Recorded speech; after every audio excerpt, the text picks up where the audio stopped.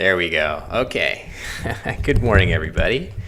So today, it's been a while since we had any great MGI content here, but today is a day where the stars have aligned for us to provide some great live coverage of really top-notch Scrabble coming to you from Nigeria in day 2 of the MGI Scrabble Premier League. So this is a series, an event series that takes place over a season, a team-based event where individual performers will also be rewarded with entry into a very exclusive tournament later in the year, the MGI Grand Slam. So basically today we're going to be catching up with the action. I think, let me just see what's happening here. So finally... certainly on my end, one of the racks. Let me see if we can get this rack back. So just working behind the scenes here, obviously the score of this game is not 0-0, but just trying to get everything squared away so that we can pick up with round 4 at some point in the near future. And just let me ping.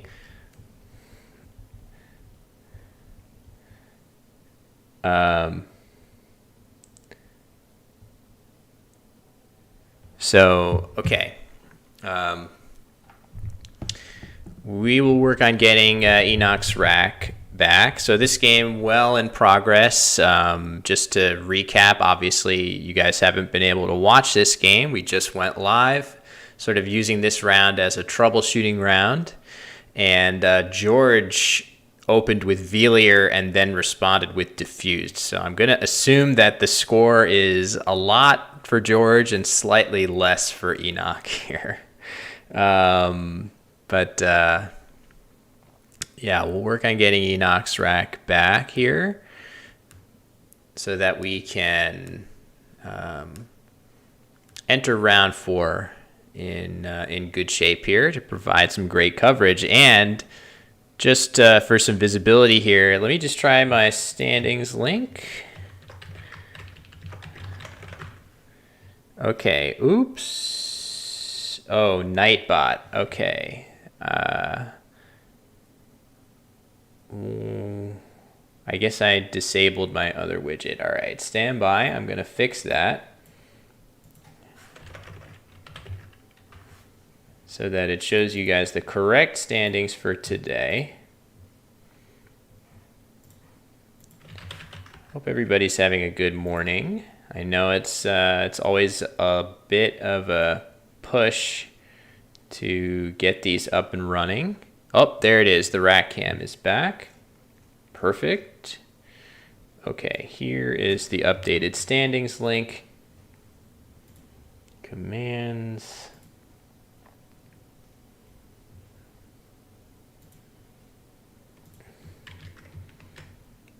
Okay.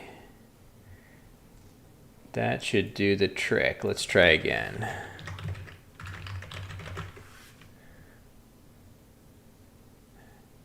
There we go. Okay. That's what we want to see. We have both of our racks crystal clear. Oh, it's so beautiful.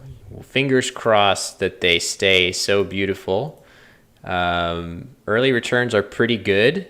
So I'm liking, so obviously you guys don't want to see the board upside down. We have that, we have timers. So everything appears to be in good shape to watch some great Scrabble today. So if you have watched other MGI events on this channel, you will definitely see some familiar faces over the course of the day. Wellington Jigare coming right up in round 4, in fact. Olatunde Odewole, one of his opponents in the Word War series in round 5. Timmy Doko in round 6. We've seen a couple times. Edakaro, also probably remember one of the finalists in the Virtual League series. So a lot of the best and the brightest from Nigeria competing today in the MGI Scrabble Premier League match day 2. 2 out of, I believe, 4 of these events that are held again in a seasonal manner. And each player is competing on a team as well. So there are individual and team components to this. So if you look at the standings, you'll see that each player belongs to a particular team. The team standings are probably available via that link as well. So yeah, basically for me this is going to be a lot easier because I think all the cameras look beautiful, and the clocks are going to help me to indicate whose turn it is. So obviously when you see that clock ticking down, that's the player who is on turn. So this should be a nice, relaxing experience. I have the ability... Shouldn't speak too soon there. It's the board cam. May need a refresh. Yeah, the jinx in full effect there. That's okay. There it is. Okay. If we can deal with little outages like that, I should be able to draw on the board here as well. So let's just test that. If I was going to say, I don't know where George would play. Maybe he has a play here. Let me just see if that's working. Yes, it is. Beautiful. Okay. I don't actually know where George will play. This is basically just an intro, and very soon we will be starting round 4 between Wellington Jigare and Ibukun Faloye. Wellington, obviously a former world Scrabble champion and an excellent player. It looks like Enoch is about to go out in this game. Very, very confident that George was the winner in this game. I'm pretty sure he bingoed 3 times to Enoch's 1. But we can get set up for round 4. And it's going to be a lot of fun today. It's going to be... So this is going to be round 4. The players have been playing since roughly 9 a.m. local time. And I am in close contact with event organizer and director and pretty much Scrabble Superman, Lukman Owalabi, behind the scenes. So if need be, we have direct access to the man making all of this happen. So yeah, round 4 will be, and I guess we don't know where the players will sit necessarily, so we may need to switch the nameplates once the players sit down, but the next matchup is going to be between these two, Wellington and Ibukun. So I'm ready here with the scores, and as soon as the players sit down, let's see, what other things can we test here? Let me just see how this looks. This might be upside down. Also, the board, we'll hope for the board shot to return. Let me just see how this looks. There we go. We have a full, if we need to, a full shot here. So you can see lots of cameras, cords all over the place on the feature table. So let's just see. Whoop. It always gives me a little heart palpitation when I see all the cameras go down at once. But I think we should be mostly okay. So yeah, anyway, as I was saying,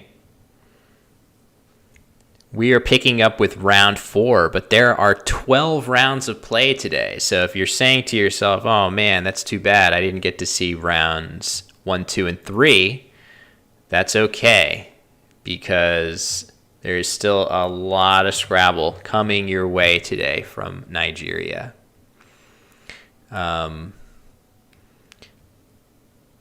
So we'll hope for the board cam to be restored. I think Lukeman is watching the stream pretty closely.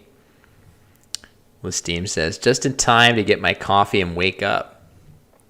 Yeah, I wake up as early as I humanly can for these. I love doing coverage of MGI events, working with Lukeman whenever I can, and the full staff at MGI. It's been a while since I streamed one of these. I've been looking forward to it pretty much all week. Even though it's typically when I'm done with these streams, I curl up into the fetal position and just shut down. But it's always that good kind of tiredness.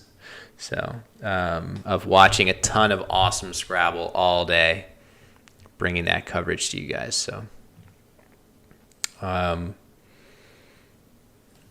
I'll just ping here.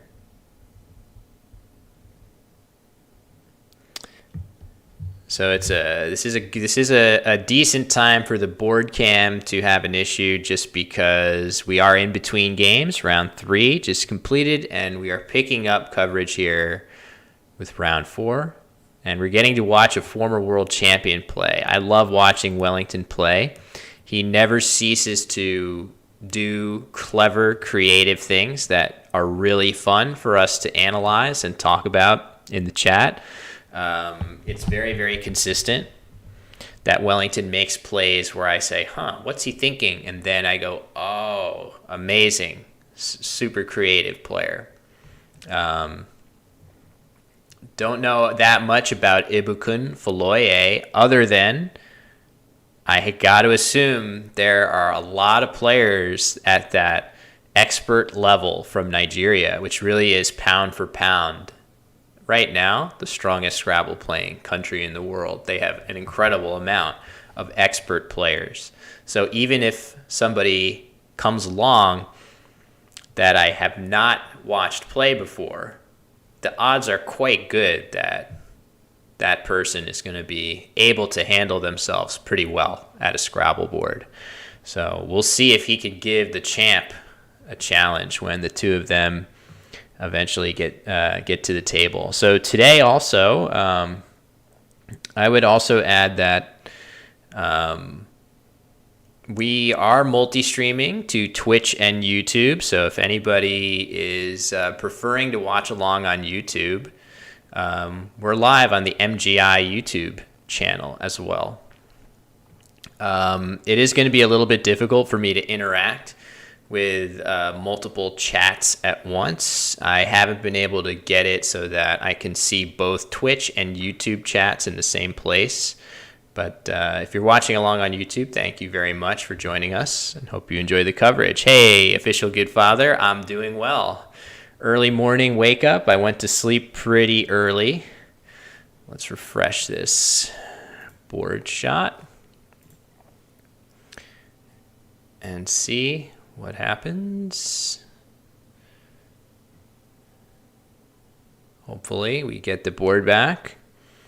On YouTube, you're not a VIP. That's true. Yeah, Twitch has a few more bells and whistles potentially than watching on YouTube, but I know watching on YouTube may be easier for many folks out there. So, yeah, we'll see about this board. Obviously, we're going to try to make sure we have that before we start round 4. So yeah, just looking, we have basically the full list of games that are going to be streamed, and lots of players that I recognize, a lot of really fun matchups that will be pretty much, wow, there's a lot of games coming. 9 more games. Rounds 4, 5, 6, 7, 8, 9, 10, 11, 12. That's right. 9 games of Scrabble is a lot. So yeah, more generally, this is going to be a lot of fun today, and then next week we have, as official Gidfather well knows, the National School Scrabble Championship in Washington D.C. for the United States, and a lot of really fun Scrabble coming up not too long from now. Also, oh yeah, sorry, I don't have the commands up. I do have this one that shows you the standings. I should do an MGI command, though. That's a good point. As soon as we can get that.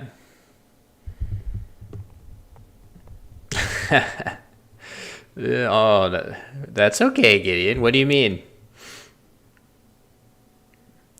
Streaming is fun to do when I have the time, and I feel like in the particular case of School Scrabble, that's always one of the most fun events I can do. I love working on these MGI events too. We'll see what happens this summer. Lots of really cool events on the calendar. Word Cup, SPC.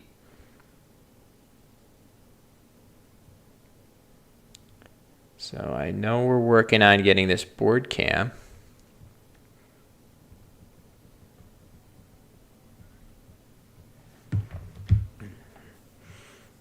Everything else seems to be in pretty good shape. So I know we're working on it. Streaming 9 games. Well, look, hey, that's, it's all, mediocre is a harsh way of phrasing it. I definitely feel like you have to remember that even a strong School Scrabble player is significantly better than like 99% of people that play Scrabble in the world, right? Like I think to most people, School Scrabble is really awesome to see people performing at a pretty high level. And then obviously there's that other level that you see at championship level events and things like that. But I really believe that School Scrabble is a great blend of watching really talented kids and a level of play that is a little more accessible to your average Scrabble viewer. But lately, in recent years, School Scrabble has resembled closer and closer and closer to anything you would see at a national championship for all ages. So it's been actually amazing to watch that progression. So the idea that School Scrabble is just mediocre has been obviously untrue for the last many years now. So I'm looking forward to great games all around. I think it's interesting to think about how the pandemic has affected School Scrabble, for sure. Makes it a little more difficult to, online play is one thing. I think we all understand that over-the-board Scrabble is sort of the platonic ideal of Scrabble. And our online platforms are great ways to continue playing, certainly more casually and as an option during the pandemic. But at that, super competitive level, there's no substitute for a physical board and tiles. Gidfather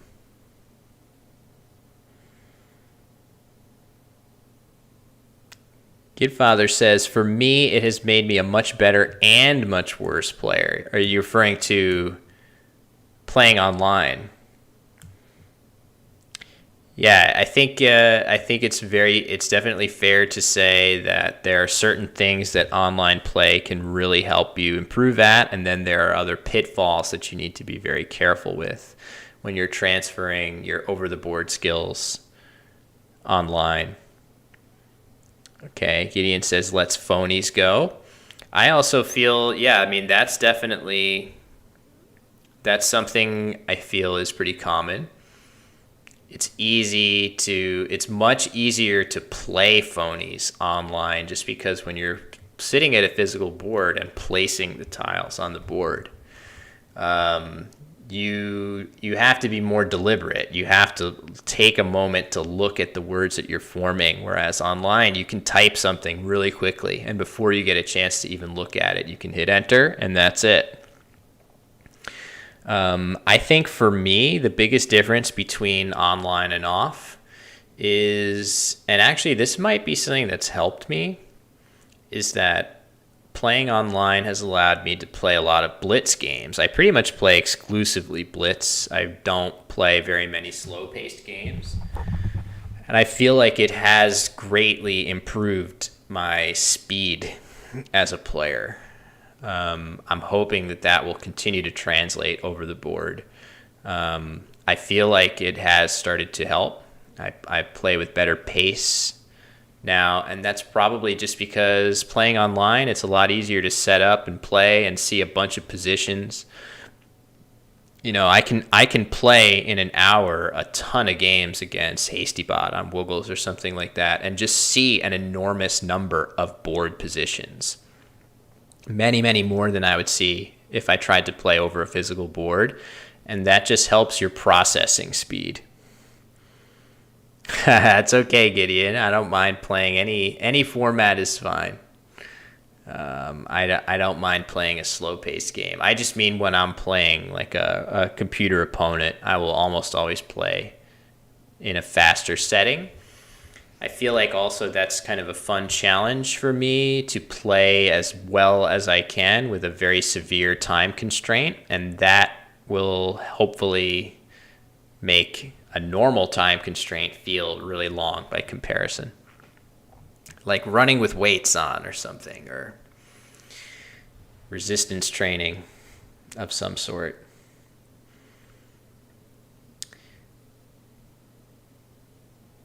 So still, at least one of the cams is still active there, one of these two racks.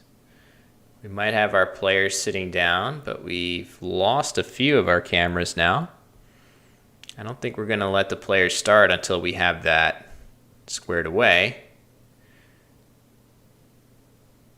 It's a shame because they were pretty much humming along seamlessly, which is why we elected to go live here.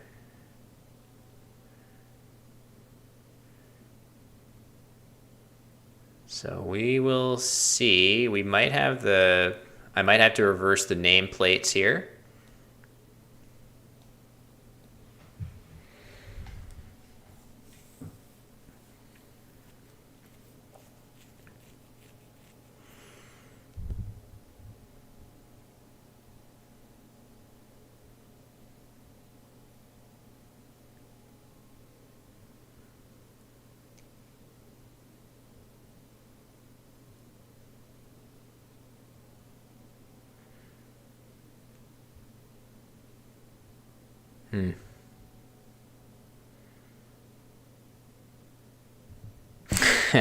Butter my arse. Thank you. Yeah, we're just trying to hammer out some of the technical details here. We have a couple of our cameras that are acting up on site. So this event does it have the info of where it is here? No, it doesn't. Maybe it has it on the promo. Hold on, let's see. Yes, in Abuja, at the Ebeto Hotels in Abuja, Nigeria. So bringing that action remotely. I, of course, am still here in my home in New Jersey in the United States. So a lot of these feeds are coming remotely to me. And just trying to get this... Nigeria is as I was saying before, Nigeria is honestly in the number and percentage of expert level players and high rated players, Nigeria has a strong claim to be the strongest Scrabble playing country in the world, pound for pound. Really, really impressive over the last few decades. I'm gonna try to get this board back. Hoping for the best. It might show up in the wrong orientation. Hopefully it's mostly good. Okay, looks all right. We'll have to recenter it maybe. But as long as we have a board shot to work with, we'll be all right. So I will also make sure that we get these timers set up because that will be helpful.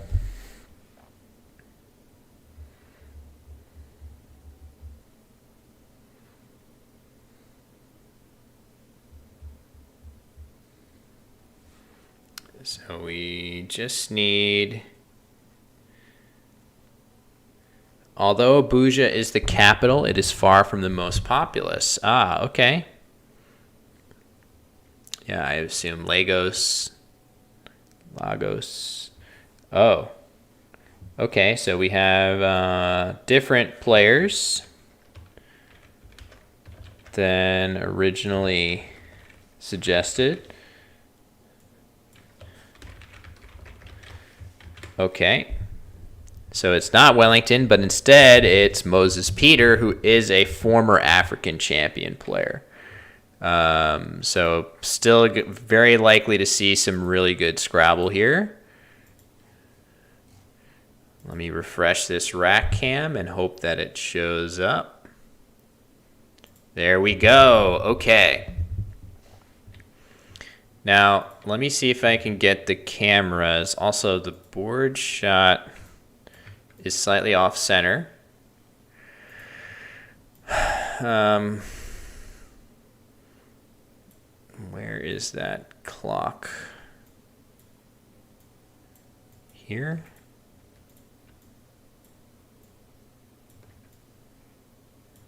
Gotta find if there is the clock available. Whoops, let's not do the whole thing here. Bear with me while I try to find this clock. I don't know why I can't find it.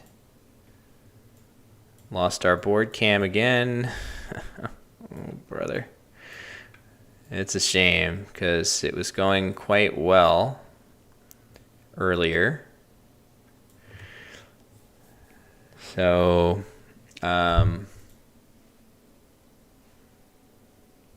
yep, just gonna work and try to get this board cam up. Like I said, it was like perfect for a while. So it is disappointing, but we will get it. Hey, Purely, nice to see you. So,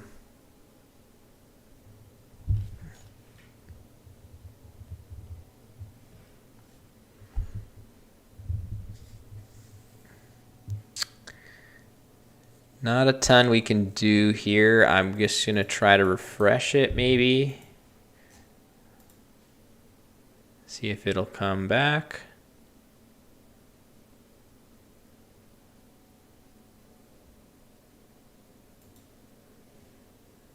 Doesn't seem to be. So obviously not a ton to be done yet. Also, this rack cam is, you obviously can't see it very well because I think Moses' arm is causing it to stay unfocused on the tiles. So I know you can't see that there. There's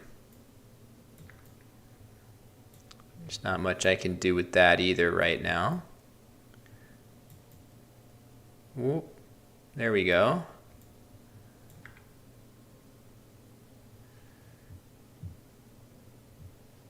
So let's just, we'll quickly, I don't know, I'm not sure whether to cut to a break here and see if we can get this board up. Let's do that. And I'll try to come back as soon as we get this board. and hope that we can stay up to date with the scores, because I also need to, if I'm going to give you guys the scores and any kind of coverage, I also need that. So, yeah. All right. So we'll be right back once we get this board back.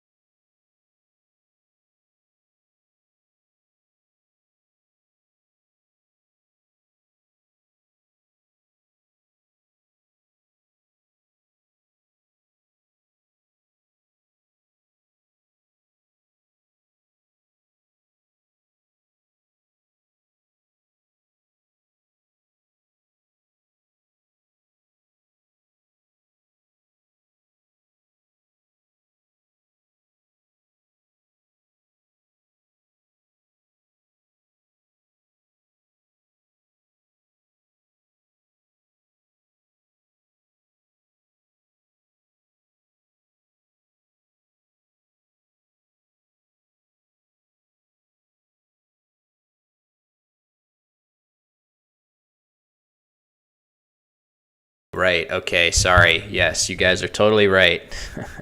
I muted myself when we went to the promo screen. So that's on me, of course. Anyway, that is now fixed.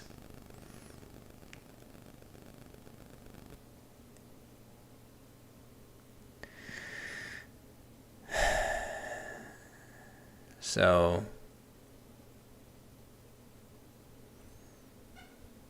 yeah, we'll see. So it looks like Emmanuel with deforms on his rack and Moses with scathed. Attempt to guess how the game is playing out. Yeah, that could be fun. I'm imagining that we just saw Moses bingo with scathed somewhere, or she could play detaches through an E, so maybe he did that. All right, let's go for another board shot here.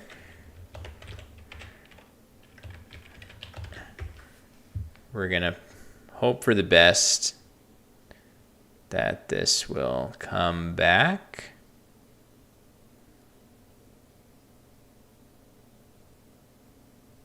It's doing the little spinny wheel, which we all know from struggles on the internet, of which these are a unique brand.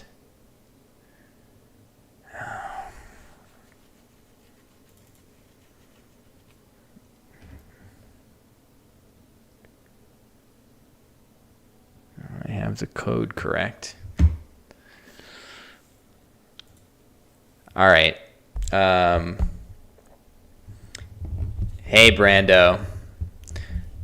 Thanks for stopping by. I think the best thing is going to be to just pause coverage again and just try to get the board back, because that's really important to providing coverage. So we will go ahead and try to get this troubleshot and see if we can return quickly before... Oh! Okay, well... So I don't think we're going to have timers here. But maybe the board will stick with us. That would be amazing. So we're obviously a fair bit behind here. I know that Moses played detaches and Emmanuel played deforms. Not 100% sure how the rest of the game transpired to get to this point. So also we can get much, much closer in on this rack.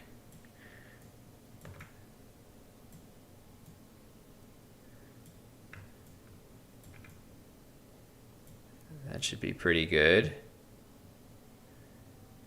Okay, that's nice and crisp. The board is a little bit cut off, but that might be me. Yeah, I can fix that. Okay. Obviously, I see one of the racks is a little blurred, but we'll consider this to be a success here. I'm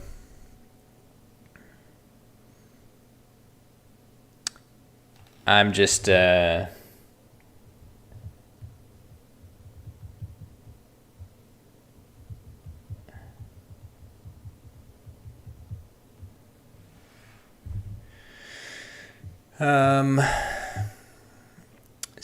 yeah, just hoping to get some of the moves order. All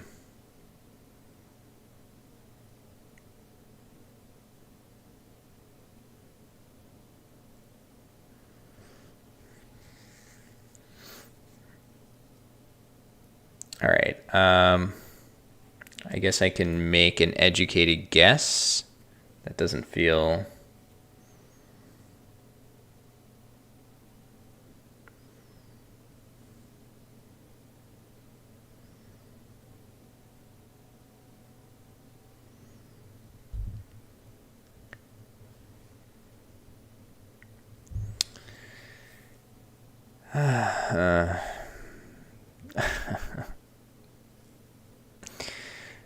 Okay.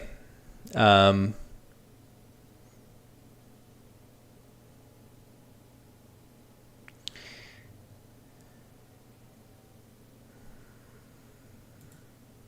Gotta think about how to fix this. This is a shame. I'll try refreshing the board once again.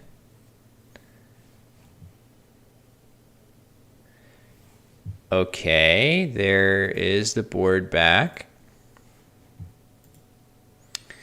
Yeah, Listeam, we sort of have that. I think the issue is kind of like just when you plug one metaphorical internet hole and another one springs up. Like, see, I don't think I should be. I don't think it should be necessary for me to refresh the board shot like every 5 seconds. So I don't really know. I don't know what can be done to remedy that problem.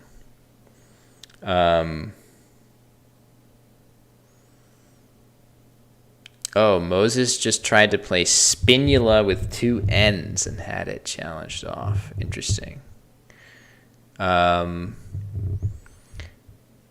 right, so I just don't.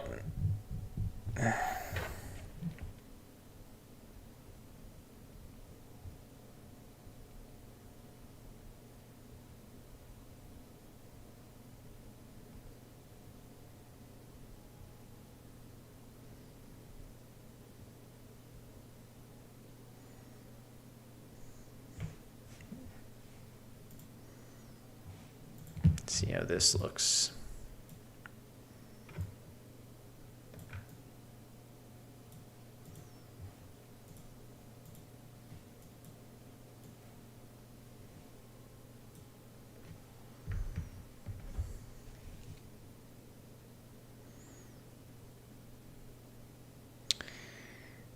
Um,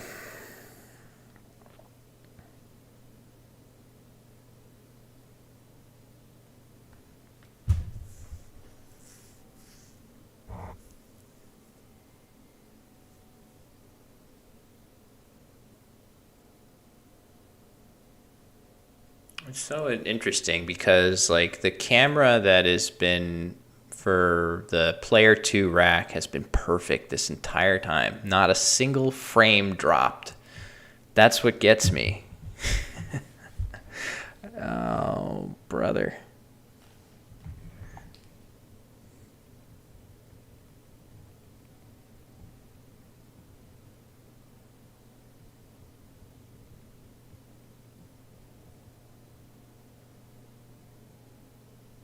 Okay, let's just go to break real quick and I'll see if we can salvage some of this. And if we can get it back stable, I will be back shortly.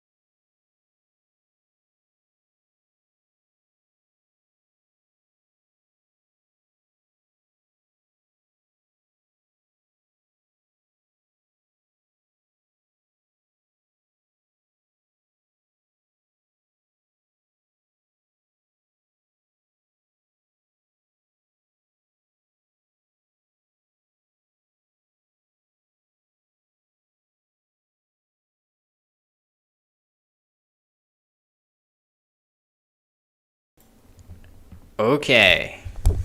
I think we fixed it. I think we have fixed the issues. The board cam looks really good.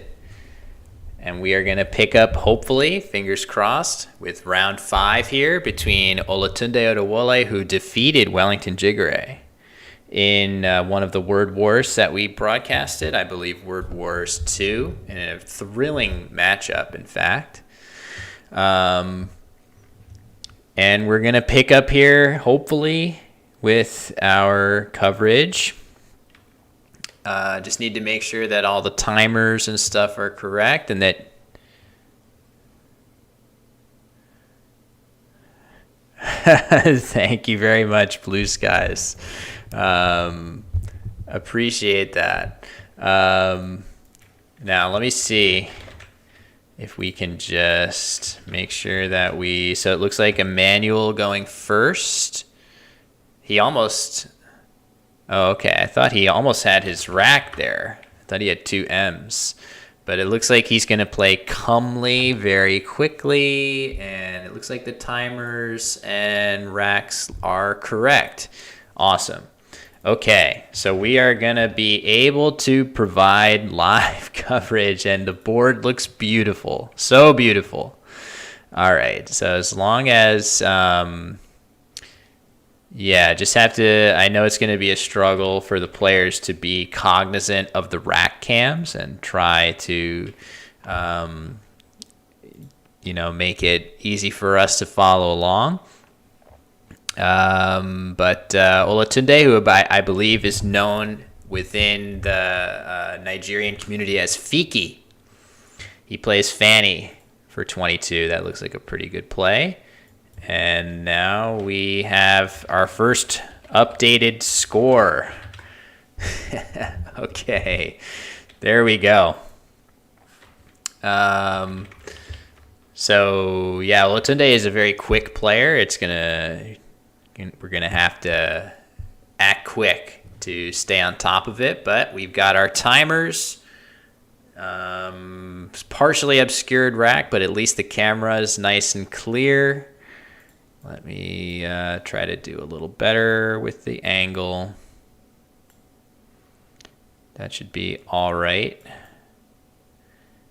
Well, hold on. I'm not sure how best to present that.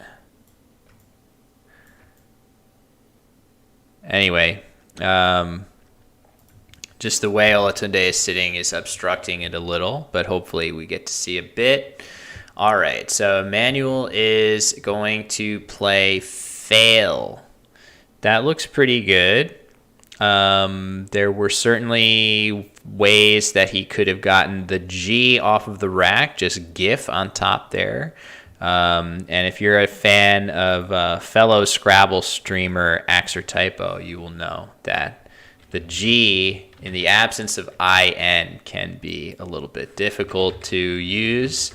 And we're going to see Brew go down very fast for Olatunde. Man, he really does play quite quickly. Didn't even flip the board. That's nice for me.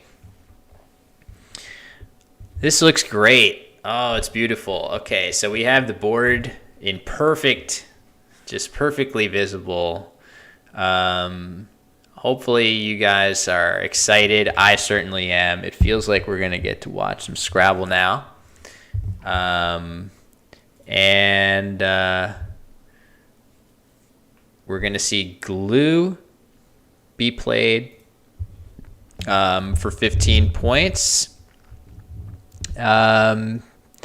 Interesting. It puts a letter out in the triple lane. It turns out that, that G in the triple lane is actually very difficult in general to really score a ton with, because there aren't very many consonants that hit that spot very hard.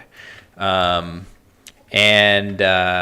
certainly Olatunde's particular rack is not well suited to hit that G, and he plays Edled through the L of Glue very quickly. That makes a fair bit of sense. The reasoning for that, he has 3 T's.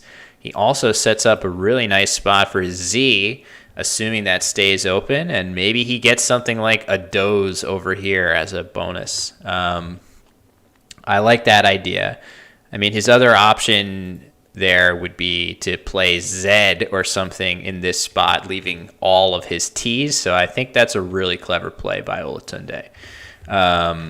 Liking that idea quite a bit. Very quickly, the response of Vi coming down to block that spot, leaving a very, very nice leave. And instantaneously, don't worry, I'm staying as up to date as I can. This is very accurate, nice plays by both players, but Olatunde is now going to take a narrow lead thanks to his big Z play there. So score now 111 to 97. I really do like that play of Edelt. Just making sure that you leave yourself that very flexible ZT combination as opposed to going for the points with a play like this and then setting yourself up to really struggle on future turns. So it's over to Emmanuel. He had left the leave of ERSU. The U is the only fly in the ointment. Oh, and you can see he's got a blank to go with it now.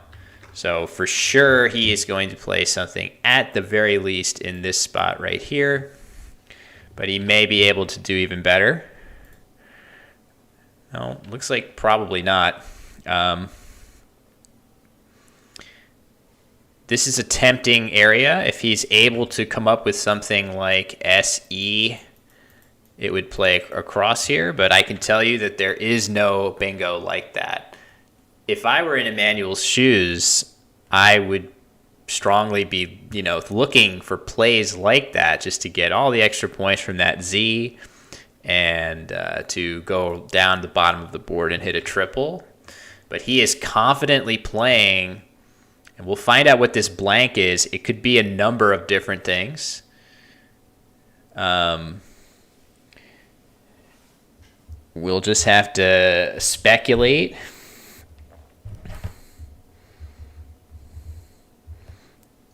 I would say, you could make this a T, an H, a B, buskers. I would probably make it a B. Just because putting this B out in space is going to be very difficult to bingo through. So either way, we know that I'm just going to assume that this is buskers, but it's hard to... I don't know. We got to be careful. Maybe it's Tuskers.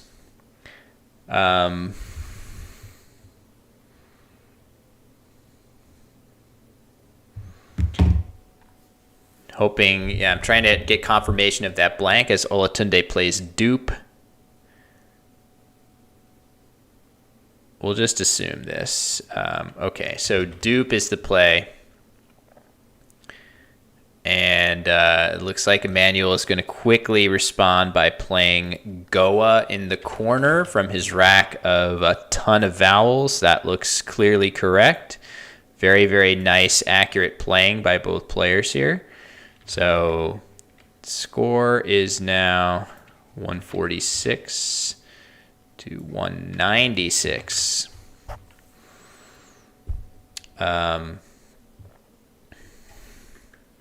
Whoops. Did I just mess something up? There we go. Okay. Man, these guys particularly Olatunde is playing absolutely lightning fast and quite accurately as well as he plays thin for 31. He's thinking about it briefly before he's going to commit, I assume. You can see his clock still running. He hasn't decided yet. I think he's probably imagining, do I have a way of playing my W? Which would be great. And he's saying to himself, no, I don't think I do. I'm going to go ahead and hit this and get 31 points in the bargain, which is pretty good. He just needs a few vowels. Oh, but Emmanuel with Erdicas. Very nice. Oh, I need to get my bot going here. So we can query some stuff. Let me just do that real quick for everybody. So urticas, I believe all these urtica words, urticate, stuff like that, have to do with like itching and skin rashes and such. And that is the only bingo available for Emmanuel, and it is clearly correct for him here. Let's just see if I have this. There we go. Okay, I'm absolutely wrong. It is a plant of the nettle genus. Isn't urticate something like that? Okay, so maybe the nettles of the urtica cause the type of itching that I'm thinking of here. Anyway, very, very accurate, quickly played game by both players, and you can see, thanks to the 2 bingos for Emmanuel, none so far for Olatunde. Obviously, he has not missed any. It's just how the game has proceeded to this point. So, facing a pretty big deficit, Olatunde is going to definitely be looking to get rid of one of his 2 ends and probably his W. The problem for him is that a really nice way to do that would just be at the bottom of the board here, but he really would like some of these letters to stay open. So by playing to that triple, he would close off a little bit of the board. He still does have this lane ending in N or L, or I guess W. I don't think there's very many things that are going to fit like that, but you know, something ending in L, E, N, E, that's not impossible, but that's not ideal from Olatunde's perspective to have this as your only hope. So, I mean, in this situation, you may just have to grudgingly.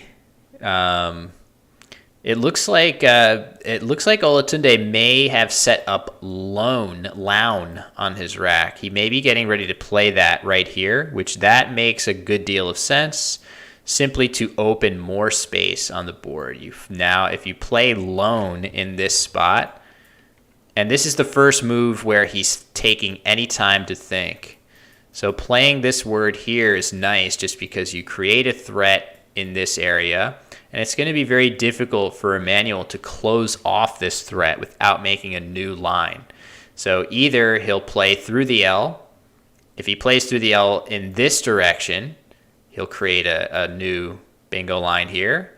If he plays through the L in this direction, he'll create lines here.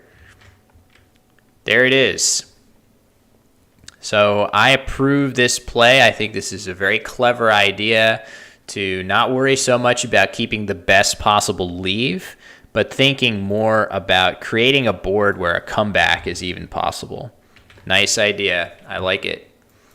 And Oxo, just what the doctor ordered here, is a pretty nice, easy 41-point play. It does create these overlaps in response, but that is totally fine for Emmanuel. It does a lot of good things, blocking off that L in the triple lane. Not completely, but pretty solidly. And to his IN leave, you can see the draw of 4 E's. That's not what Olatunde wants to see. That is unfortunate for sure, as he's going to play Nice, just grabbing at a few points with, I mean, that seems as good as anything. Just to continue to try to grab a handful of points and maybe grab that other blank while he's at it. And he's drawn not what he wants. And Emmanuel is about to bingo again with Obviate. And that is going to be very difficult to come back from for Olatunde. Nicely spotted by Emmanuel here. That's going to be a solid 70 points. And you can see this round is headed in Emmanuel's direction for sure, as Olatunde's rack has not improved greatly. He did draw 2 consonants, but he definitely needed much more firepower than that to get back in the game, and he certainly needed Emmanuel to not have a bingo of his own. So he is going to play simply Eager alongside the triple. That looks as good as anything. In these situations, it is difficult to maintain focus and try to continue to make the best possible plays. You have to balance the need to be sharp for your future games. And again, even though we're picking up the coverage with round 5, there are 12 rounds of play today. So definitely stamina is a factor, but also have to keep in mind that oftentimes the margin of victory that you maintain, which we call spread, that can factor in as well. I guess so it is worth noting that this spot is still open, right? So this is looking very good for Emmanuel, but if I'm Olatunde, I'm at least thinking about playing something huge through the LO at the top of the board. I'm sure there are many, many things that he can draw there as he plays had towards the base of the board there. And, oh, wow, another bingo. Okay, so that I think ought to do it. Emmanuel just pouring on the bingos one after another in this game. I think this one his 4th, 63 points for him there. And that's just Scrabble, right? We've all been in situations like this where even as a really strong player, one of the strongest in the world that Olatunde is, he's just run into a buzzsaw of a very strong player in his own right, Emmanuel Umujose, who has bingoed a number of times. And there's not a lot you can do about it. So Olatunde is kind of just cool as a cucumber. He's obviously not thrilled with how this game has gone. But again, if anybody remembers, several months ago, we did a stream consisting of Olatunde versus Wellington Jigare. And Olatunde not only was victorious in that series, but really put on a show of excellent Scrabble play throughout. So it would be no surprise I think we're going to see him. Is this our only Olatunde game? Maybe, but we might have more. I'm not sure what the schedule is. So he's going to play Paintier. That looks like it's going to be an out bingo. At some point, I'm going to try to get the tracking up and running. But it looks like he's going to catch Emmanuel with a bunch of tiles, including the Q, actually. So small consolation for Olatunde. He bingos out for 63, and boy, these players did not even use half of their game time here. So that's pretty impressive. Let me just see if I can... How can I do this with the tracking? I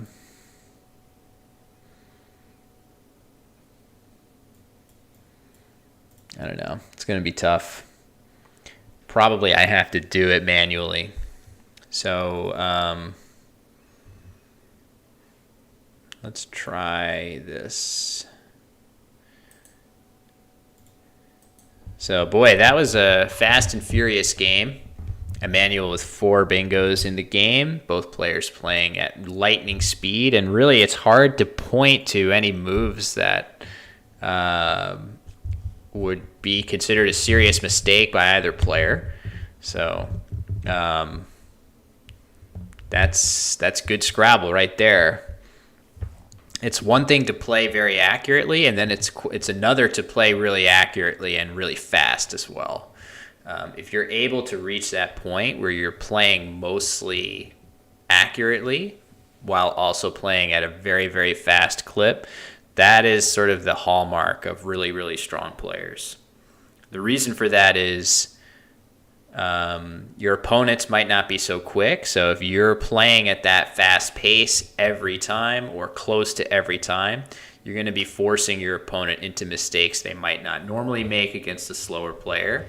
And then the other nuance of it is, I think a lot of Scrabble positions, once you see the correct play, it's pretty clear what it is, right? So in a situation like this game, for example, if you see Urticas or Gyrosol, sorry for my poor drawing here, if you see these plays like this, right, the odds are great that you're going to play them quickly because you're going to know, oh, this is the bingo that I have, and I'm going to play this. Not every game is like that. Sometimes you'll get into positions where there are very few obvious options, very few clear choices. And in those games, you are going to have to burn more time thinking about your moves. So if you can get to the point where you're playing all of your obvious moves nearly instantaneously, and then you get to spend a little time thinking about your trickier moves, it means that even in those games where you have a lot of tougher moves, you're not going to struggle with the clock, which is very difficult to get to that point. But if these guys are playing this fast, I guarantee you they're at that point.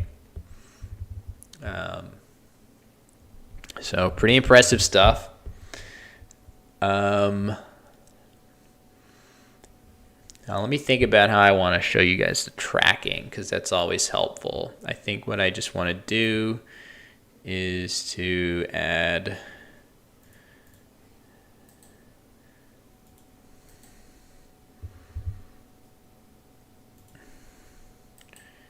we're going to rename this as tracking. We're going to have it pull from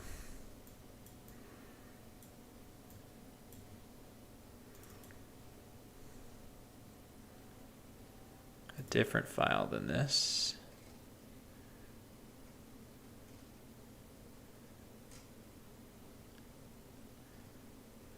Let's see. I want to make a new notepad file. Call it tracking. Put in A, B, C, D, E, F, G.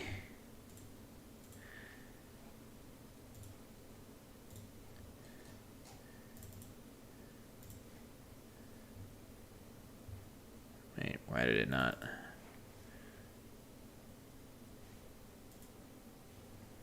Weird. Why does it not show? There we go. Okay.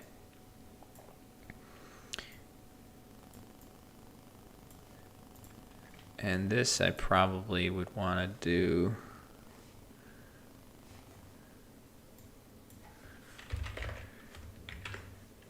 as lowercase. Yeah. Okay. So we'll wait to hear what the matchup is going to be for round 6. I had received a preliminary schedule of matchups, but we've already had a couple matchups that were not on that list. So I think we're going to be getting different matchups than we thought. But again, there's like no shortage of, absolutely no shortage of elite players competing here that should be a lot of fun to watch. Again, really pound for pound, Nigeria is just so chock full of really great players. So the MGI Premier League and other MGI events are just drawing from pretty much all the top players in Nigeria and Africa in general are apt to be showing up at these things. So again, thank you very much for bearing with us here on Twitch. I have to say the board shot looks absolutely beautiful now. Everything seems to be perfectly visible. So, fingers crossed. I know I jinxed it before with that, but I'm pretty sure that we're in good shape here. So, I'm going to take a moment's break to fill my water up and get ready for round 6. But once we have that matchup, we're going to be back very, very soon. I'll put it on here so you guys can see when the players are sitting down. But I will be right back, and we will rev up round 6 for everybody.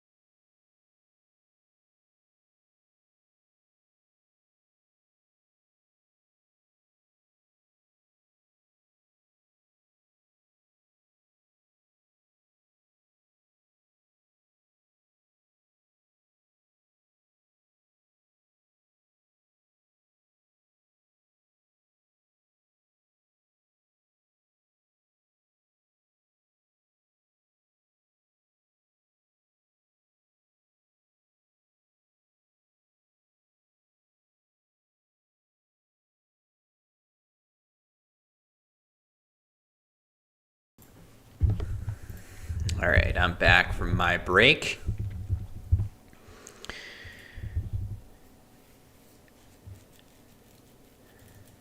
And I'm pretty sure I'll get confirmation soon that we're going to get streaming favorite, twice a contestant in the Word War series, Timmy Doko versus Oshavire Avwenaga. I think that's going to be our matchup. Once we get a confirmation of that, we can update all of that. So anyway, still nice and early in the morning here, U.S. Eastern Time. Our players are several hours ahead in Abuja, Nigeria. So hopefully, watching along. Again, I'm here streaming both on my Twitch channel, twitch.tv/Wanderer15, but also simulcasting to the MGI YouTube channel. So hopefully, if you're watching over there, thank you very much for joining us. I am struggling to make it easy for myself to see everyone's comments. So if you'd like to make a comment where I can see it, head on over to Twitch. I'll be happy to answer any and all questions about the games, Scrabble in general. Well, I'll be happy to try to answer any question. I can't say that I will successfully answer every question, but I will certainly try. Scrabble is a game that poses many questions. Many are difficult to answer. So yeah, again, if you're curious about the format of the league here, oops, that's what I meant. So the standings for today are, so each individual league match day sort of stands alone, but also there is a team component that is compiled over, I believe, 4 separate events that take place over the full season. So players are competing as part of a team over a long period of time, many games in the season, as well as individuals. So the top performing players over the course of the Premier League will advance into a separate event at the conclusion of the league. So everyone is playing for their team, but also playing for a chance to compete in an event called the Grand Slam. So again, these standings today are just one piece of that much larger puzzle taking place in the MGI League season. Okay, got that confirmation. So we're going to have, we will in fact have Tim Doko and Oshavire Avwenaga. Okay. So we will be, the nameplate's a little too big. There we go. Actually, we probably have to adjust this on the other screen as well. Yeah, we do. Remove. Paste. Okay. Now, what else is inconsistent from side to side? The round text is in the wrong spot.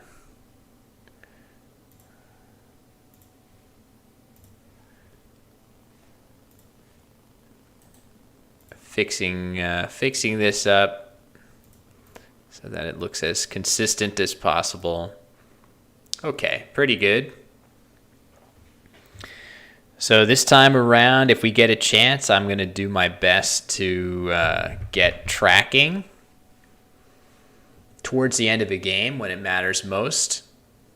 Certainly, if I'm noting anything mid-game, I'll try to provide that. But yeah, at some point, There's lots of cool ideas for the future of Scrabble streaming. I think providing that real time update of tracking, even in live games. Quackle does that, but it's not really designed for streaming. So it'll be really cool when it gets to that point.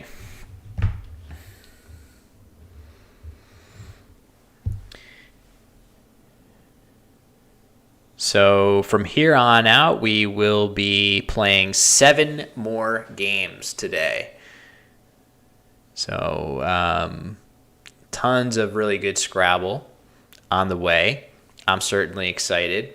I feel like without fail, these events always get my blood pumping to play competitively.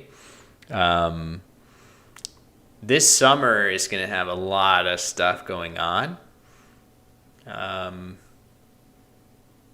July alone has a big regional tournament here. Not even sure if I'm going to that because shortly after that we have the WGPO Word Cup, and then 2 weeks after that the NASPA SPC Scrabble Players Championship. So there's some really big events coming on the North American continent, but always a steady stream of action from MGI coming out of Nigeria. These awesome players that it is really a pleasure to be involved with this organization and to do my best to sort of signal boost the amazing things that they're doing there. Yeah, if anyone watching in the chat has any Scrabble events that you're looking forward to, well, as I mentioned, the School Scrabble Championship just next week is another big one. So if anyone has any other Scrabble events that you're looking forward to on the calendar, let me know. Feels like there's a good set of them coming down the pike here. But I don't have as much visibility into the big events that are happening on the world stage in individual countries. Like if anything big is happening in the UK or Australia or Thailand or Singapore, any of those locations, I'm not as tapped into the tournament calendar in those places. Definitely on my bucket list to travel to all of those locations at some point. There may even be in the works for me to be traveling to be on site at some point this year. Little sneak preview at hey Weibin, yeah. Just wondering what's going on with Scrabble in places like Singapore, where I'm sure there's stuff going on. I just don't know what it is because I'm not as clued in. Are you looking forward to any upcoming Scrabble events, Weibin? Or are you in a bit of a holding pattern or stasis as you focus on other stuff right now? I definitely feel that as a player, I am still in pretty good form, but I really have never done less work on my own game than I have in the past couple years as I've been working on other stuff. Obviously, I haven't been streaming nearly as much on my own personal channel and haven't made a YouTube video in many months. But I have been doing plenty of stuff as part of my job and a couple of projects that I feel pretty excited about. Nice. Nothing going on for 2 years. It's coming back slowly. End of the month. Awesome. Let's hope that we can all get back to playing over the board safely. I am very risk averse when it comes to the current COVID environment. I have not gotten it yet. Still unaffected.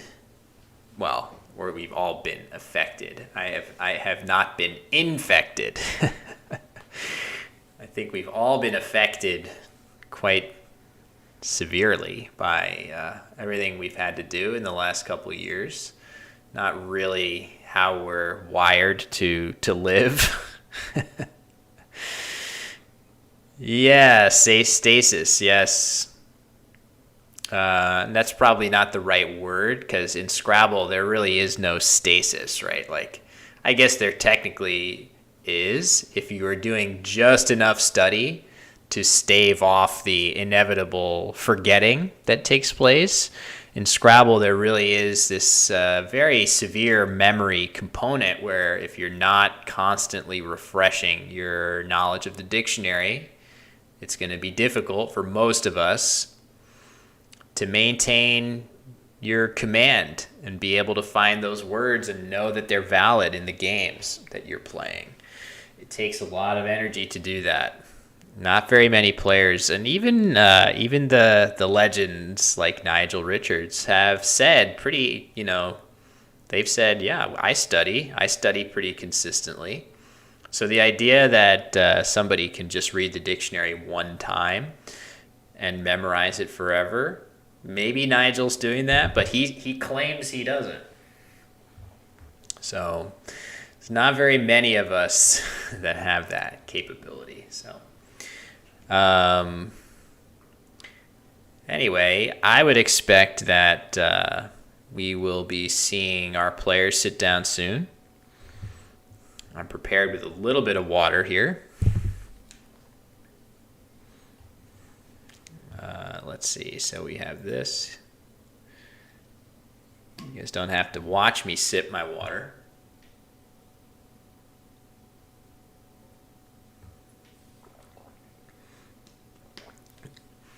It looks like the camera is like gently swaying to and fro, a little bit of a wobble. So if you're imagining that and saying, is my brain playing tricks on me? The answer is no. I think that's actually happening. Sorry. Hey, Todovsky, using Woogle's puzzle mode to assess my skill. Yes. At some point, I would love to, maybe tomorrow if I get a chance. I would love to pop on and do some Woogle's puzzling, maybe speedrun style, see how many puzzles I can do in 10 minutes or something like that. But yes, it is. I definitely think that once puzzle ratings for the Woogle's puzzle set are implemented, which I know I think it's like really close to being finished off. I know that the ratings are being tracked for the puzzles. I think that's going to be hugely impactful for a newer player to start doing these bite-sized puzzles, just the same way that I was doing in chess for a while. I was really binging on chess puzzles, and I thought they were super fun, nice, easy way to get started with some higher level concepts.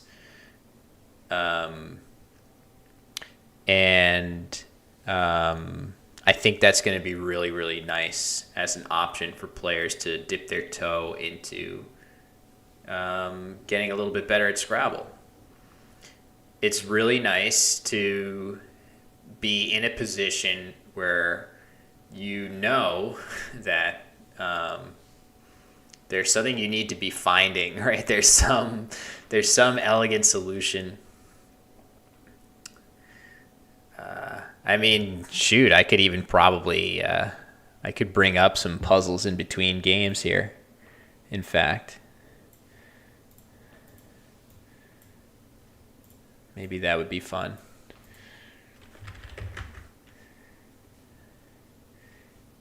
How could I make this look nice?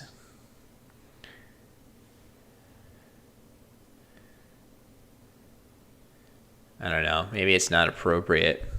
I don't know, to do on this stream. I think it's probably fine, but just to pass the time a little bit. But let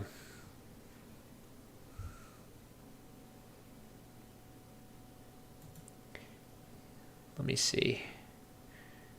Window capture.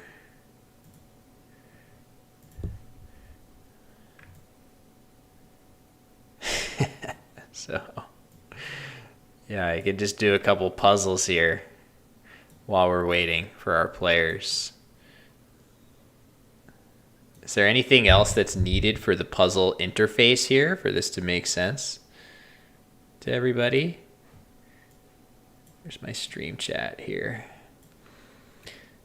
So obviously, I feel like the Scrabble equivalent of chess is like in chess. What are you looking for? You're looking for forcing sequences that force checkmate or losing a really important piece, right? So in Scrabble, the first thing you would be looking for is bingos by that same.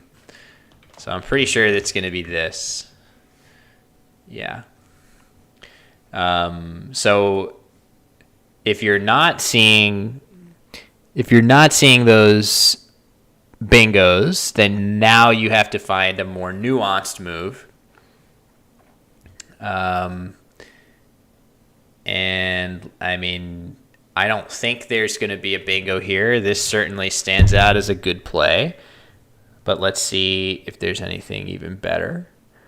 Something here. Oh, it's this. Yeah, it's better. Okay, so zloty, that's one of these currency words.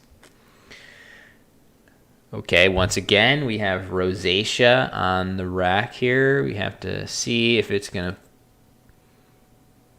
play anywhere. Yeah, it plays here. So that, again, these are going to be tough. These are definitely going to be tough.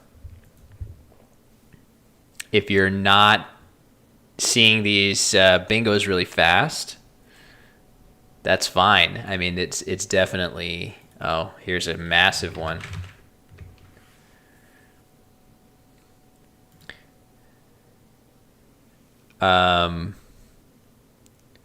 Okay. Now this one looks like it would be a bingo some of the time, but I think here it's going to be something here with wary. So nervy, or if there is a play with CVY, I'm just going to assume that it's nervy. Okay, so yeah.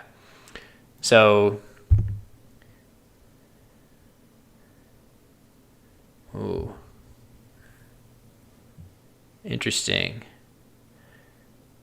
So again, first thought is if it's not going to be a bingo, which I don't feel like it is, then it's almost certainly something up here. I don't know if there's, oops, if it's going to be better than something like this. This doesn't feel very exciting as a best play, but maybe it is. I'm going to try it, even though I feel a little concerned. Okay, apparently that was it. Okay. So we have a Q in the triple lane. So here I'm immediately, again, I'm always thinking first, do I have a bingo? And if not, I'm going to think to myself, hold on, how do I put this? It's better here. Yeah, it looks pretty good there. Actually, it looks perfectly framed. So so I'm thinking like, is it quads? Because I don't think there's anything else. But if there is, oh no, wait. Oh, I thought I had a bingo through the eye, but I don't. I would need another eye. So maybe it is quads.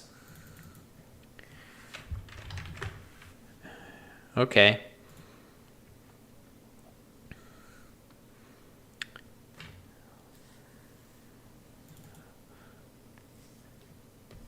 So again, looks like we may have our players sitting down shortly. I think I'm gonna have to reverse the nameplates here. Anyway, I think this is unhooks.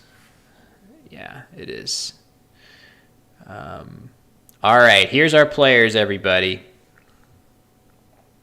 So we will get back to actual Scrabble, but maybe that can be a way that we have some fun in between rounds, or at least for me, it's kind of fun. So hold on, yeah. Rename this puzzles, and we can do that in between rounds. And all right, the youngster, Timmy Doko. We've seen him on a couple of streams before. Got to reverse the names here, though. Copy, paste, and rewrite. Okay. The previous round was round 5. This is going to be round 6 between these two strong expert players. Again, we've seen Tim play on Word Wars before. Hey, Purely, of course, you can ask a question anytime. I will do my best to answer.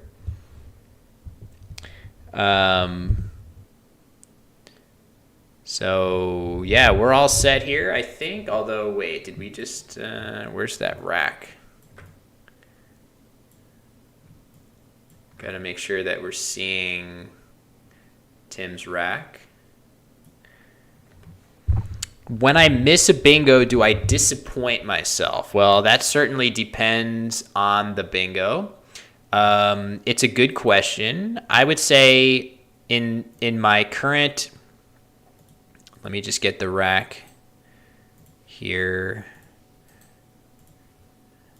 In my current state, I would be less disappointed than usual just because I haven't been studying that much. So basically, the question is, what emotions should you be feeling, right?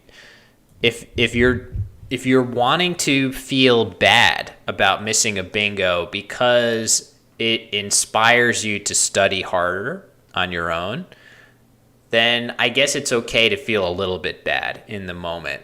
But I am always trying to, if I miss a bingo or if I do anything wrong in a game of Scrabble, I'm trying to do better at not feeling that bad or disappointed. I try to only feel as bad or disappointed as is necessary for me to be inspired to improve.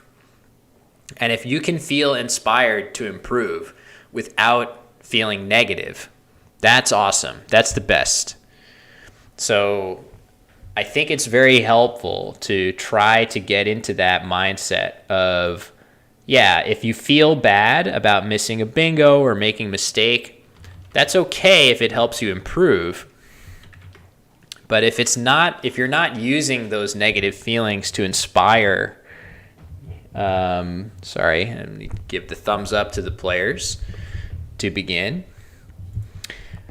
A follow-up question would be, what motivates a player to study so intensely? Yeah, so there are a lot of things. I'm sure that's an individual answer. I think for me, I feel like getting better at Scrabble has always been low on my list of reasons that I study. I feel like studying words satisfies my itch as a collector. I love collecting stuff. Collecting sports cards. I used to collect Magic cards, collect Star Wars cards, collecting stuff in video games, right? Like playing video games and collecting whatever the items are in that game that let me get 100% in that game. I loved games like that. And Scrabble really does that for me. Learning the words feels like this awesome process of assembling the full set of something. And that something happens to be words. And just like in Magic, the Gathering, where you're collecting cards, and some of them you're going to use in your deck, it just so happens that in Scrabble, you're collecting words and you never know which of them you're going to need to use in your deck, which, could be very different from game to game. So play of Wade here. I wonder about keeping a consonant. So Oshivire keeps 3 vowels on that play. And Wade does take a fair number of hooks as well. And very quickly in response for Tim comes Junta. Such a nerd. Yes, I am. Guilty as charged. That was very unexpected. Hello, Rob. Nice to see you. Yes. It's a very fair point. I can't deny that everything I've just said is pretty much the pinnacle of nerddom. As the plays are coming very quickly, there's a nice play to get rid of a bunch of vowels. Yeah, I mean, it's very, very nerdy to be thinking about studying Scrabble words in that way, but I feel like there is that element to it, and there's something kind of relaxing about it too. I like studying words while I'm like watching a baseball game or doing something else in the background, so it's sort of like background noise, but that might be like my studying process now as opposed to how it was when I was first starting out. It requires much more mindfulness when you're starting. But yes, guilty as charged for sure. So, all right, it's back over to Tim. He's got 7 consonants. I think you guys might want to see the board right side up. That seems pretty fair. So what's he going to do here? He's going to just play lerp. Lerp is a funny looking word. That makes sense to me. Another option, he could have just played pre, P-R-E right here. It would have scored a lot more points. But every successive consonant that Timmy is able to play is going to help him do better on his next turn by drawing vowels. So I think it could be worth sacrificing some points. And core is the play, very quick for Oshivire. That looks great. Scores in the 30s. Only issue with it, again, is he keeps 3 consonants. So we've seen already the opening play of Wade for Oshivire, keeping 3 vowels. Now he keeps 3 consonants.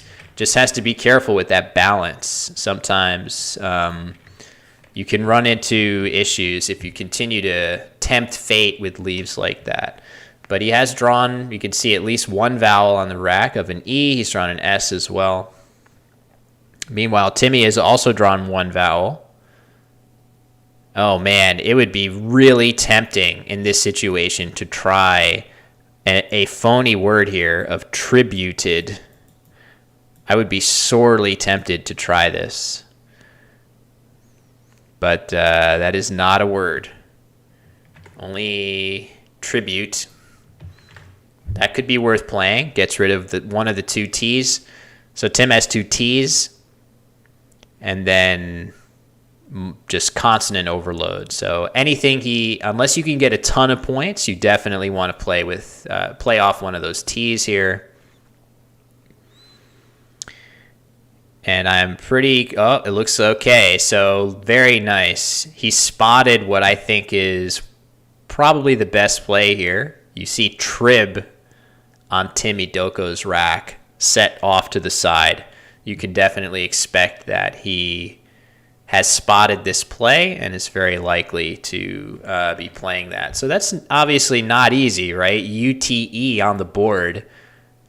Finding a play ending in UTE, that requires a bit of creativity. So you could see that, again, no surprise, Tim is a very, very talented player for sure. So he has not yet committed his play, and there it goes. I like this choice for him. And back over to Oshivire, and it's this is a Not a lot of points flying in this early game. A couple of longer words, but even so, the scores are like even one bingo for either player would probably double their score or more at this point. And GIF, oh man, that's let me not mispronounce that. I call it GIF as opposed to the peanut butter, which is Jif. But let's not destroy the internet by getting into a debate about this. That was not the greatest play in the world. It was just a tribute. Yes, one of my favorite Tenacious D songs.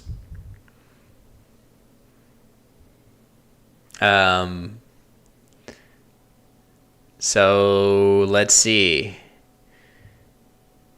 Klept. So that was a pretty quick, I guess it was pretty fair from Tim's perspective that there was not likely to be a bingo with all those consonants, but he's opened up the board, realizing that with that blank in hand, it likely favors him. He really did he just dodged a pretty massive play through the sea of Klept there, of Auticism. But actually, with Oshavire's rack, he has a bingo that still fits. This would be really tricky. So his rack was Autism E. And with that rack, he can play Myriates right here if he spots it. So this will be a pretty important thing for him to find. I could easily see missing this play simply because with all of this obstruction getting in the way of the R, it's going to be kind of tricky for him to even think about playing a bingo through this R. These are the types of bingos that I miss a lot. And, you know, he has some good plays staring at him otherwise, too. He can easily play something to the C in the triple lane that looks like it's pretty good. He could play just Joram here. I know you can't see his rack right now, but it's AE. Hopefully it sharpens up there. It's AEIM S. Oh, he has an S, too, so he could...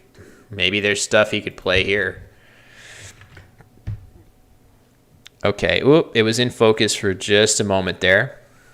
I know his hand's in the way.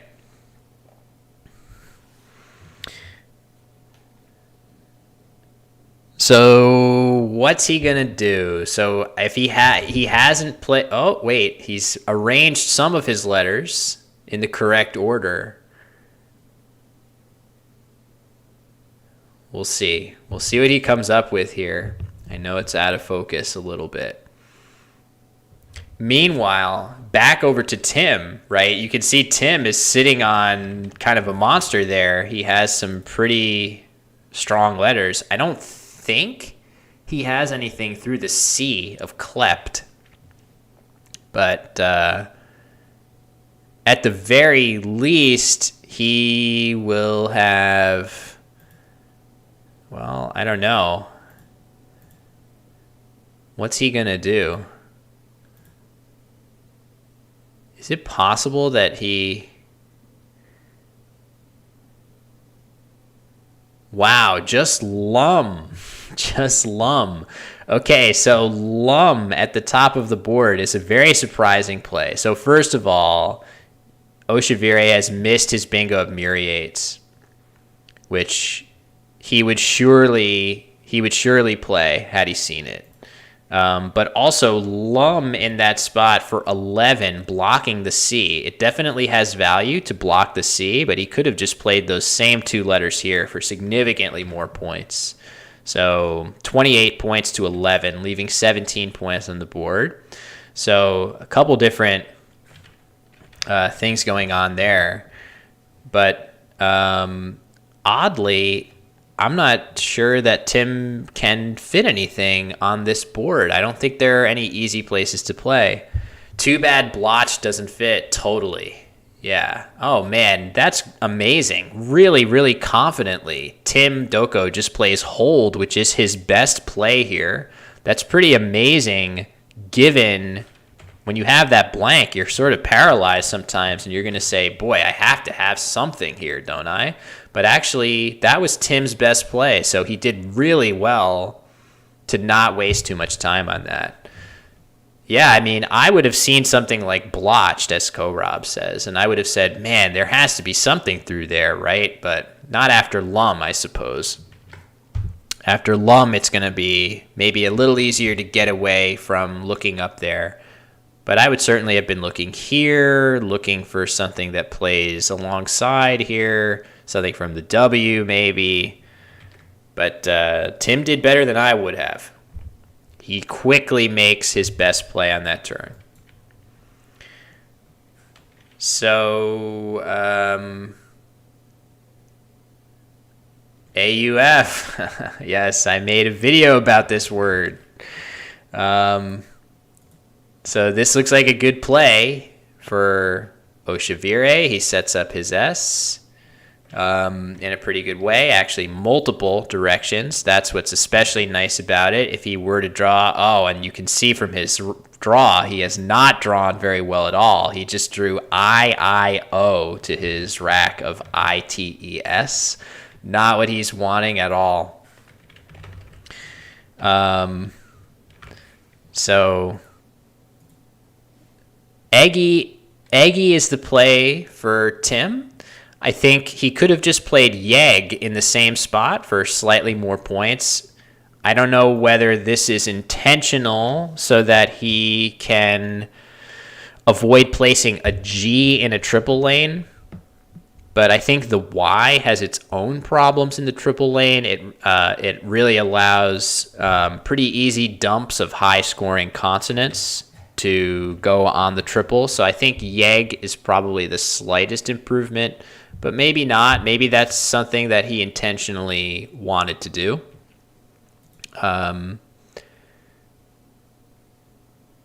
So now with this rack of I-I-I-O-T-E-S, I mean, you pretty much probably have to play Iwi or something, or exchange. And Tim is going to have something nice on the next turn, for sure. He's going to play something good somewhere. So he's already winning, and he is poised to get the first bingo of the game down.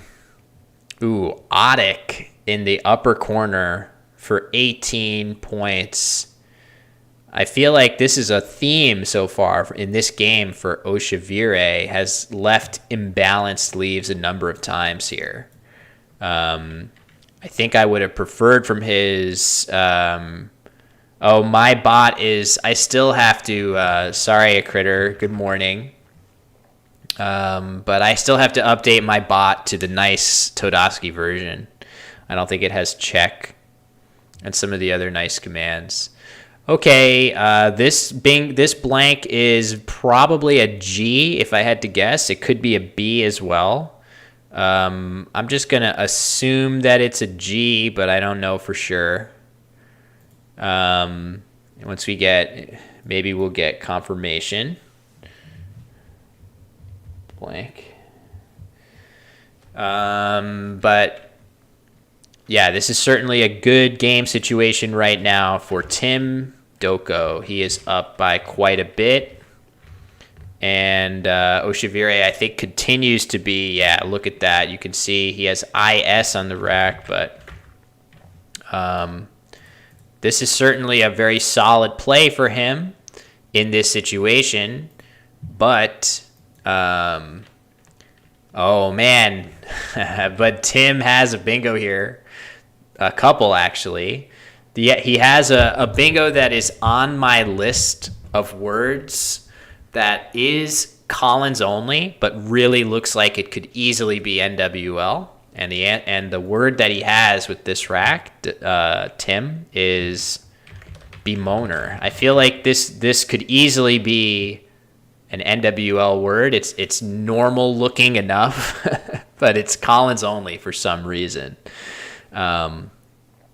Yeah, I've asked about the blank. We'll get confirmation of what that is at some point soon, I'm sure. The only two options that it can be are the G and the B. It's one of those two. So I would probably call it, if I had to pick, I would probably call it a G, just because the G on top, if you're thinking about trying to minimize the chance of parallel plays on top here, you would want it to be a G so that only the A and U can go on top, as opposed to the B, where an A and an O can go on top. There's a lot more. Oh, and here it comes. Bemoaner is the play for Tim, and that's a great find. And it's going to put him way up in this game. He is now up by 140 odd points. So again, Timmy Doko, one of the strongest young players. I think he's still a university student. Very, very young. Has sort of burst onto the scene and has really gotten to an extremely strong level of play pretty fast. Really, really bright future. And obviously bright present for him, as we've seen. So he's doing well in this game, in pretty firm control. If you're Oshivire, you're at least saying to yourself, well, at least I have this spot open at the base of the board, and then there's a line here. You could do bemoaners. There's definitely stuff that is available to you to make a comeback, but it's not going to be easy.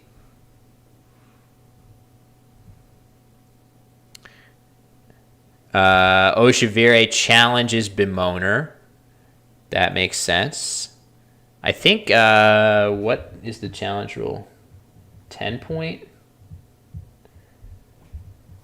Might be 10-point challenge, if I'm not mistaken. Or 5. Getting confirmation on this. So either way, this word is going to be good, and Tim is going to get some extra amount of points.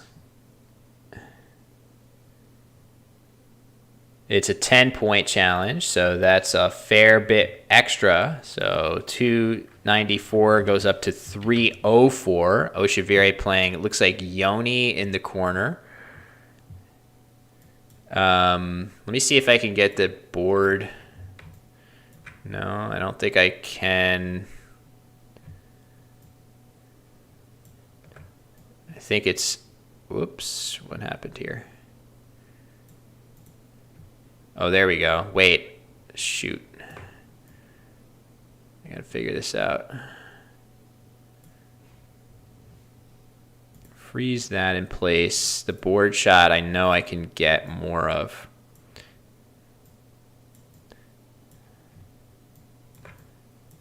Hold on. Okay, that's okay. Yes, this is Collins. This is taking place in Nigeria. So anywhere outside the North America does tend to use the Collins dictionary. So all right, let me see here. I'm a play behind. We had Yoni come down for Oshivire. That brings him to 172, and Tim is sitting on a rack of. A Q and a bunch of other stuff. So he has that S. So basically, Tim is in great shape here. He's got an S. He does have that Q. Yeah, I don't. Good question, Korob. I don't know why it really does go in and out of focus. I think part of it is that it has auto zoom.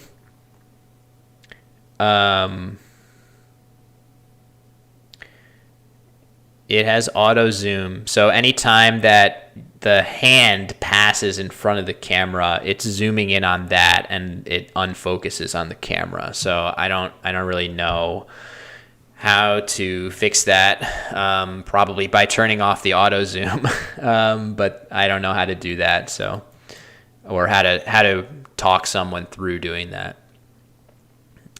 So a DAW is the play there. for Tim, moving him up to 335. I might have liked to see him cash. Neither player cashing their S here. Hizen, very odd, archaic-looking word, Hizen, for Oshivire. He's got a blank there, you can see. He had 2 S's as well, so that probably was why he is doing that. Makes the game more intense, exactly. No, I think it would, these are the things that in time, hopefully, we continue to figure out how to alleviate some of these things. This is not, I think Hizen was clever maybe because Oshivire has a Y. I think he had a Y on his previous turn. So now he's going to be able to cash that Y for a ton of points to the triple. That might have been a pretty clever setup play. Okay, Q goes down for Tim. And yes, immediately, almost, as soon as it's his turn, we see Oshivire playing Yurds.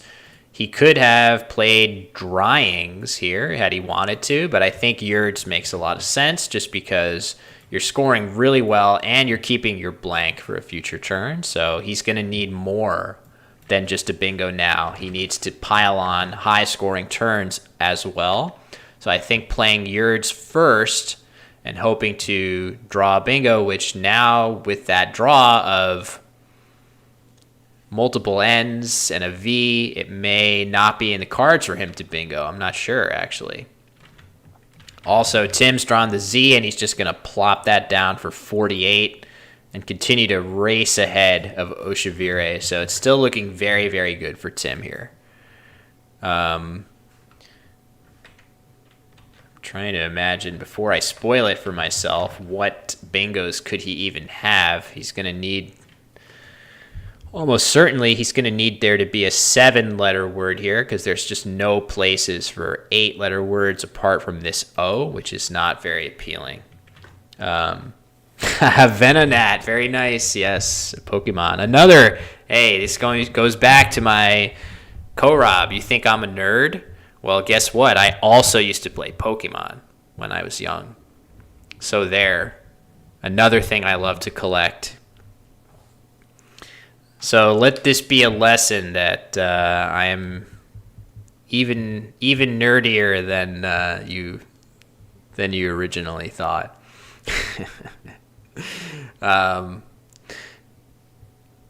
Who is my favorite Gen 1 Pokemon? I don't know if I had a favorite. I'm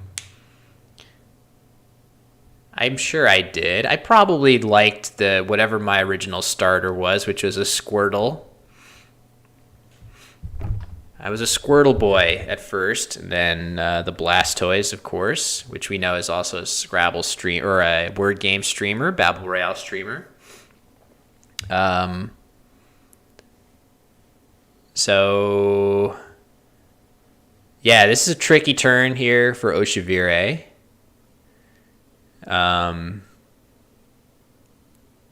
There's just not a lot that he's going to be able to do.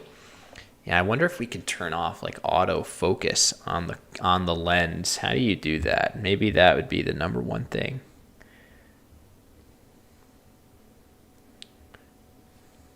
Turning off. Okay, he plays Vom. Vom makes sense. That scores quite well. 25 points. Obviously, he really would have wanted to bingo there because he's going to need more than just 25 points if he's going to work his way back into this game. And this is going to do it as Tim sees the best bingo available on his rack of Vesicle. Great find. Really, really good word knowledge that Tim Doko has displayed very consistently whenever we've seen him on streams. And that should really do it for this game as he goes up by an even 200 points here. Hey, Nemo, how are you? Good to see you. Thanks for joining us. And we got tons more Scrabble here, too. So if you're just tuning in, it's round 6. out of a 12-round day, and it feels like everything is nice and stable for the most part. I know that the Oshivere rack cam is a little blurry at times, but other than that, I think we're doing well here. Ooh, I got some kind of notification. Oh, Master Yeri, hey, thank you very much to Master Yeri for the follow. All right, hold on a second. Studio mode.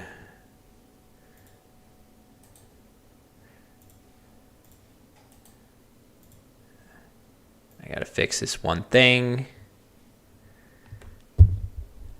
Already 2 hours in, yeah. And it's, I woke up pretty early. Whenever I do these MGI events, I get up at like 4 a.m., something like that to help. But I love doing these.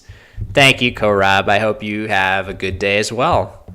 If you play any Scrabble today, I hope it goes very well.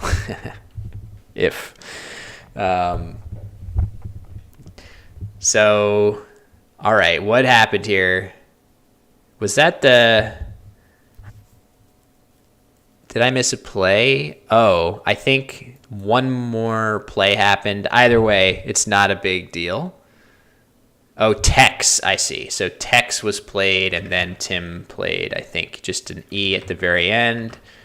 And that brings the final score.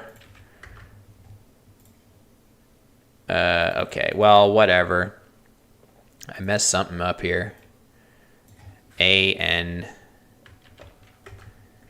blank.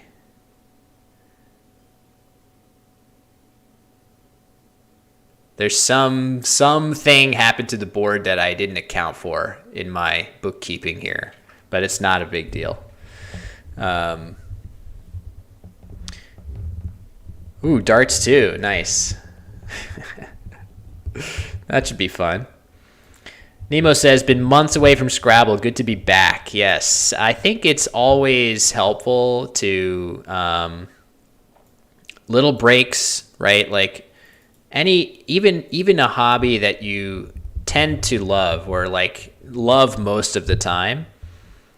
The idea of taking a break just to recharge that novelty and remember all the things about it that you enjoyed can always be helpful, I think. Especially if it means that you can add some other hobby or thing to your repertoire. So, taking a break from Scrabble and picking up something else, that's a good thing. That can be a good thing. There's more to Scrabble. There's more than Scrabble out there to do in this world. And much as I have invested so much time in Scrabble and other word games that I'm never likely to give them up in their entirety, it's definitely nice to be well-rounded, to pick up other stuff, even if you're not as good at those things. So, studying for university exams is also a very, very good. That means your priorities are well in order. So I definitely like to hear when younger Scrabble players are taking the time to focus on their studies while they have the opportunity to do so. That is good prioritization. That's the beauty of Scrabble, right? So if you're playing some other game, like let's take even an insanely popular game that's out right now. Like, let's take a game like Elden Ring or something like that, which is clearly an amazing game, an excellent game. If you're in university right now, you could skip Elden Ring and then play it later. But when you do play it, it probably won't be as incredibly popular as it is now. But Scrabble, on the other hand, has been here for 90 years almost. People have been playing Scrabble for 90 years. And if you take a break from Scrabble, it will still be there when you're done with that break. People will still be playing. It will still be relevant and popular. It has an eternal quality to it, which is very reassuring, I think. There's something about Scrabble that endures. It'll be this rate until 90 years till Elden Ring playthrough is complete. Yes. Elden Ring is a game that if I mean, in a different phase of my gaming life, I would be completely immersed in games like the FromSoft games, From Software. But now, as an old, washed up gamer, I don't know. It's hard to find time and energy to tackle these massive games like that when there's just too many other projects that I'm neglecting as is. So, anyway, I'm not sure exactly what the final score was in this game, but it was something like this, where it was a big, big win. Every time. I don't know. I don't think I'm fully retired. I at some point, I would like to stream more Babel and just be chill with my... I mean, I played a few rounds a couple days ago on Blastoise's stream, and it was okay. I think you were in some of those games, too. You might have even killed me in them. But... yeah, I mean, it's that game was sort of at the point of, I know that I am going to have to play more and work harder if I'm going to be better at Battle Royale, and it's disheartening because I don't feel like doing those things.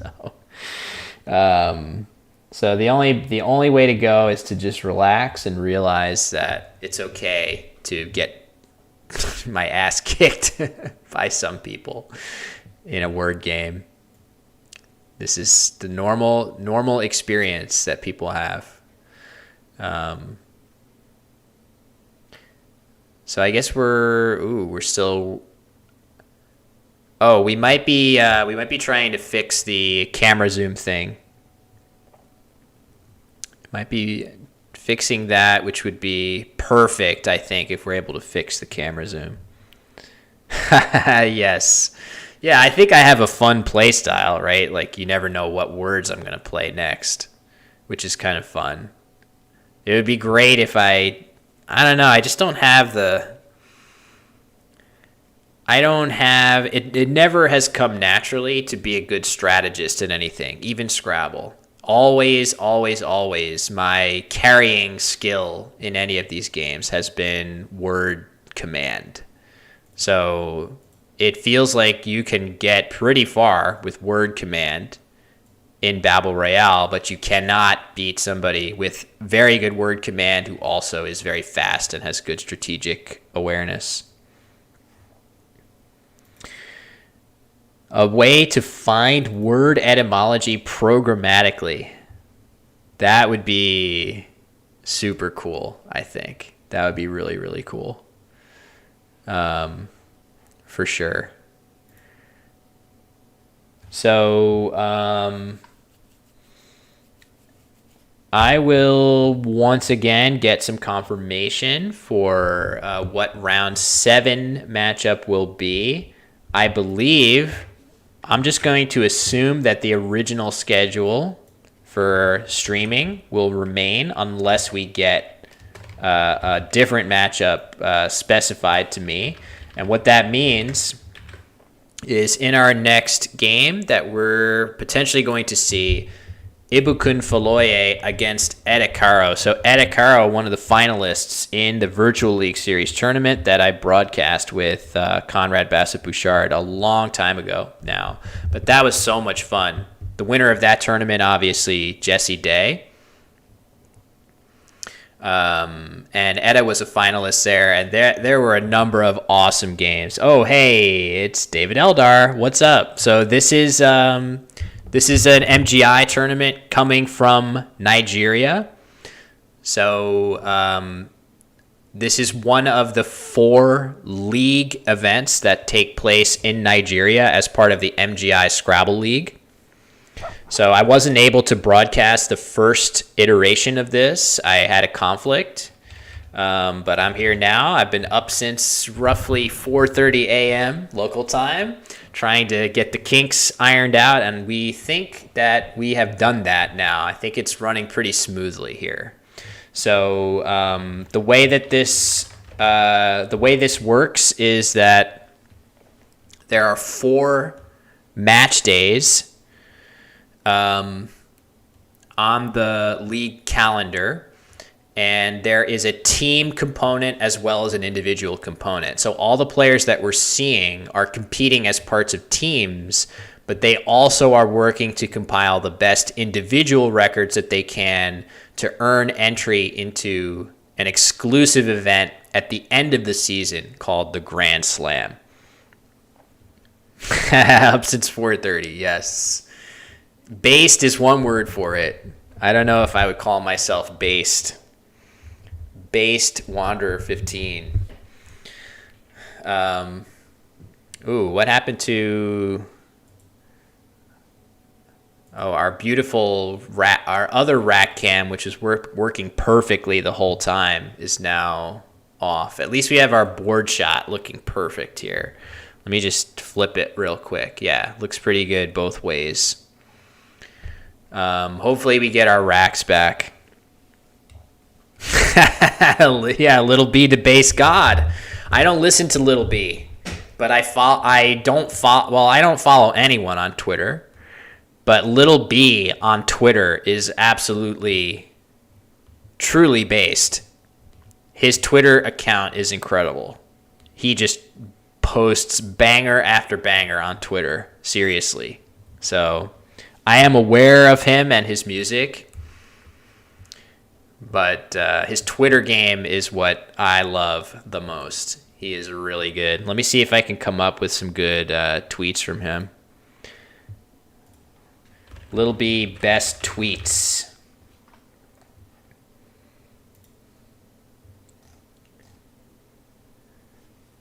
I mean, hold on. Look at this, honestly.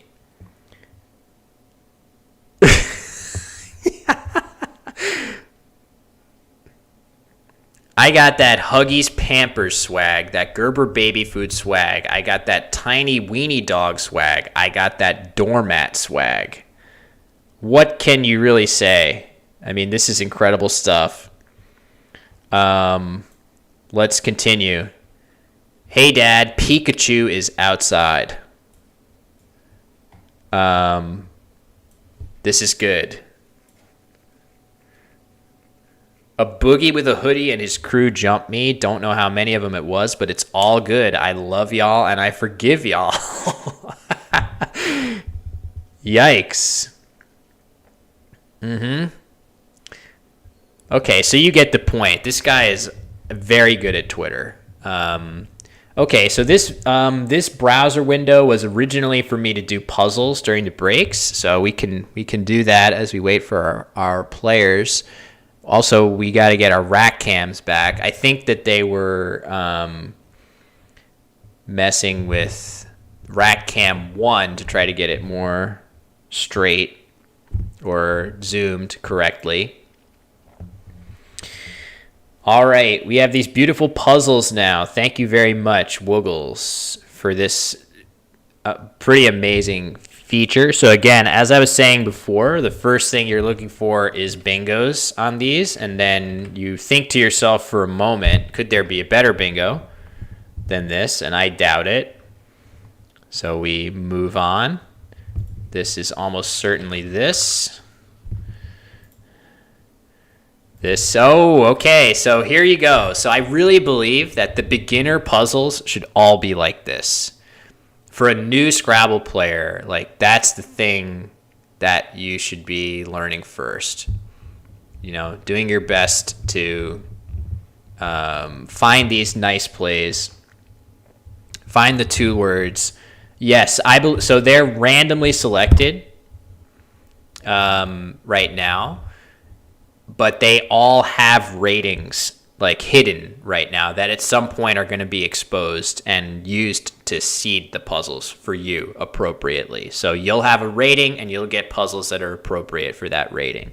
So for now, everybody is just doing puzzle mode and accumulating statistics so that the Woogles team can use those to rate the puzzles appropriately. Okay, I would assume it's binaries, but we gotta, well, let's just go with it. It seems right. Okay.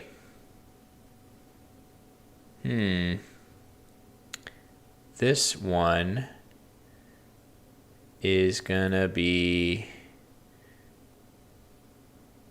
I don't know, actually. I bet there's some obvious one. Yes, I will be going to both. I'll be going to both Word Cup and SPC. I'm almost sure.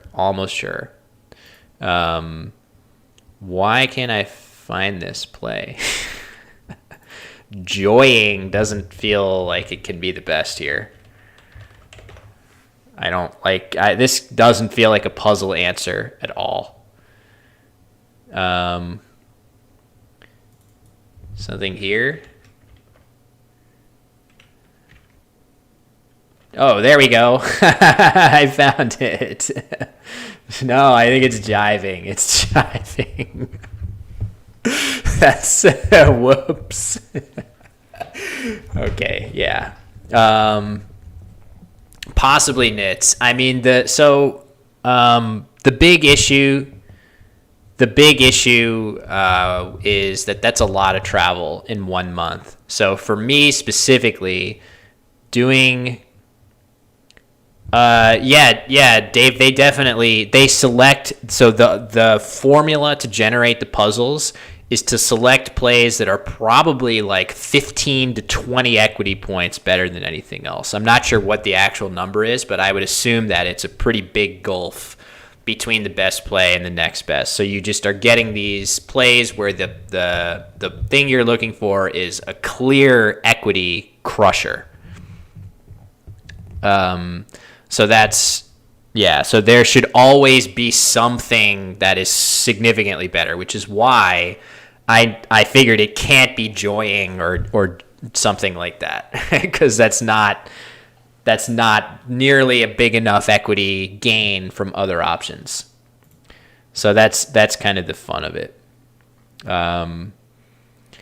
All right. 10. Okay, it could be 10. Whatever it is, it feels right? It feels appropriate. All right, what's going on here? This is a funny looking rack. Just trying to, there's so many little components to this. Oh, all right. I have to get my cameras confirmed here, so hold on a second. Let's see if we can find this. I'm assuming it's probably JIZ. Yeah, okay. There. Okay, very good. All right, so let me now get back to actually doing my quote-unquote job. So, yes, someone. Yeah, so there's no, that's true, list for 6. We lost rack 1, too.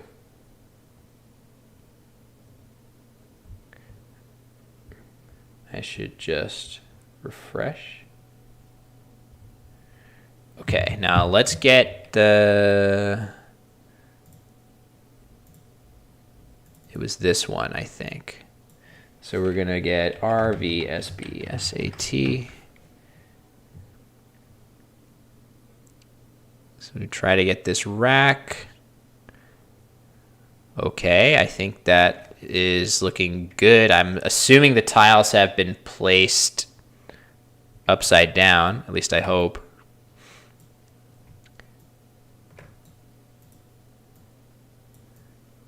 All right, so we're going to do this. We're going to copy this and put it here as well. Paste.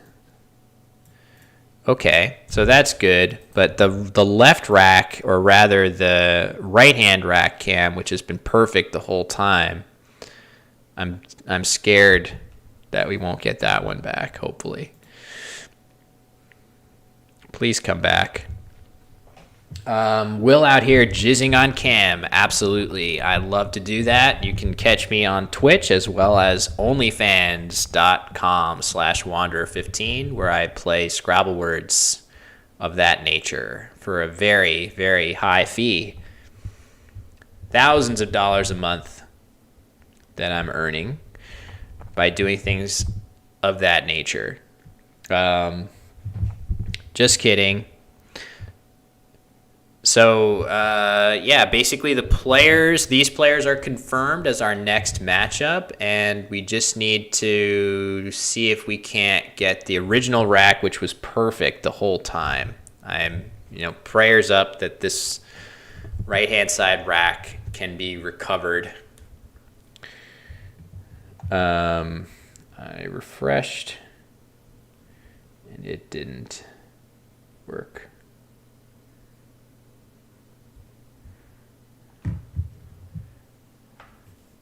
So we'll see if we can get that back. It is round 7.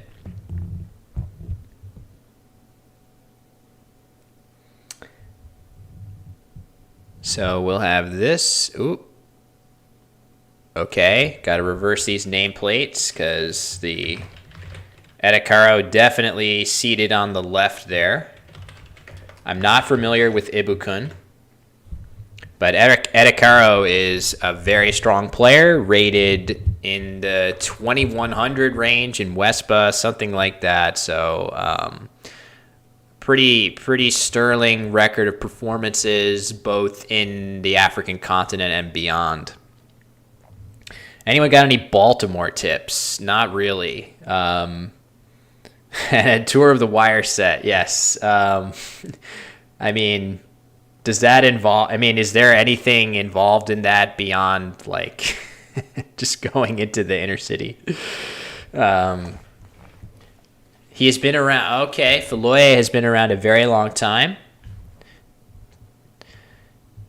Played him at the Causeway in 2010. Okay, so probably, I feel like there are lots and lots of players competing in this event in general that are expert level Nigerian players. There are just so many players from Nigeria that I'm not even aware of who are really strong players. And then there's a bunch that I am aware of who are incredibly strong.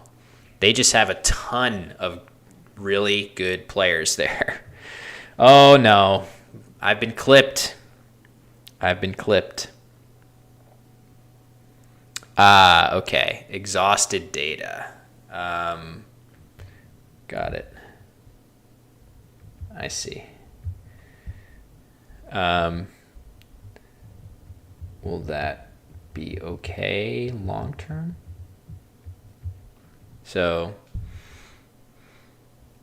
my body is going to be outlined in chalk after my wire tour. Yeah, I'm going to be put in the row houses. I'm going to be rotting inside the row houses because of Chris Partlow and Snoop having staple gunned me inside. I have definitely watched The Wire, and I feel that it is simultaneously overhyped and not hyped enough. I think that David Simon and the writers and everybody else are overhyped, and that the actual actors are underhyped. I feel that David Simon gets credit that he deserves, and probably even more so, and the actual actors that are out there performing at an incredible level don't. They sort of, because there are so many incredible performances on that show, they all kind of cannibalize each other's level of visibility and respect, right? Like people like Andre Royo, who play Bubbles. I think that is an incredible performance. Like, he should get all the awards for his performance as Bubbles. And he kind of, I don't know, it didn't really springboard his career or do a ton, because obviously, you're going to pigeonhole yourself into a particular type of character. 3, 4, 1, 2, 5. That's fair. I think in general, I would agree with the conventional wisdom that 5 is the worst. I did like a lot of I thought that there was something about season 2 with the Docs season that really resonated with me about the working class people in a lot of different industries being sort of forced into situations that are far beyond their control, which I feel like that's generally one of the big themes of that show, is people being caught up within institutions that are too big and scary. They're just totally out of their individual control to make any lasting change, right? These monolithic, scary things, whether it be the drug trade, the police department, the school system, whatever you pick, the government, politics. And I do think the Docs season really got that working class despair for me, of people who have, for generations, been kind of honest, forthright, upstanding people, and then because the rest of the world has squeezed them out into every last bit of like hardship they can endure, they turned to crime. And really humanizing that, like, not everybody that does crimes is like the bad guy, right? Uh-oh, we got cameras going on and off. 12 years ago, yeah, I think I've watched it twice. I think my last rewatch was at least 7 or 8 years ago. How many rounds am I streaming today? This is going to be round 7, and there are 12 rounds today. So from this point on, there's going to be 6 more games. So I'm in it for the long haul here. At some point, I'll take a break and get some food or whatever. I think the players have to be taking some kind of break for lunch at some point. I don't know. These guys like their games. They like their, they play fast. They want to play. So, yeah, we'll just have to see. But I'll be here for as much of the stream as we can get to cooperate. So, yeah, I mean, I think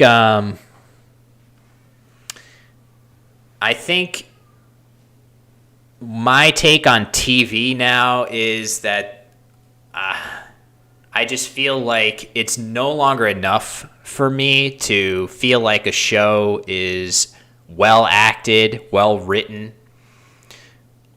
Like, watching a show that has all the incredible pieces of production value in place is incredibly pleasurable and enjoyable, right? Like, there are many, many shows I can think of that are so well acted and done. And I feel like the number one example of this, of a show that I have watched and enjoyed, is Breaking Bad and Better Call Saul, both of them, although they're different shows. I feel that The Wire spoiled me in that sense, because it has all the performance and writing and everything you could want, and it is about stuff that I feel is really important to understand about modern society.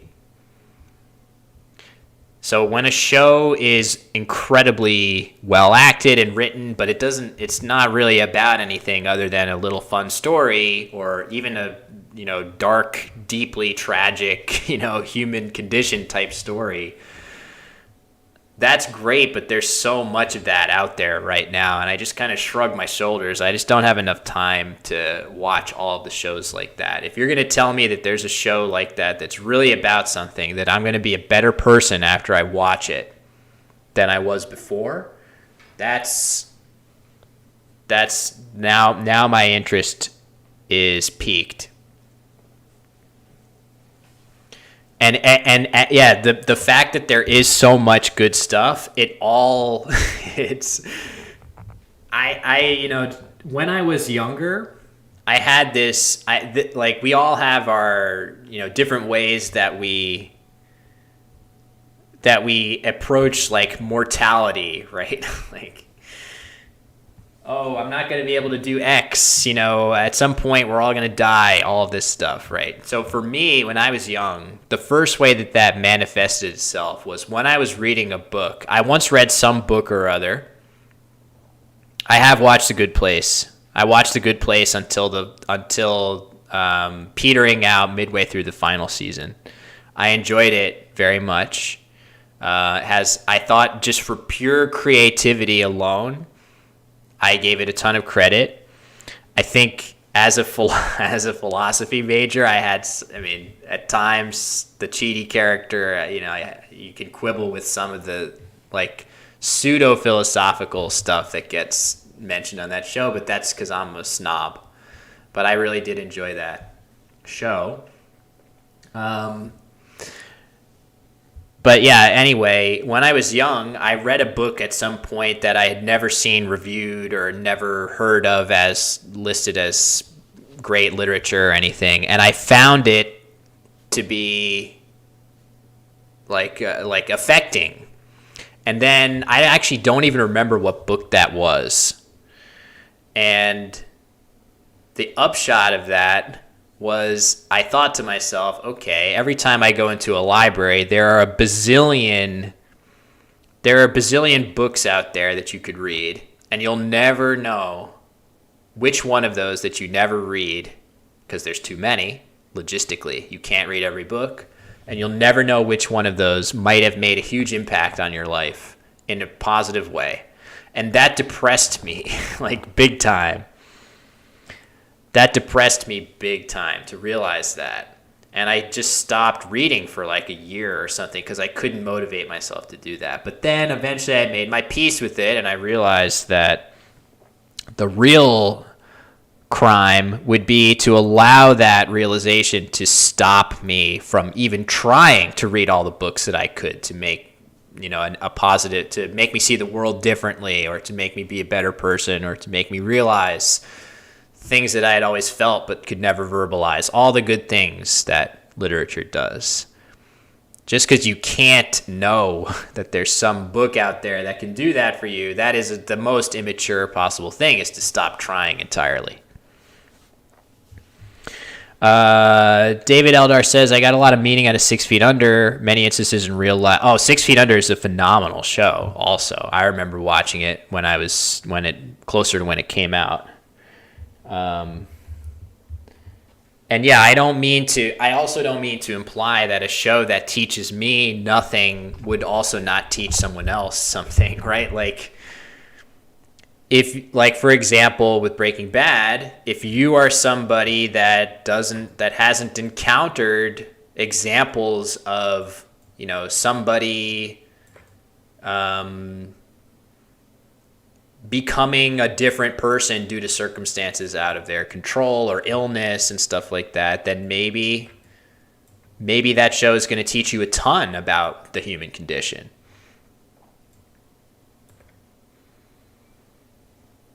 Okay, we got Rax. Looks good. Can I see tiles on Rax? I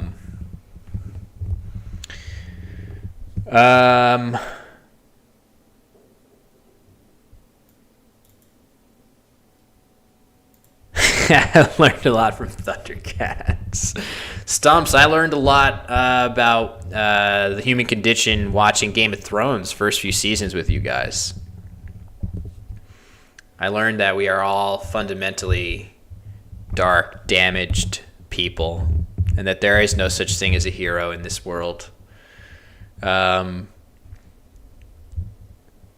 right, hold on. Just kidding. Where am I? All right, trying to make sure that we're ready to play here. I think we are.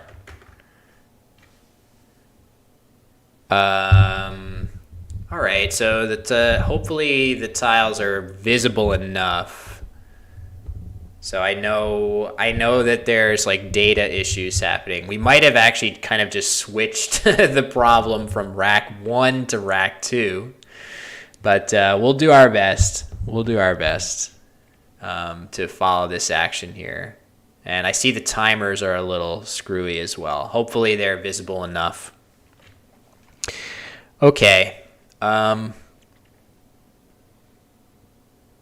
Just have to hope for the racks to be a little more visible. Maybe something that I could do is, oh, all right, something's off here because the timers are, oh no, they're all right. I'm not 100% sure what, if anything, is wrong here. Let me just bear with me, guys. I think the timers and stuff are on the correct side. Ooh. Gotta get this rack better. Mikvah. That's the second time we've seen Mikvah. That looks okay. That looks pretty good. So MKVAEET. Yeah, that's clearly correct for Edda for sure. All right, now gotta get the racks and the scores. I think this is all correct. Again, I see how difficult it is to see Ibukun's rack. Are they challenging? I think the players got up to challenge. Hey, Tactics. Why is this? It could be called philosophy lessons and existential dread. Yeah, I could deliver some seminars in that area. So, all right, if we could just see, is that a Q there? I'm tempted to keep refreshing this, but that's really not the best way to do this. Let's try. Let's just try once. Try to refresh the cache. Hope it comes back.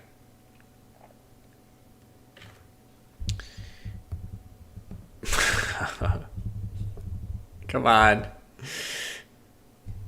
Don't fail me now. I tried refreshing Ibukun's rack and it's not come back at all.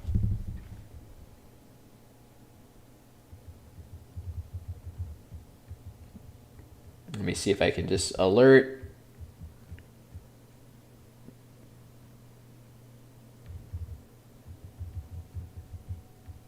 On refresh. Just alerting the staff on site, which is basically my fancy way of saying Lukeman, who is doing an insane amount behind the scenes to make sure that things are running relatively smoothly. Okay, there's the rack. We lost the players, though.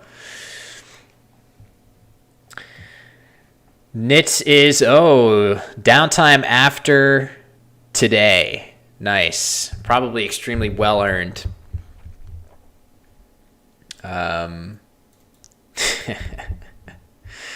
Yes. I wouldn't say that I'm having an existential crisis per se. I don't think.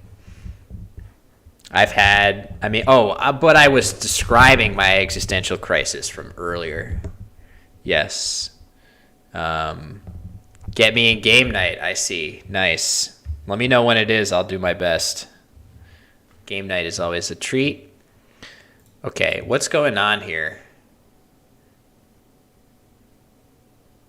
Did Ibukun must have exchanged? I assume. I'm going to assume he exchanged and Edda plays Eve, leaving Tate. That makes a fair bit of sense.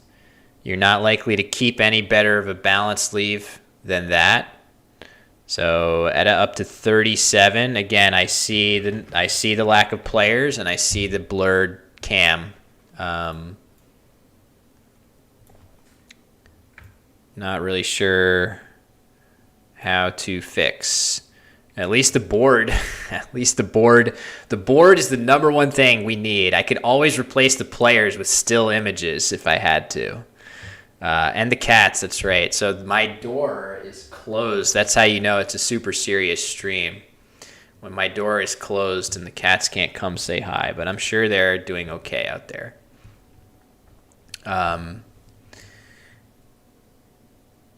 So...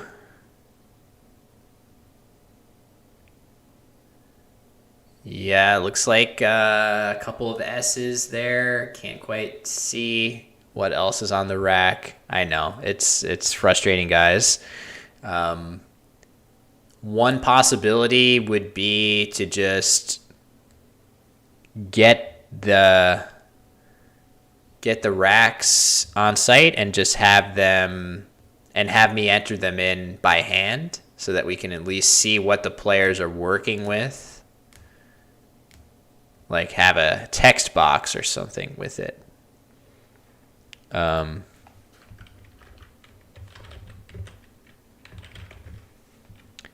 We might have to fall back on that, but hopefully not. Hopefully we can get some stability here.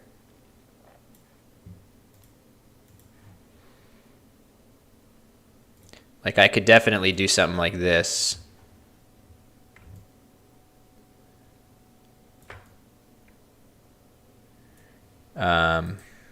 Copy, paste. It is, Dave. It's in Abuja. Yeah, I think in general there are challenges like that. Yes, I think that is the relevant challenge that they're dealing with is it's just trickier, harder to get data.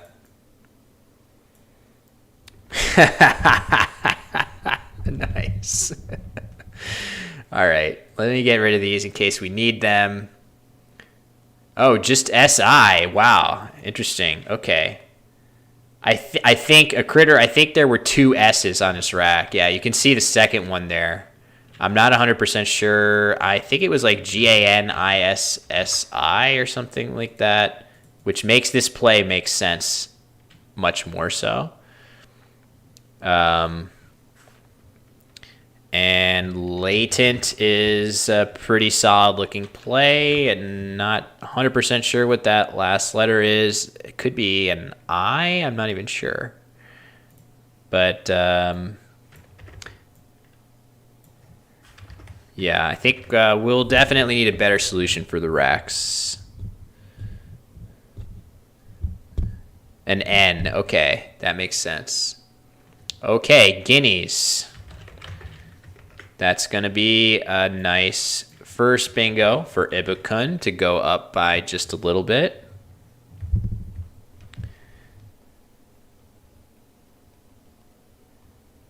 I am communicating with the racks.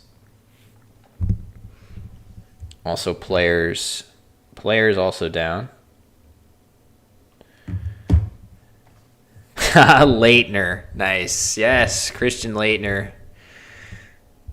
Classic Duke guy who was a decent NBA player. Pretty well, more than decent.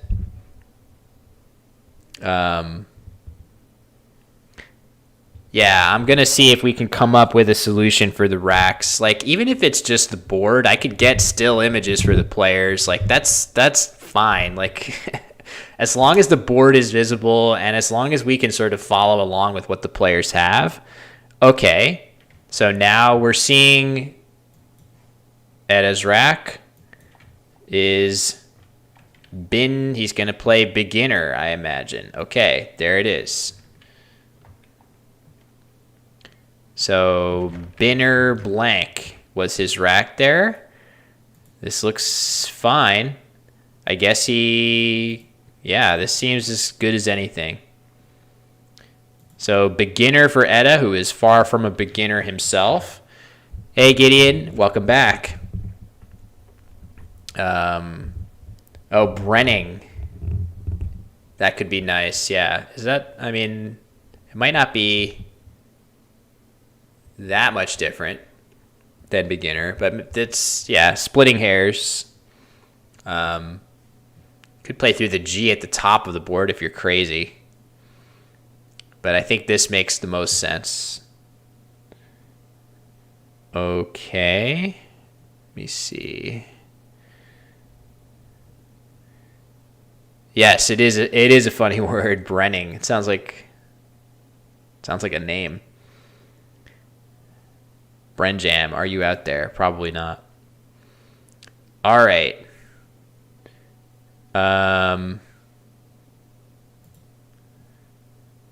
That looks displeasure with lack of cat cam. Yes, at some point. Perfect board cam. Trying to troubleshoot the racks thing while we're following. Ibukun has the lowest time we've seen yet this early in the game, so he does not play quite as fast as we've seen. It looks like he's about to play Va, which ironically, that's a move that I would think would come down pretty quickly. And I'm pretty sure, I don't think Etta has anything. He almost does. You have two O's there. I think he had like Sodgered or Dog Getter or something, but those things don't quite fit on the board. Can I talk about challenges at high levels? All right, hold on. That's a good question. Let me just quickly try to get this rack cam back.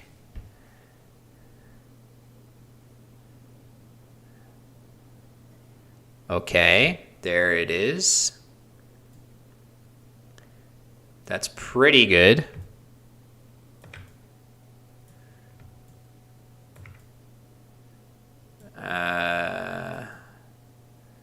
I don't know. Hard to say if this is that, if it's going to remain visible, but we can definitely see that Ibukun has bingos there. Cat ear. Looks like we lost the other rack.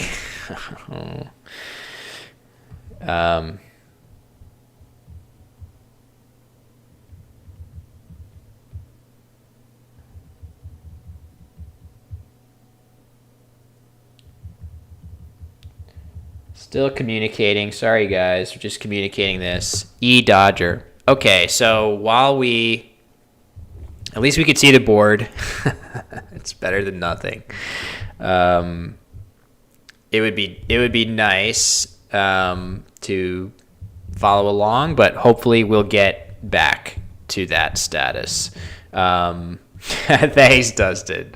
Yeah, it's a little bit out of my hands. So basically, these feeds are coming to me remotely from Nigeria. So I'm not able to do much other than just receive what I'm getting.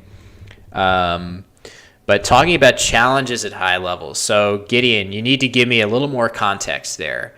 Are you talking about challenges in double challenge, like what we're accustomed to in North America, or just challenges in general, like 5-point overseas? Or do you mean things that are difficult, like what do I find challenging at the highest level of Scrabble?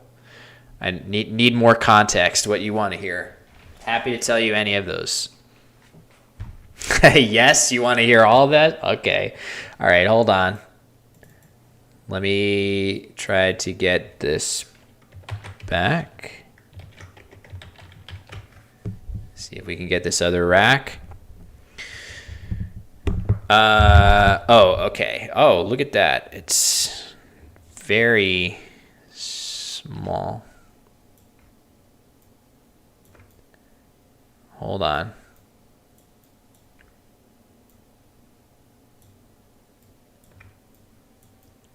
We can get this more visible.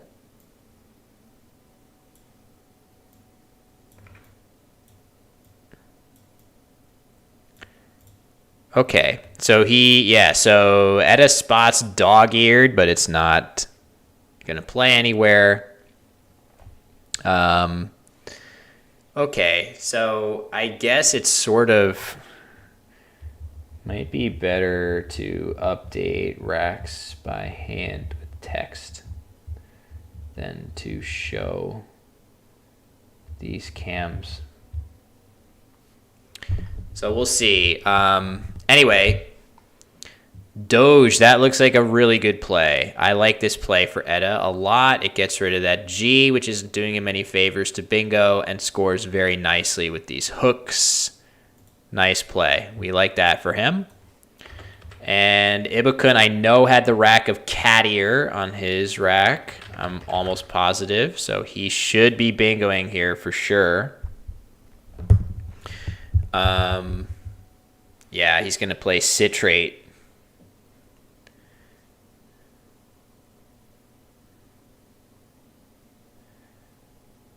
Okay. That looks like the right play. It scores 69. Lol. Nice. But that's a good play for sure. So he's going to get up to 205. Yeah, so trying to figure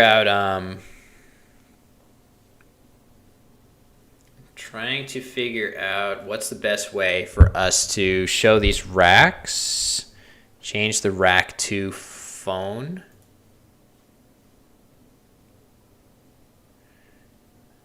Wait, but I see both of them right now.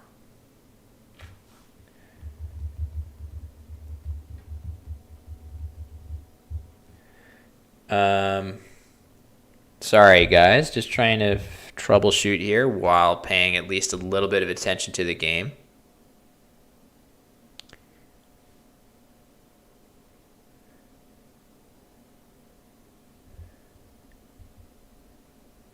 I'm still remembering your question, Gideon. I'm just distracted. All right.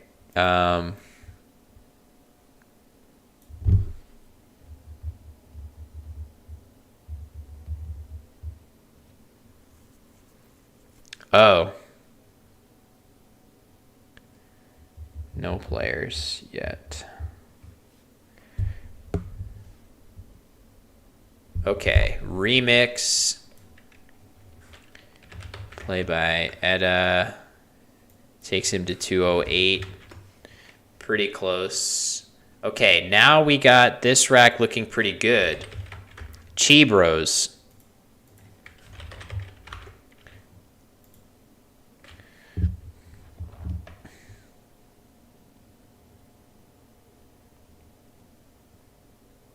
I see.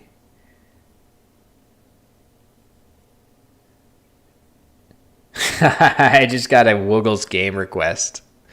I'm a little busy. Whoever did that. I see Etta rack, but blurred. This code is players.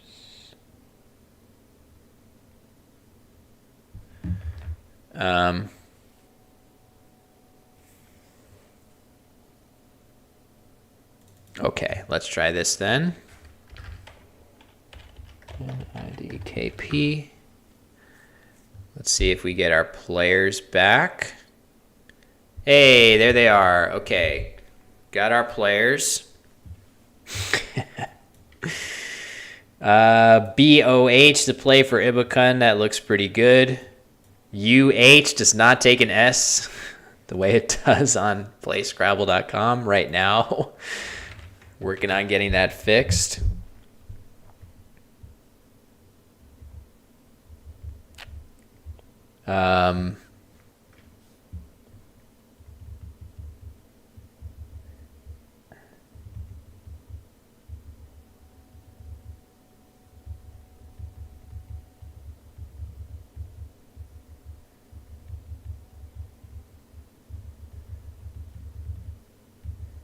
Okay, just communicating.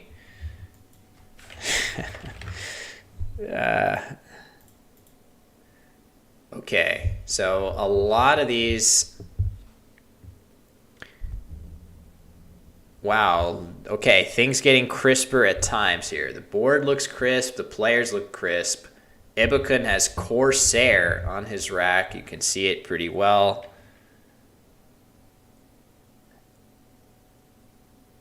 Don John. That looks good. That scores solidly and keeps ES. I think that makes a fair bit of sense. It's also a funny word, not the surf shop or whatever. Yep.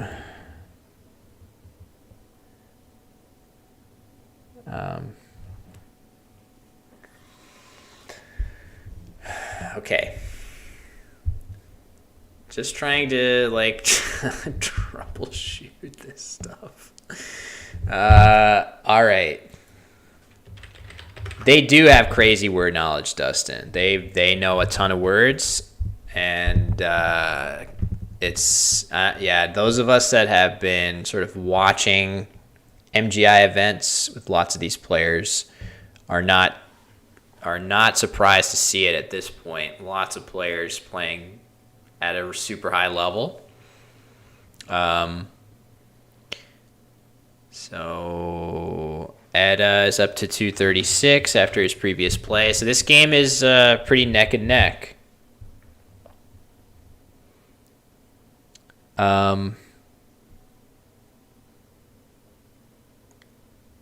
It's visible now. All right. I think the racks are just visible enough. Let me try to make them a little bigger so that we can really see them. Looks like ratio is going to be the play here. We were talking about Little B's Twitter earlier. I would never imagine him to be the subject of a ratio. I feel like ratioed is coming to the Scrabble dictionary. I feel like we discussed this already on a recent stream. I guess my only question here is, would it be better to just play roti here because you would at least keep one vowel for Ibukun. He used all three of his vowels here. I wonder if he'll regret it. Anyway, Fugu here is a great play for Eda. He uses both of his U's. The only thing that could make him regret this is drawing the Q. Otherwise, this is clearly correct. So we'll see if Eda draws that Q, which is unlikely, but that would be a gut punch after using your two U's. Just to be clear, I think Fugu is clearly correct by a long shot for him. All right, back to Ibukun, trying to make out what he's got there. I know it's difficult to tell. Oh, it looks like Eda's drawn a blank. And Rap CST. Whoops. I think that's what we're seeing there. So Ibukun drawing only one vowel after using three on his previous turn. So the trick is, what is he going to play? Oh, he might play rap and premix is what he's getting set to do. Tiddlies for 100 is, oh yeah, Eda could be, yeah. Based on the fact that he has DDLEY lined up on the rack, it does seem pretty likely that he sees that. So the question is, what will... Oh, that is very surprising. Cap here looks like not the right variation of premix hooking play. Yeah, so basically TWP, twip, which I think is that one of these silly Collins words, which means like foolish or something. Right? What does that mean? Like dumb, slow-witted? Yeah, dim-witted. So basically that can't be correct, especially if you can play TWP, keeping a really, really nice set. But even if not that, I would consider playing WAP instead, setting up my S so that I have a nice big swap play to the triple. Oh, just scap. Is scap a word? Yeah, I thought not. Okay. All right. Anyway, so Edda has not has yes, that's right. The acronym. Anyway, CAP is the play. I think that could be seen as a slight imprecision there for Ibukun. And now, because we haven't seen Edda play yet, I'm a little concerned that he's not thinking about Tiddlies. If he had DDLEY, well, he had DDLEY lined up on his rack, and it seemed to me like he was thinking about Tiddlies. This is a classic word for Edda that you might see, but then doubt its validity. Okay, here we go. Yeah, look at that. You can see his reaction. I know he's leaning back out of frame, but you know now what's going through his head. That body language is saying, I see this word for sure, but I am not 100% sure. Look at that. You can see he's thinking hard. Am I making this word up, or is it valid? And it is valid. So if he plays it here, this is like a big swing too. If he doesn't play it, it gives Ibukun a chance to continue to, I don't even know if he has a bingo, but he can, he will be able to score well and groom his rack even further. But if Edda is able to bingo now, if he plays Tiddlies, he's going to get hit with Swathers on the triple. Oh boy. Okay, so Tiddlies is not necessarily going to help Edda that much here, actually. So he'll play.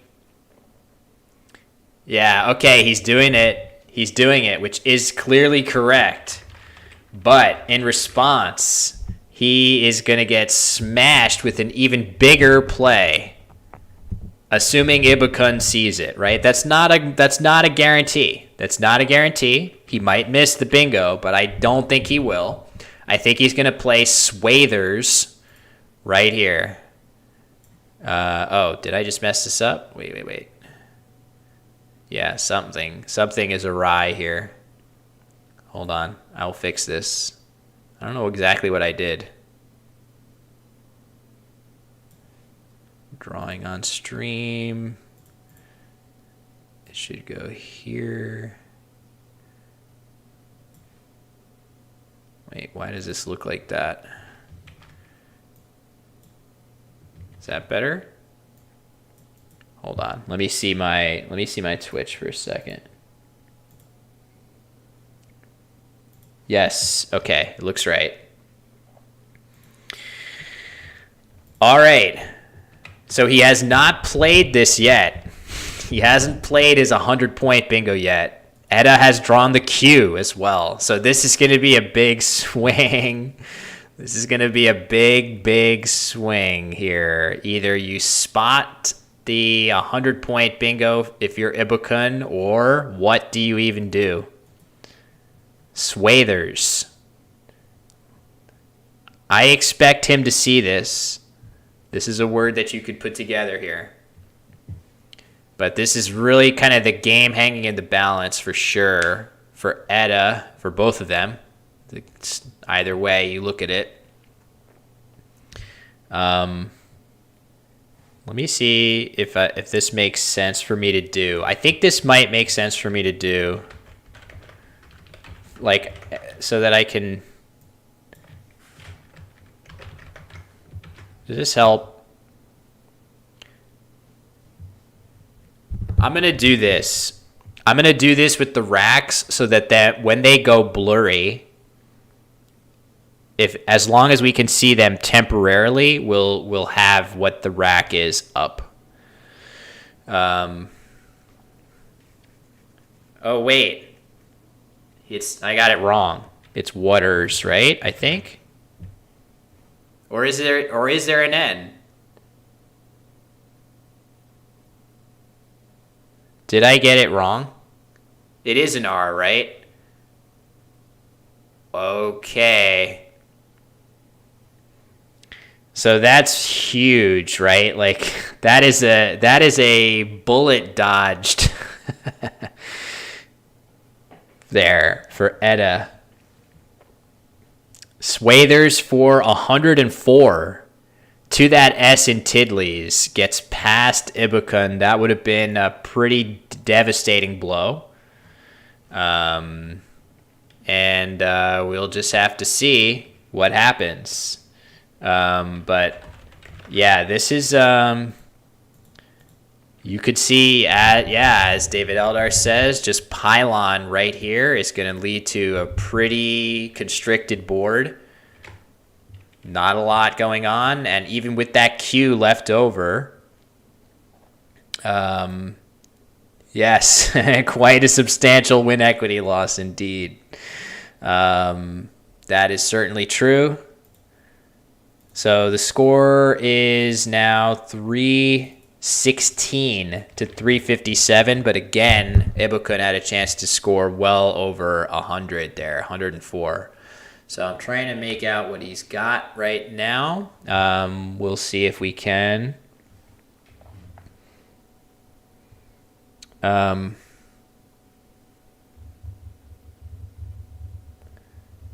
If you...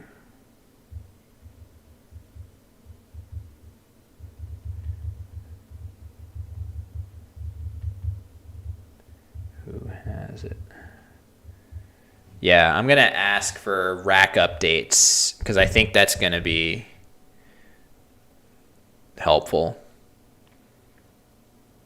Shaw, I would challenge that. Yeah, Schwa. Oh, yeah, Schwa. Yes, of course. So, yeah, that's kind of interesting.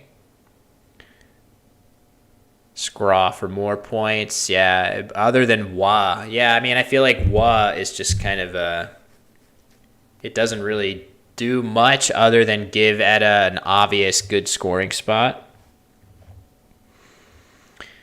So, wow, Pool.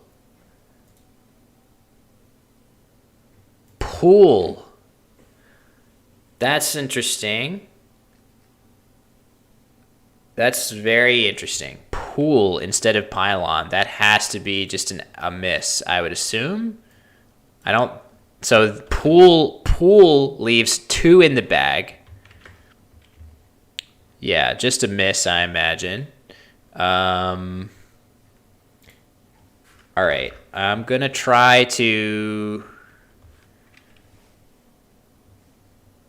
figure out what's the best way to show everyone's rack. Okay, so Q, I, N, R. Oh, man.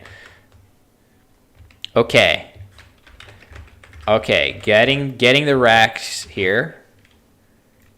So apparently LZ Store is the rack for Ibukun. So he has a Z play, but that doesn't really accomplish terribly much. It's going to be, I don't even know what he's supposed to do here. Create some kind of space. There's 2 in the bag. I mean, this is definitely a grim situation for Ibukun. I have no idea what he's supposed to be doing. From his POV, the tracking is this. Let me see if I can add this.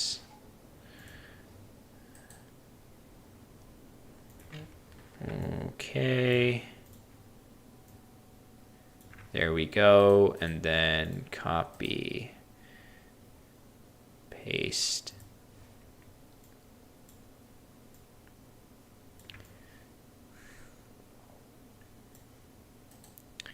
Copy, paste.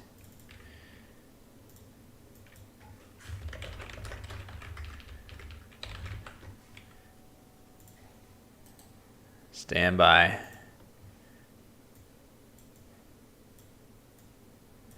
Try to fix this to be a little better. All right, he's going to cache his... He's going to cache the Z bomb. I don't think that's going to help too much. Hey, Mitsurugi, I am doing my best. I wouldn't say that all of these are super exhaustive. It's been a little bit of a challenge to get everything squared away. So ZO was played, and I assume the draw was EF, actually. Huh. So I think... Uh-oh, lost our players. As long as we have the board, I'm getting updates on the racks now. We can at least follow the game. I see the timers are a little cut off too.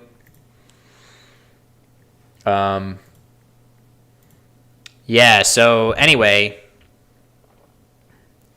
Wow, that's surprising. NY. No CINQ. Sync.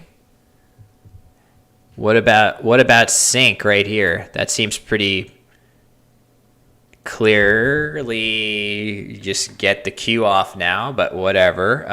Okay. NY. What's the follow-up for the Q? Just Cappy? Like, is this it? Anyway. Continuing on. Edda is now up 404 to 360. And no bingos or anything for Ibukun. And I guess I'm a little concerned about the Q chances now. Is it possible to do something clever if you're Ibukun here? I feel like it might be. I frankly, oh man. He's low on time. Look at his time. He has no time. So he plays Fetor. The problem with that is I think anything that blocked this area was going to probably win easily. Okay, so hold on. So Edda's rack after his play was this. The unseen tiles are no longer really relevant because we're seeing what the other players have. Yeah, that's crazy. I'm pretty sure with more time, Ibukun could have reasoned that out, that this play of Nye is a game-losing mistake. I'm pretty sure all you have to do is block this, and no matter how many...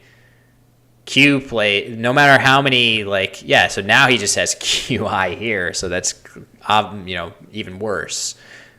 But even with all those eyes on the rack, I'm not sure where Edda is going to be able to play his Q.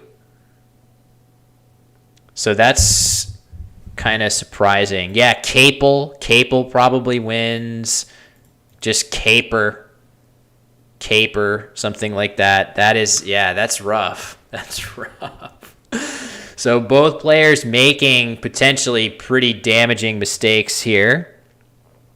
Caro just challenged the T-hook on pre-mixed. It's not going to matter because he's going to get that Q off the rack. So anyway, Fetor is a good equity play, but certainly not the play that gets the job done for Ibukun. So let me get this score correct. The Q play for Edda, and then ELS on the other side of the board. Here, time penalty for Ibukun, so he's going to lose a couple points after that. And it's going to be a 442 to 403 wild finish in this game. In favor of Edda Caro. Yeah, pretty crazy. Sorry for the, obviously the, following along has challenges, but doing our best here to get as much communicated as possible. Okay, so let's get rid of this, and we can zero this out.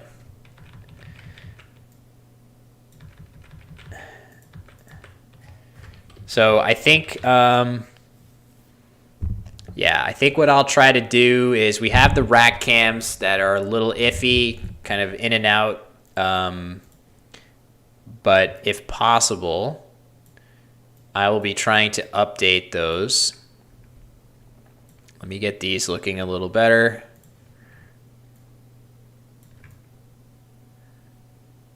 All right, that's pretty good. There. Okay, hopefully. Oh no, don't move. No! I just had the cam. So, oh well. All right, so we're working on working on some of the cameras behind the scenes. So I'm not 100% sure. Yeah, something. Yes, exactly. Something like that would still work. Maybe it's helpful. Hold on. Maybe I could do something here.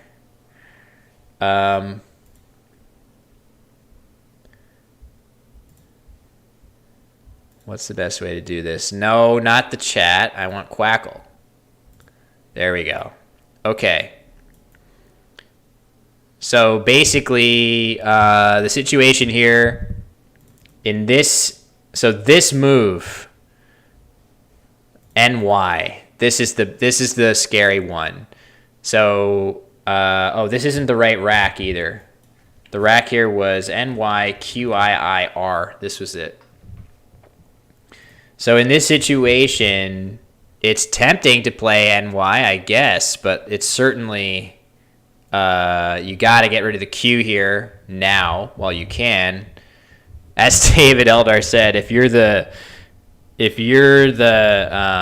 a person that sees this word, which I would not self-identify necessarily as one who does, this is definitely the right idea. I think also you got to play your Q here or you're probably going to lose.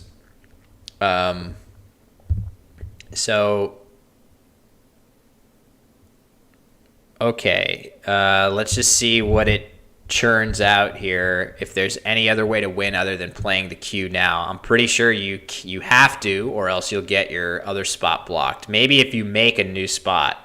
Okay, well we can't play this. You could play look at this.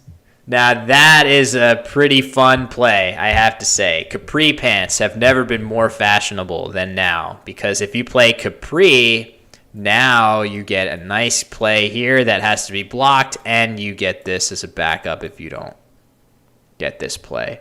That's clever. But of course, it's better to just play this now, I assume, because you can probably do a little bit better next turn.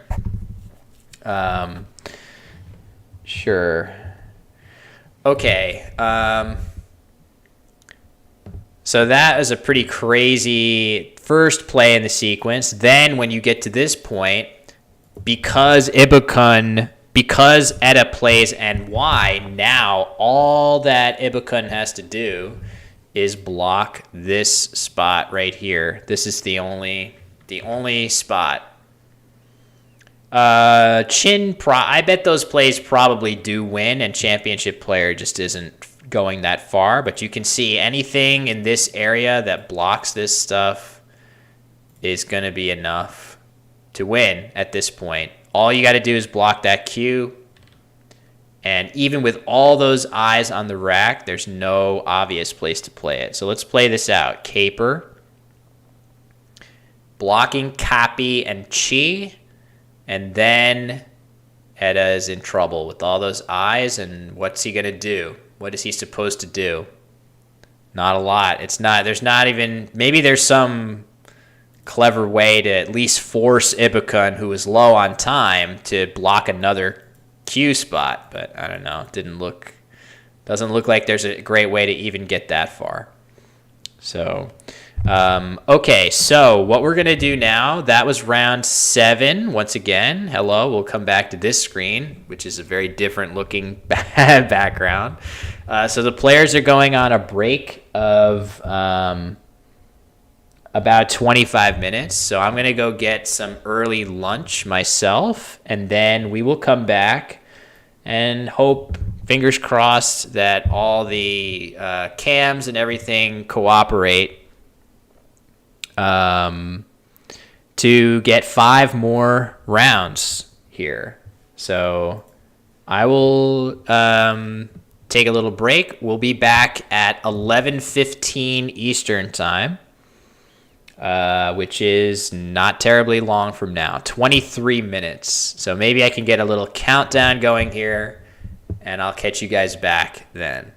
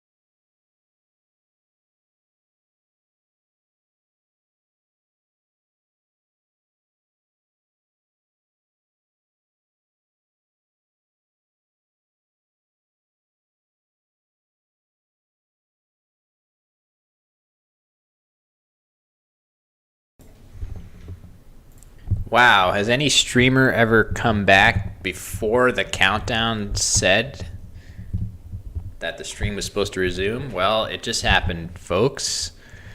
We're back.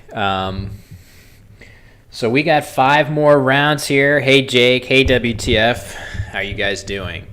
Thank you, everybody, for bearing with us here. Hopefully, we will come up with a system here that works to get as much of, well, we need pretty much everything. At least we have 1 rack. But what we're going to do is we're going to not worry about these rack cams, and instead we are going to use this. Said I was solving puzzles on Woogles. Oh, that's because I have a tab open for that. So I have that here. I was solving puzzles in between games and stuff. So I can keep doing that, of course. But first I have to tend to my,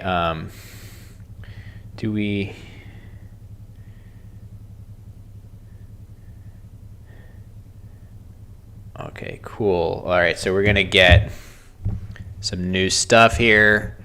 But yes, I was doing this. But hold on. Before we do this, we got to get the board shot correct. So it's going to be... So we've seen a bunch of games so far. We attempted to pick up coverage with round 3. All right, there we have it. Here comes the new board cam. Beautiful. So the timers probably will need to be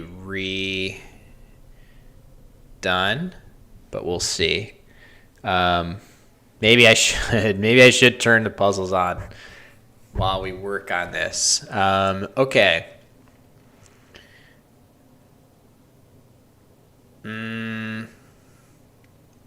I guess this, I don't know. I mean, it's always...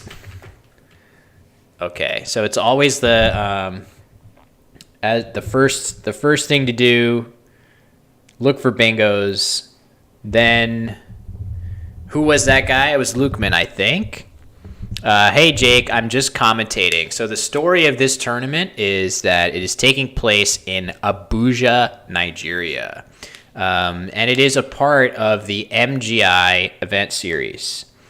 And what that is a series of events that take place over the course of a full season of Scrabble. I believe there are 4 of them, 12 games apiece. And the players competing, a ton of the strongest players in Nigeria, which by extension are some of the strongest players in the world. Nigeria, very, very powerful Scrabble-playing nation. And the players are playing on teams, as well as the best individual performers get to advance to an invitational event at the end of the season. So the players are... playing for their teams, playing for themselves as individuals, and I enjoy doing the commentary on these. Hold on a second here.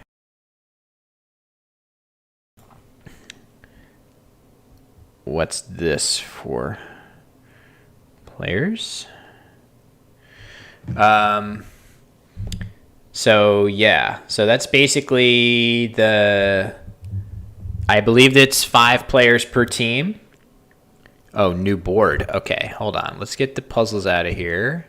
Board shot. It's going to be CRLOGXL. Let's see how this looks.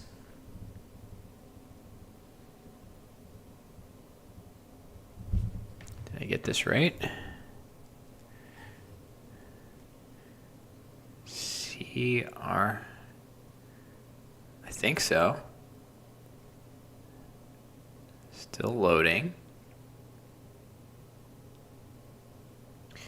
So we just need a board, and we're not even going to worry about the rack views. In fact, instead we are going to use the communication from on site Oops. Okay, so we're just going to do this like this and this. And this will be the unseen tiles. So let me copy these, paste them here. This one, copy, paste here. Okay. It's actually round 8.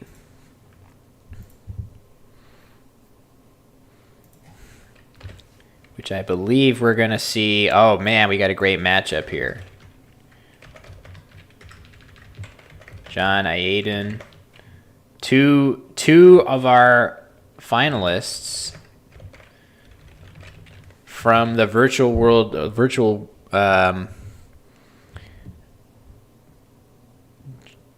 John V versus Welly. Okay, so I'm pretty sure that's the matchup that we're going to see. Can they fit the whole team? Yes, the players, the teams of 5 will not be competing all at once. Unfortunately, that would be pretty great. So, okay, so we're going to do this. I still don't have the board. Still no board.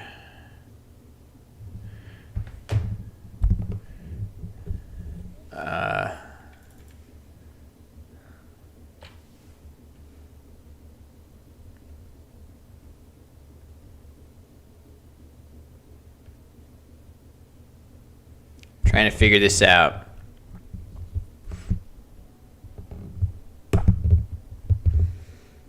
Once we do, we should be off to the races.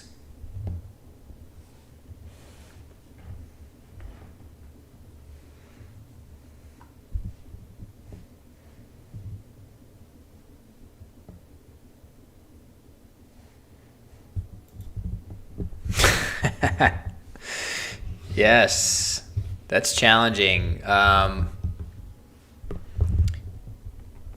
While I'm waiting for a board link, I will share that when I played baseball in high school, we played a game where you had to name a player. And let's say I named a player of, Mark McGuire. The next person in the game had to name a player with the first initial, which was the same initial as your previous player's last initial. So let's not do MM. Let's say Derek Jeter, right? If I say Derek Jeter, then I would have had to do Jared Weaver. And then I would need a W, so I would say, Will Clark. And then the C, I would have to do that. So that always, for me, devolved into trapping people with the 3 or 4 players that had a Q in their names, right? Like you can basically checkmate people by running out of the Qs and just trying to avoid getting hit with the last Q. I forgot the players. It was like some guy whose name was Kiros, like something Kiros, Quentin McCracken, and like 2 or 3 other guys that had Q's in their names, like, I don't even remember. I used to have all of them committed to memory so that I could Q stick people in this game. Yeah, that's my equivalent. Sometimes, but my teammates got angry at me and they made me not do that. They could have just learned the strategy themselves pretty easily. All right, let's try this. We got a new link for the board shot. We're gonna try it. CBNS.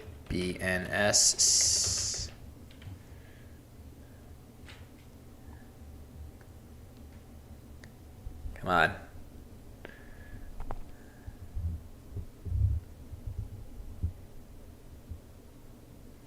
Oh, God. Please.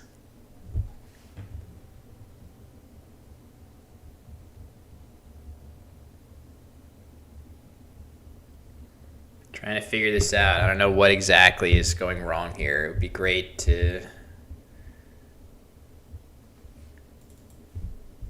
CB. Okay.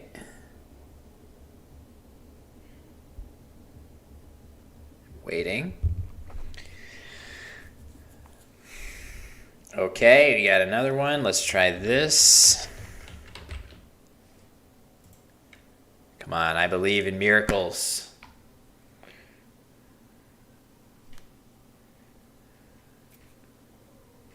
I'm going to be so happy to see this board. If ever it would come up. All right, maybe, what do people, should I do a poll?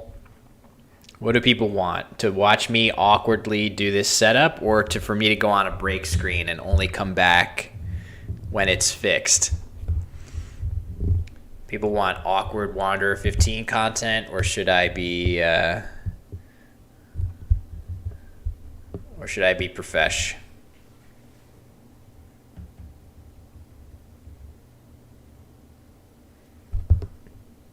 Critter likes the technical difficulties. WTF says role reversal might be the way to go.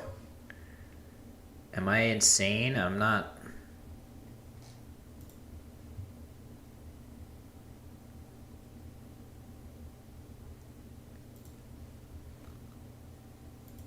Why is this happening?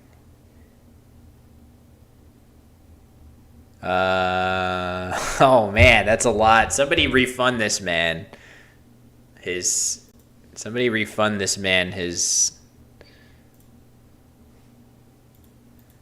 Why is this not working?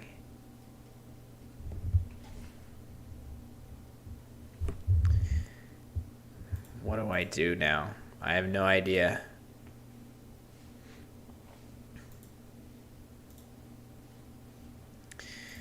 I mean, I could just turn on a puzzle, I guess. Hold on. While I'm trying to figure this out, you might as well have puzzles.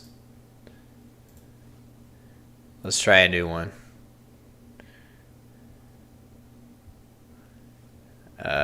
Probably this.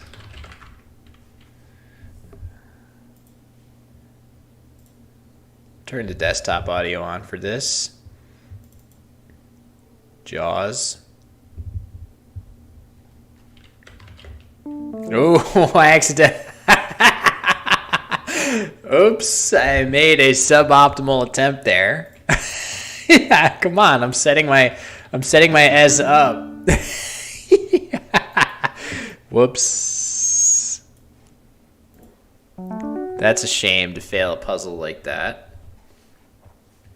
Hold on, let me just make sure I'm still not getting any board shot.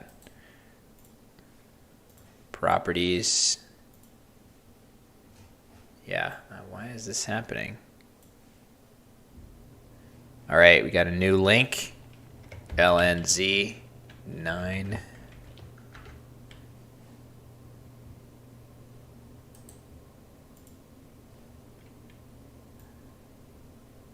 So confusing. Why is it not working?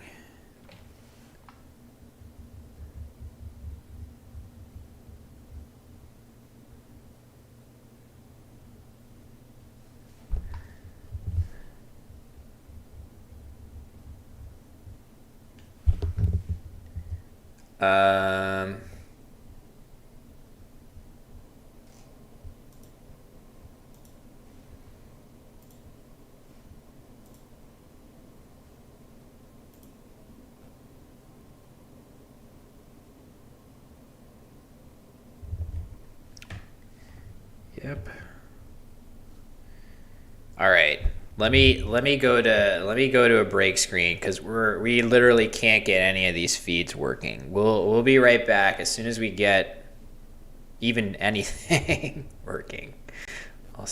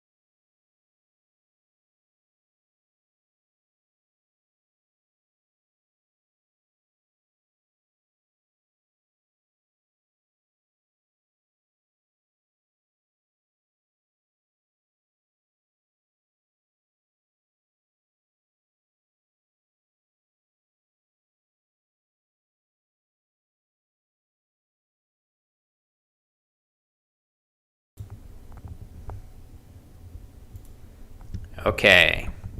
Hello, world. Let's see if we can do this. We have a board cam. It's a little tough to see, but that's better than before. Yes, I am back. Now, hold on.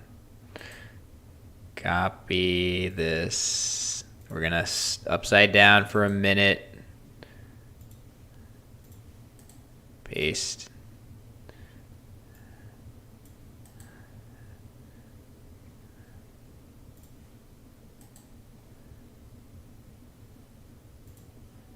Okay.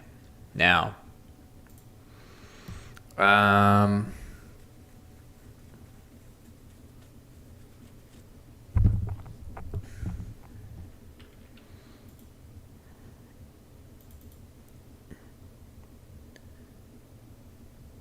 wait, what? What is happening here?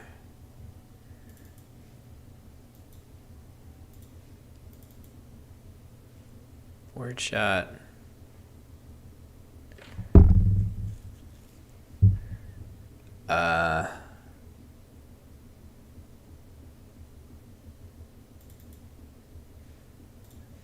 Okay.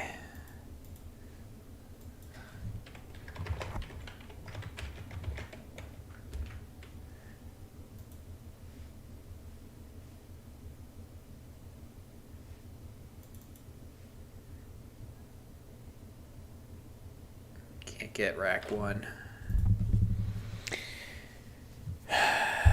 Yeah, the rack cams. So basically, we're trying to get the rack cams right now. They have been finicky. So basically, what we're probably going to do is have somebody on site feeding me the racks, which I'm then updating. Can't get that one.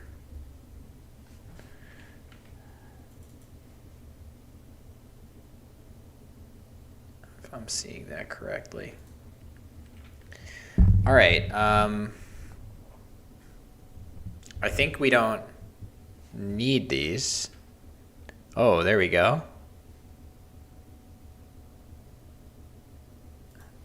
Okay, so we have rack cams. Let's just see how clear this is, if we really need it. Probably it's not nearly clear enough. Yeah, it's not. I don't think this is going to be clear enough.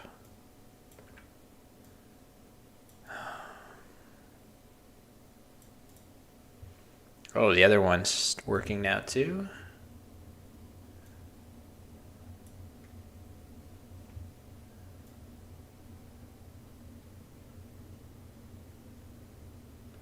I don't even know what's going on here.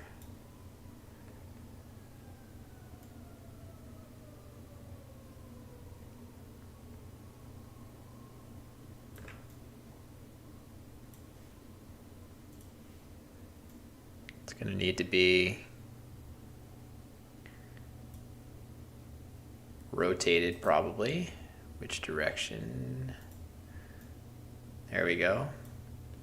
It's a little dark.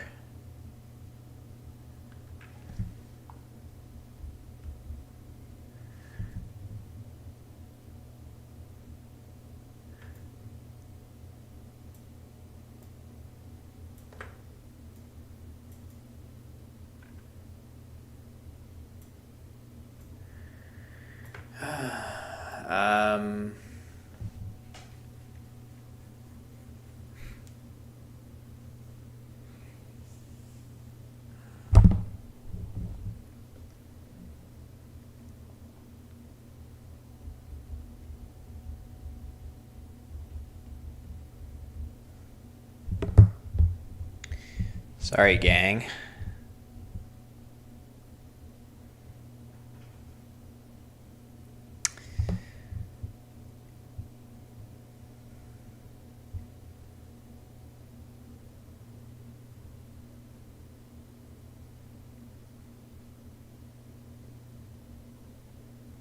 I think it's probably best if we maybe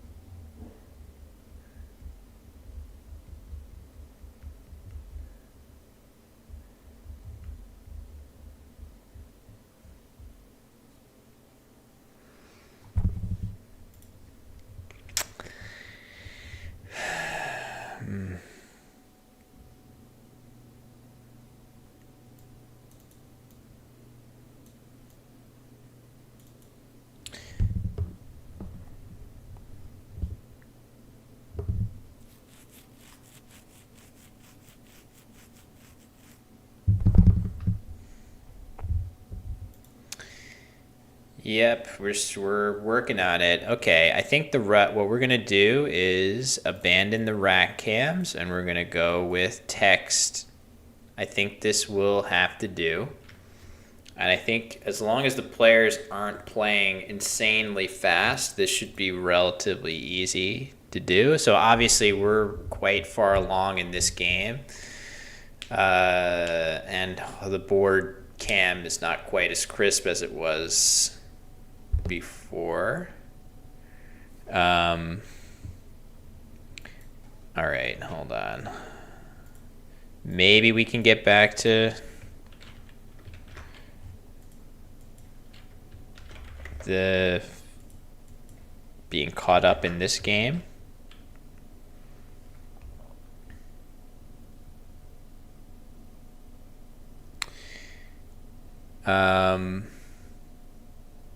Yeah, it's been a challenge. It's been a challenge. We're doing our best here. It's definitely some challenges that go into this that make it tricky, but we're trying to continue to figure out what's working and what's not. I think the biggest challenge is just bandwidth. I don't think that it's anything other than that. Just getting the bandwidth to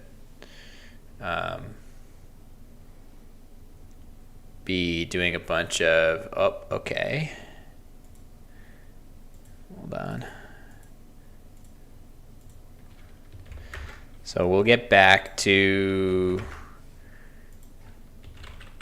hopefully we can get to the score. Okay, the board looks good right now.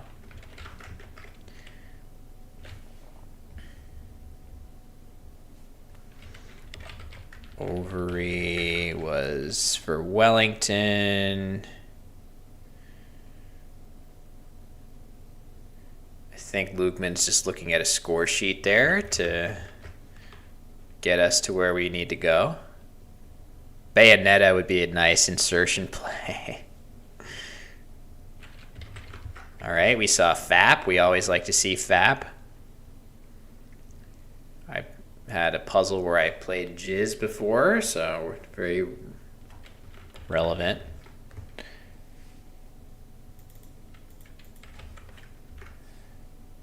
Okay. Just getting as many plays as possible, and we're going to get the score, which will be nice. See, Lukeman is grinding away at that there. Bayonet was Wellington. Neil.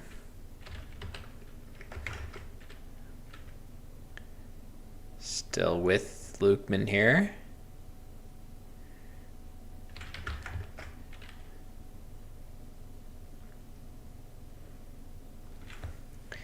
While we're doing this, I might be able to get some of the, I think actually probably the best way for me to do this is to delete the upside down scene right now. Forget about that coming soon screen. That's not happening. Till. Where was Till played? Oh, I see. On top. And then Shearer.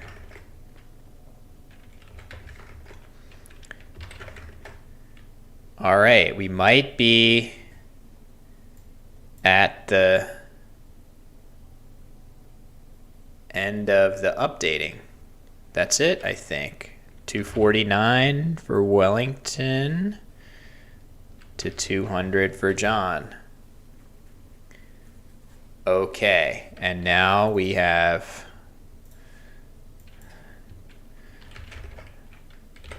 okay.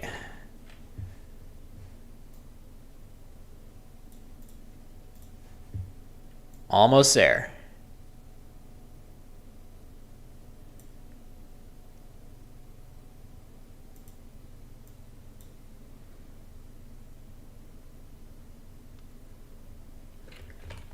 Gee. Okay, now let's get this in the right frame. Oh, it's pretty big. I should have used a fixed width font there, but that's okay. All right, next order of business is that we have the cameras somewhere here. There they are.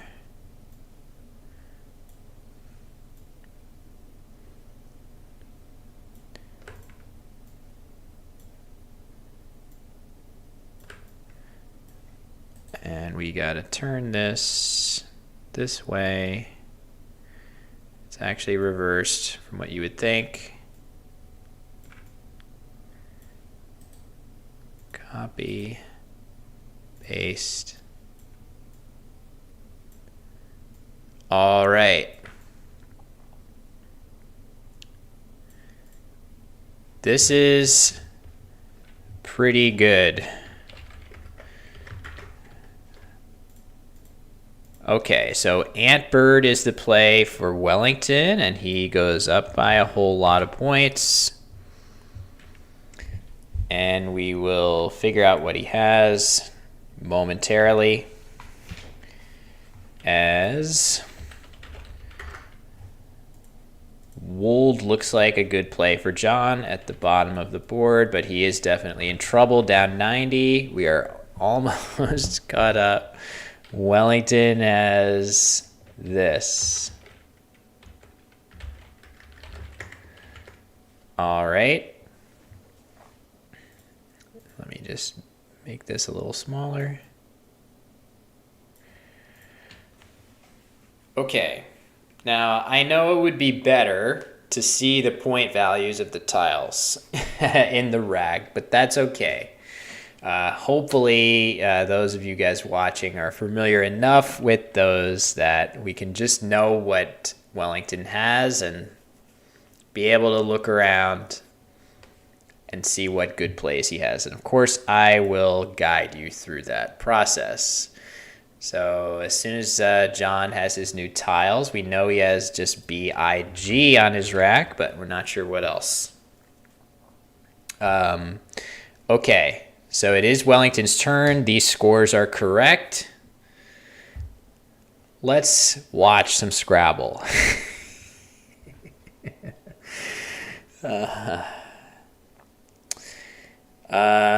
Ooh. Wow. John has doubting. And as you guys can see, we've got this N right here. Oop, let me see what happened. Oh my God, please God.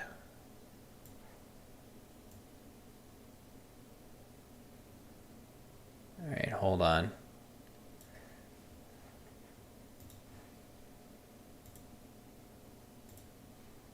Is this correct? Okay, good enough. I think that's enough. Good enough that you guys can see what I'm talking about. Doubting in that spot there. Okay.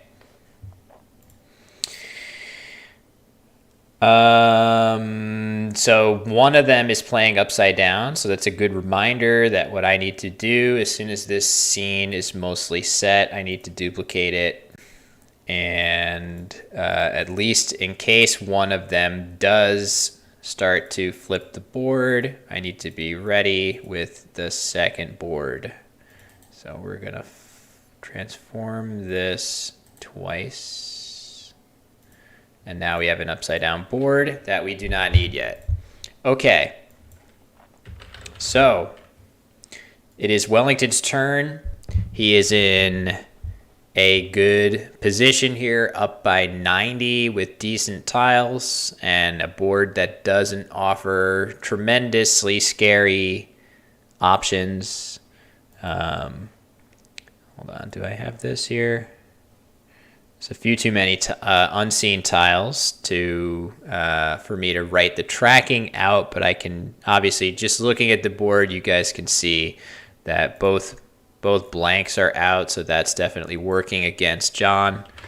And it looks like Voiced is going to be the play for Wellington, which looks like it makes a decent amount of sense. If he wanted to keep his E, there actually aren't very many. There aren't very many E's still to come. He could keep it and play vocab to this B of Antbird and keep DES, which would be a pretty nice combination just to give himself a chance of getting one more bingo that really knocks the game out of reach.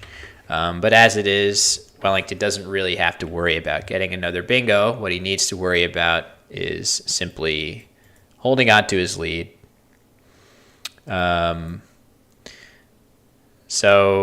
Okay, looks like we lost the board. It has been coming back relatively quickly, but let's hope that happens here, or else there's not a lot we can do except imagine that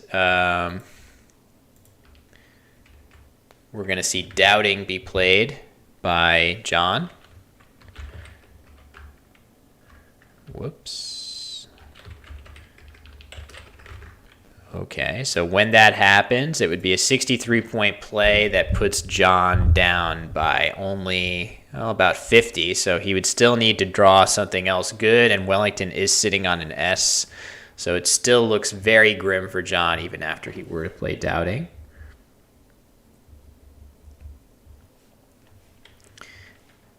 All right, so we have this as the racks at least. I know it's not that helpful until we can get the board back. Let me try to refresh and get it back.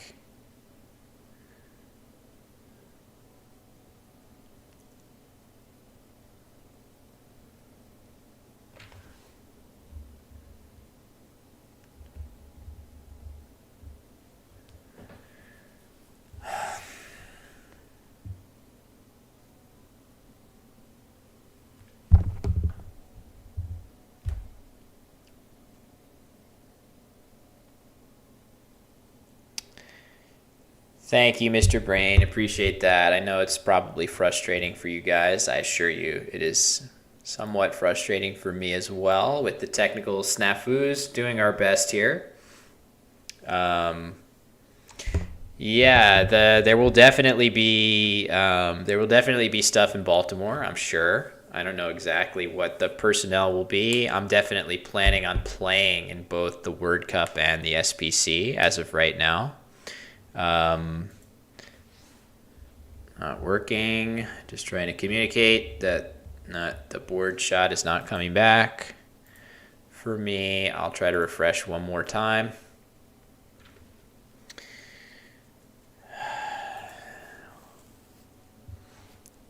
Also lost players, I might add.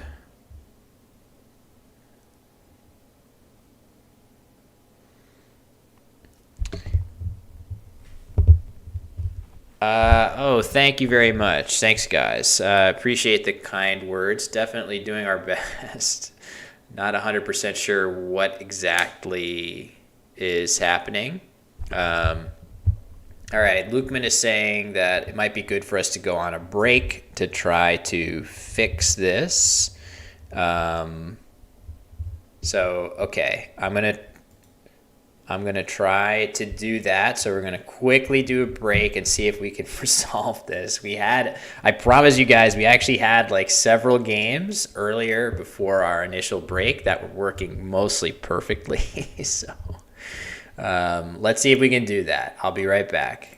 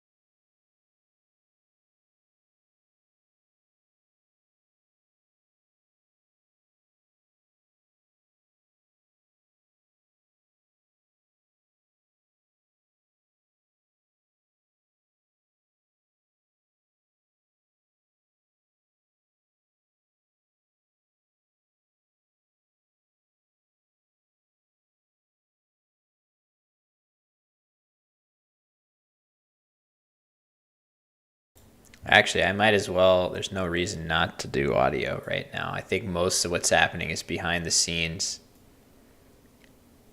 Disembodied puzzling. Okay. So the point of these puzzles is that there's something really good. I'm not seeing it yet. Oh, I see it. I see it. There we go. Gotta remember those extensions. This one is probably this.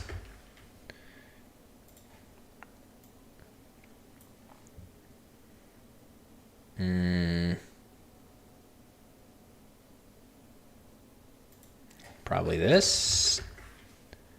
Oh, we got a new board here. Hold on a sec. New board. Let's see if this works. G.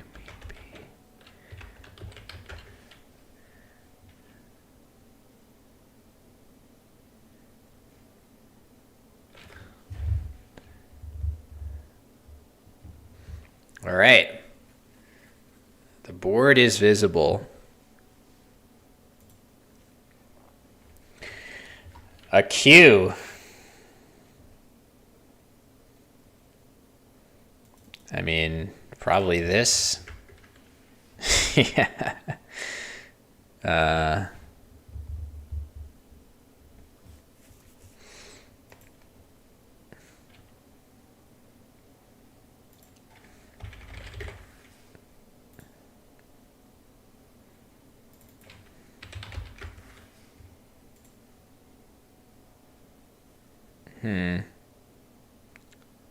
I assume tux. Okay.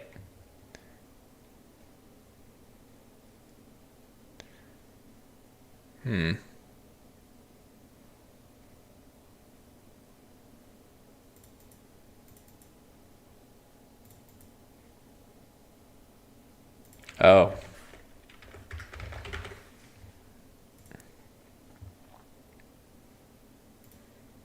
Yuck. What is this rack?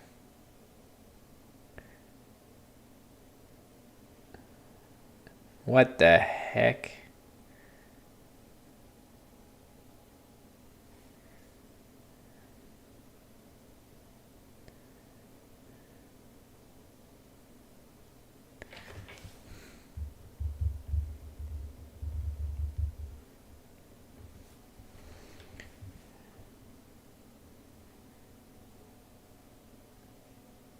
I don't know. Hold on. Let me see what people are chatting. Can I make it even bigger? Probably. Hold on. How do I... I'm not sure how I make it bigger. I guess I could get rid of the solve. You guys have to see the letters. Or I could do this.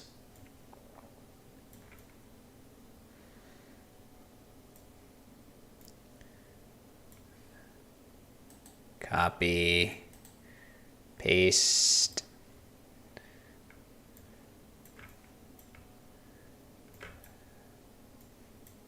Whoops. Shouldn't have done that.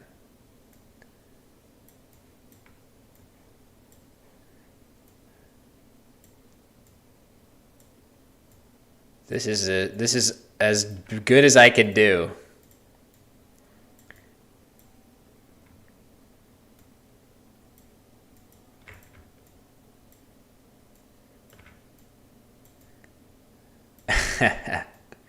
This is as good as I could do. Okay. All right, hold on. I got another thing here. Settings. No, I want studio mode. Main game screen. Players. D9R.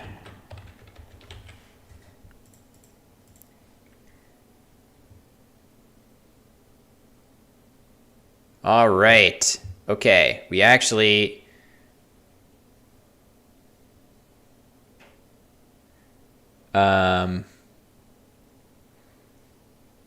we have our... Hold on. Let me come back here and see this because we have... a nice crisp board shot here. Of course, I need to redo this again.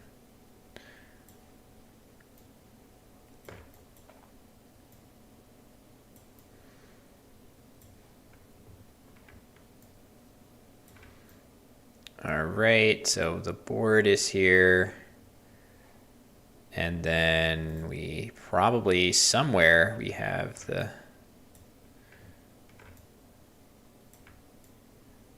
cameras. I assume. Whoop, that's me. I need to stay on. There they are. All right, well.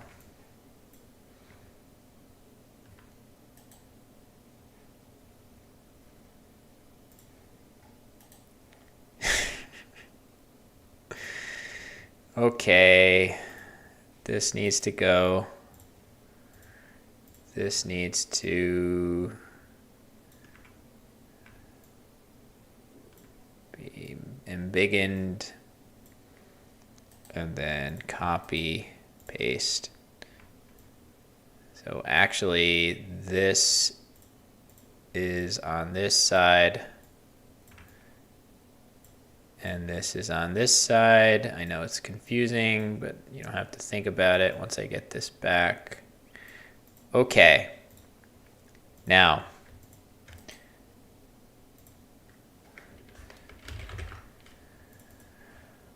all right, let's try this.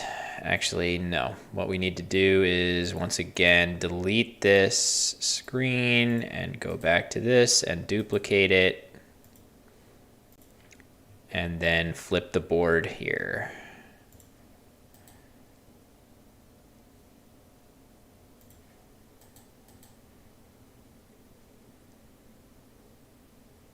Okay, now.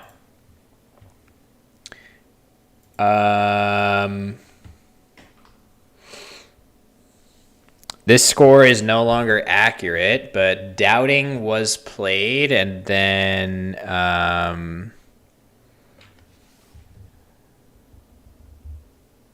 my God.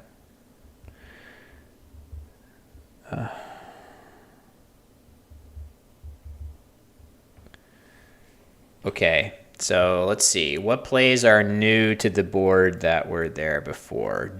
That's probably, this must be Wellington. He had the J. He probably played this. J-A-I. And then probably M-U for John. And then probably F-O-O for Welly. And then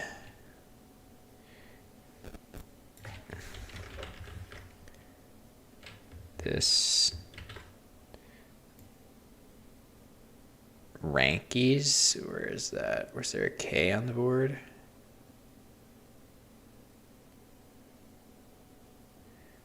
Oh, Wellington has that. Wellington has this. Oh, I see. Jarl.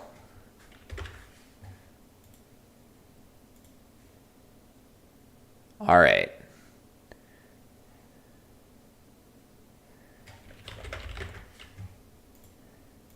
Yeah, all right.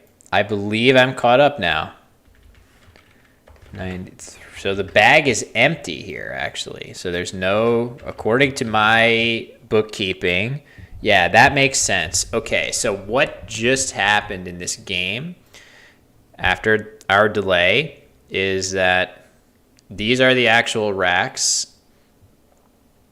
So you can see that under this spot here was going to be a bingo for John. So it looks like Wellington has cleverly been able to block that. There may have been other ways to do that. So, oh no, that doesn't. I don't think this. Maybe there's no way to block, so he just has to outrun. Yeah, yeah. Okay. So So, oh, diastems. Okay, so there are bingos in multiple spots. So because John has diastems here and 7-letter words here, all Wellington needs to do to win the game is to outrun with a high enough scoring play, which he is definitely going to achieve, even after seamiest for John. The final score in this instance, which I'm quite confident is going to happen, even though it hasn't yet, is going to be 432 to 412. So right now, though, John does not have 412. He has 312. So you can see Wellington is up by more than enough to come away with this game. And the board looks great. The players are visible. We're going to do this with the racks as opposed to worry about the rack cams. And hopefully in round 9 and forward, we will have some great Scrabble coverage for you guys. There it is, seamiest as expected. So that's going to put the final score of the game, unless there were challenges that we didn't know about, to 432 to 412 in favor of the former world champion, Wellington Jigare. All right, I think we're back in the saddle here. Let me just see. Is this the flipped board? Yes, it is. That's fine. What was this? No, we don't even need that. Is the puzzles here? No, never mind. Okay. Yes, a good solid handshake. So, all right. So I am optimistic here. Yep. All good now. So, okay, so we are headed now into round 9 very shortly, and that is going to be between these two players. Whoops. We have seen Oshavire play already. Okay, let's see if this looks correct when we put it up. Pretty good. Let's make this a little smaller. No.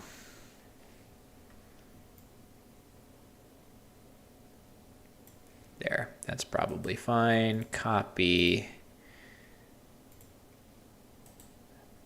Remove.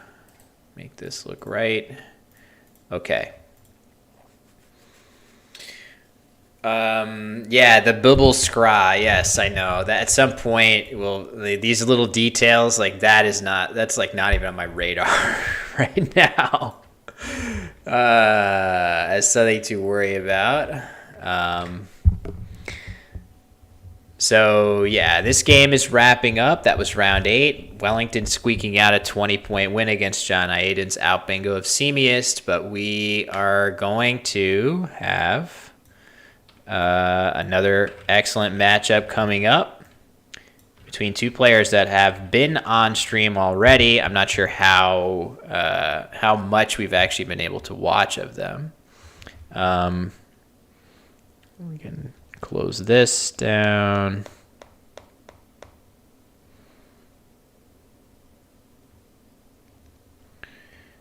And make sure I'm still talking to this.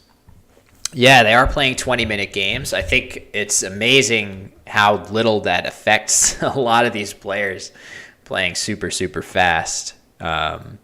So, yes, but they are. It's a good point. So, all right, let's try this now in between games. We can. I have wanted to do this already. Puzz. Yeah, I want to continue to do this because it's fun. But I want to at least be able to show everybody, like, when the players are sitting down, you'll see, and then we'll cut back to the board. So, so this is like here. Okay, so I still didn't solve this puzzle, in fact. I'm actually not sure what this is. I assume it's uric. I mean, uric is very uninspiring. All right, there we go.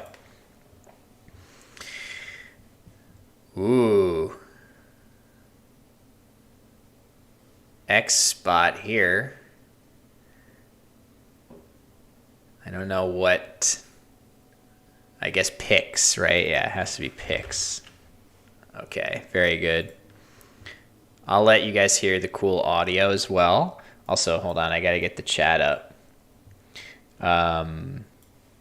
Yeah, 20 minutes is definitely challenging. Oh, wow, the players are like here. They're ready to rock. So we need to be ready to go with them. Sorry for the puzzle lovers. What's that, game 9? Or that was game 8, actually, but that's okay. All right, so Emmanuel versus Oshavire.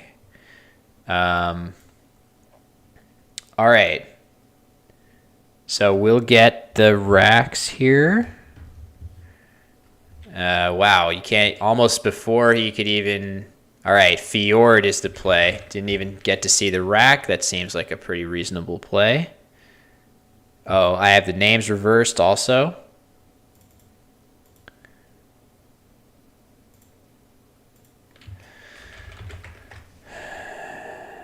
I have the names reversed.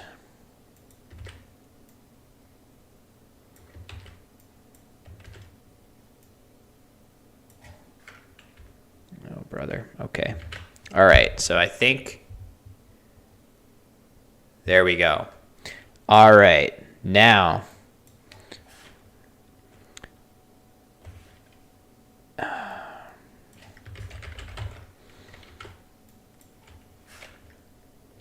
okay, one of the racks.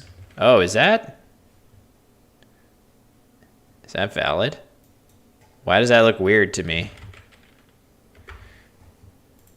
It is good. Okay, never mind. Good word knowledge. Just bear with me, gang.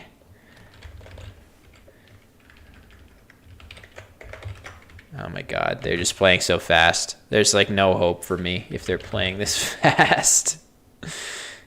Great play of Zonery, obviously, for 50 whatever points.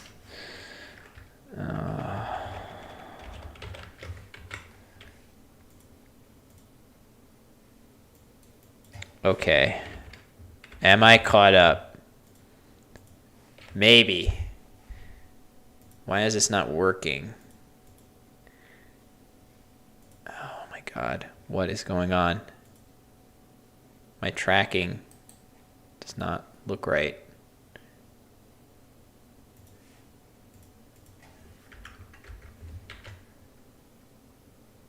There we go. Okay. I'm sorry, guys. This is... like, I'm entering in all this shit manually, as you can see. It's not... It should be possible for this not to be this way, but... all right, hold on. A-R. Okay, so he just had this rack. He doesn't anymore. Other guy has Pomp, GTS. Okay, they're playing too fast. This is not working. I'm literally have no chance to do anything. Oh my god. Okay, the scores here are 90 to 68.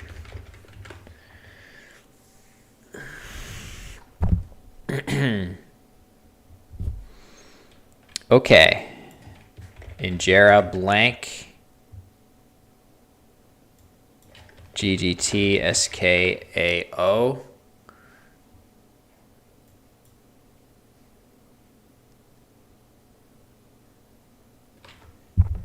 Do I know? Is that a real someone by the name Daniel M? I don't know. Is that a real message? That looks that looks like a spam. That looks like a spam to me. I know some Daniel M's. Is Daniel M a Scrabble player? How do I know Daniel M? All right. What is even going on here? GGT. I certainly can't look at chat while I'm doing this. All right. Board is upside down. A physics teacher in New York. Oh my God. Yes, I absolutely do know him. Of course. Mr. Moore. Right? Well, I doxed him. I shouldn't have said that. But yeah, one of my good buddies from that area. I unfortunately I can't stop right now. I can't stop to think about this right now. Hold on. What was that play? 89. So it's 89 to 165. So, all right. The racks are definitely not correct. We're doing this because the rack cams are pointless.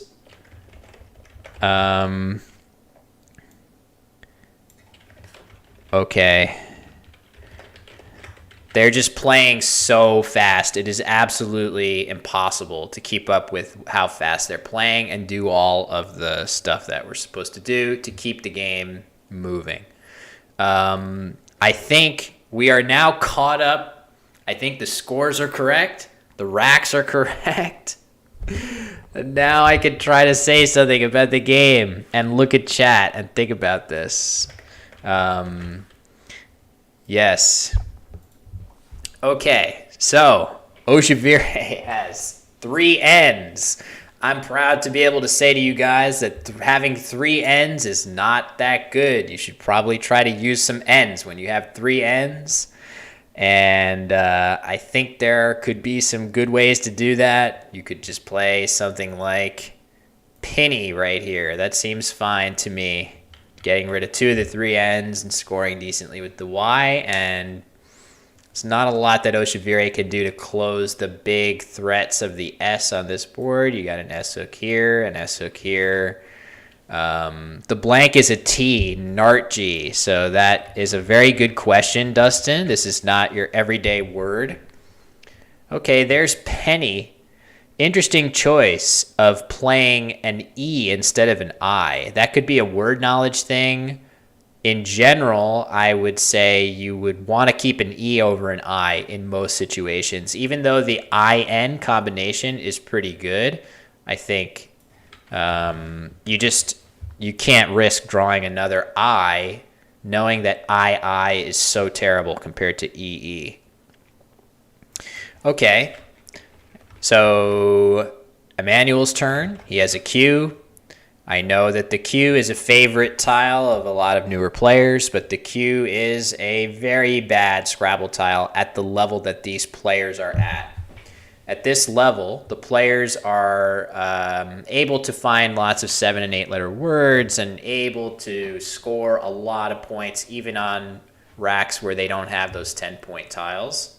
And the Q really limits your upside more than any other tile.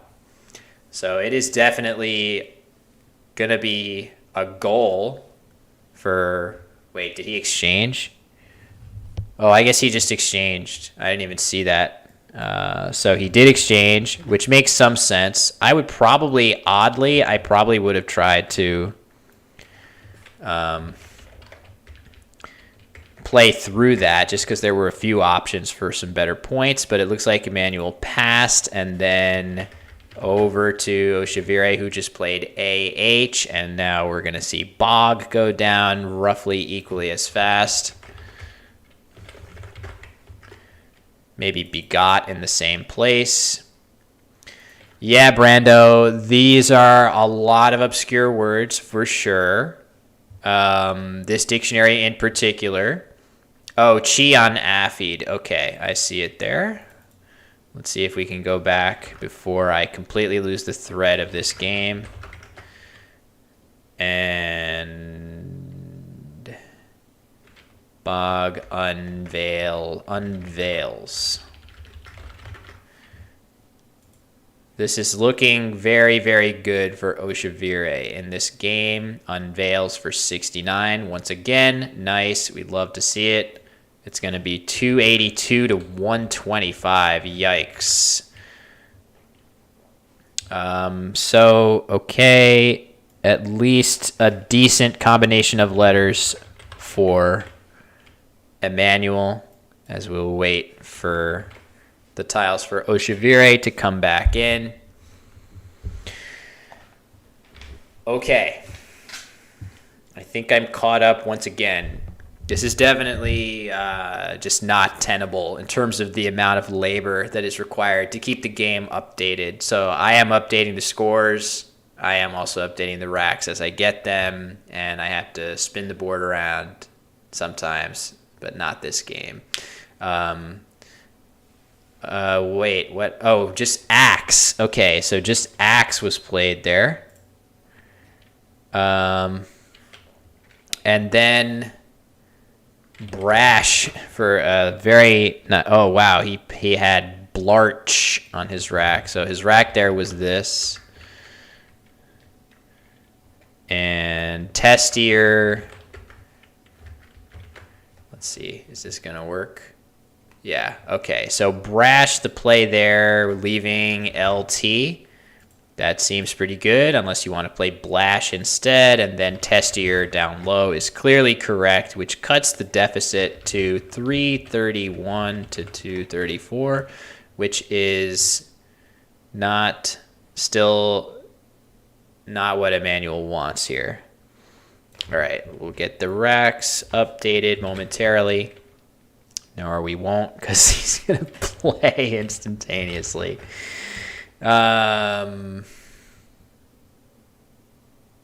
Yep. So Clam the play up top to go up again by over 100 for Oshivire. Obviously, the players should be playing as fast as they feel comfortable playing, just for the record. They should not be feeling like they need to play slower because I'm laboring behind the scenes here. All right, but we have a rack. It just got the rack in, and the play comes down. Vivat.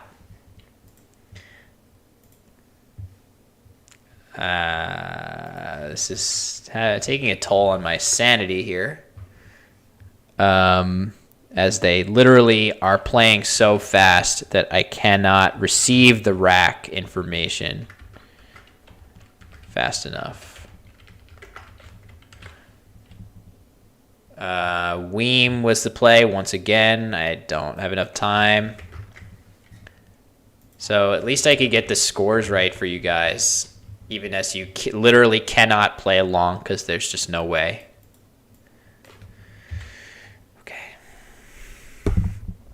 Maybe next time we'll have slower players than this. Yeah, maybe he'll play UHS. One can only hope.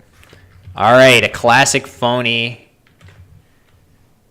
of Outdine on the rack for Emmanuel. Once again, I can't get in the rack before the play hits the board. And Tektites is played. Wow, that's a nice play, obviously. A great play. 89 points for Oshivire instantaneously. I don't know. Maybe Blurry Rack Cam is actually better. Hold on. Let's get these out of here. I can't keep up anyway. This solution is not working.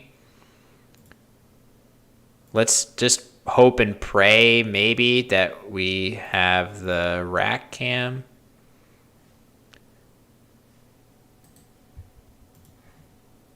Refresh this.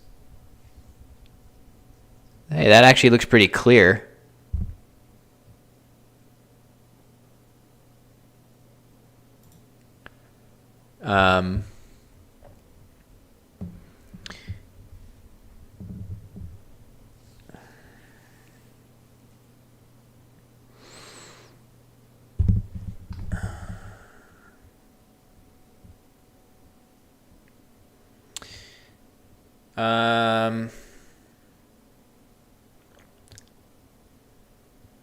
that rack cam looks perfect.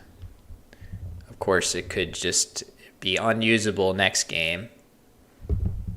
There's no way of knowing.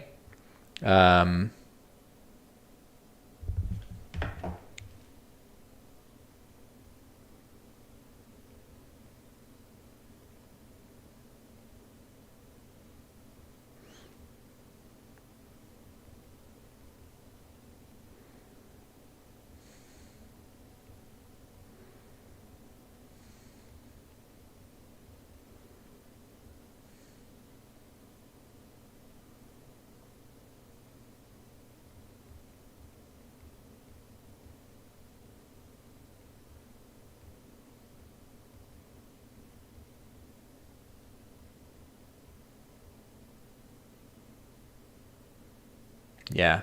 Okay. So we're agreeing. Yeah, we're agreeing. He slows down. Yeah, he slows down now.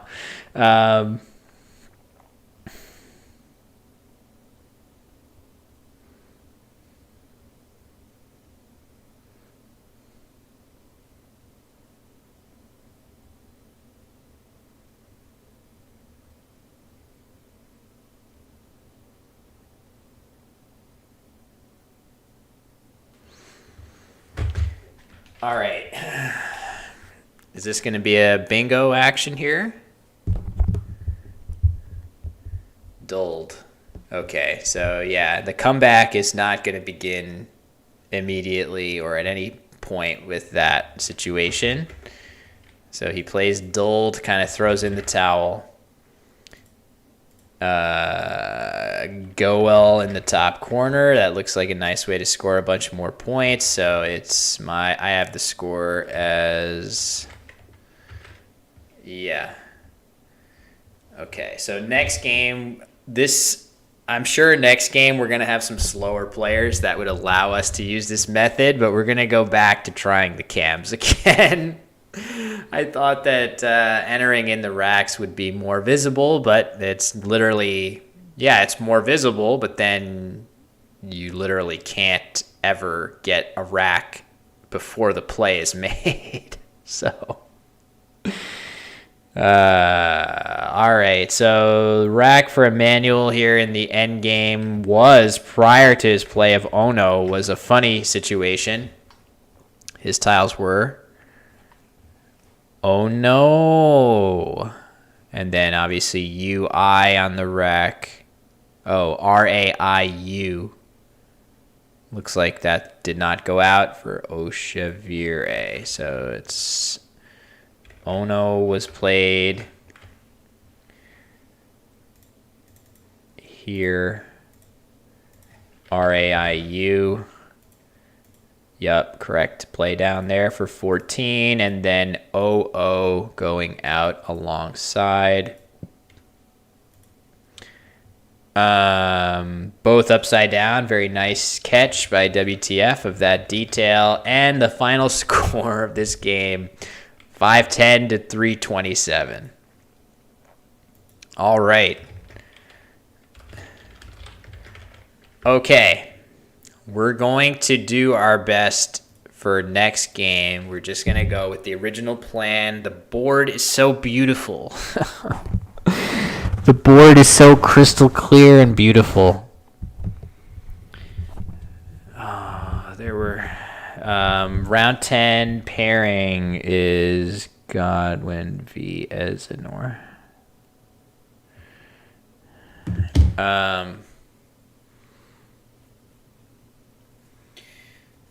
So we're going to try to get number 2 rack cam up and running. Where are my puzzles? Here. I need to do a puzzle, comforting puzzle. This could go in here. Okay. Let's have fun and do a puzzle. I have a cue. Odds are pretty good that this play is going to be some exciting cue play. Or not.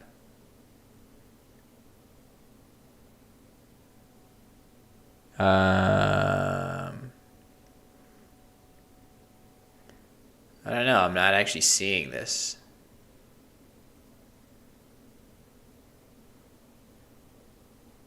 Is it just this? Okay. I was gonna say, you know, sometimes these Q positions are a little easier, but apparently there's something else.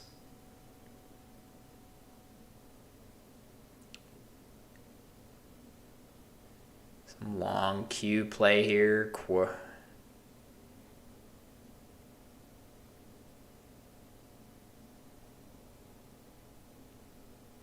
I don't know. I literally don't.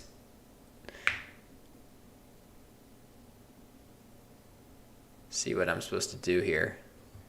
Let's just give up. Oh, that's nice. Aquaria. Yeah, they finished in under 10 minutes. Pretty amazing. All right, Aquaria I should probably be able to see, but I'm feeling a little defeated right now, frankly. And just trying to pump my brain up. Let's see here.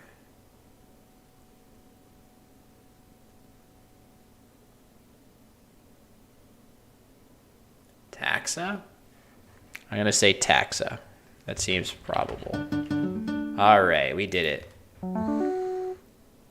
Okay, now let's see if we can get...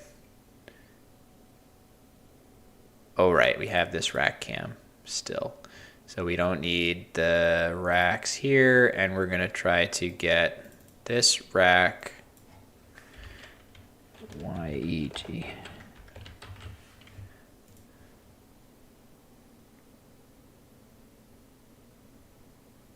Okay, there's the camera.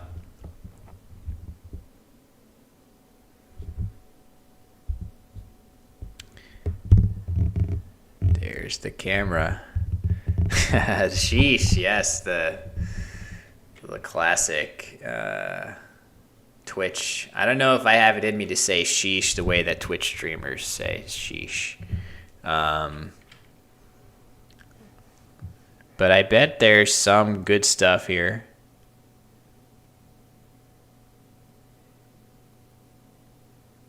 I don't really have a way of going to this triple.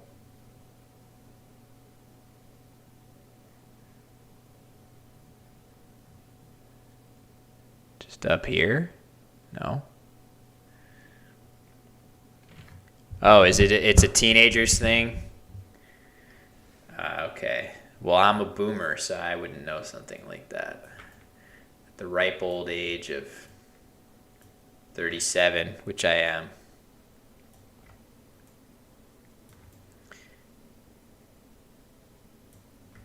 You can see the rack cam. You can see the rack cam wiggling here in the top.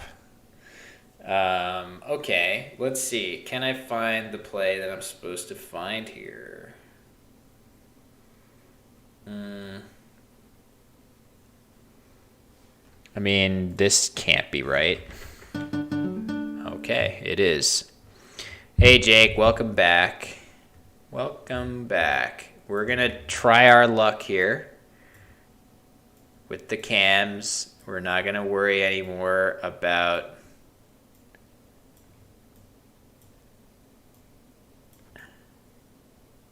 I mean, this looks pretty good to me, frankly. You can kind of see this.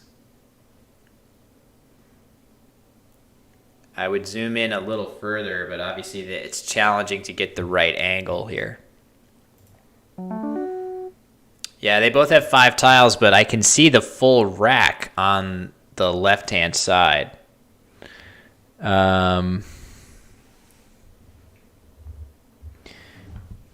Yeah, it's good. All right, what is this here?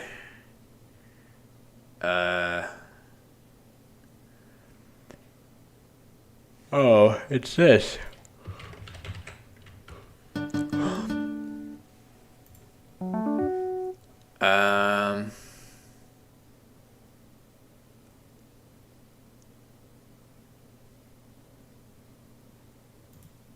this a word? Yeah, I thought so.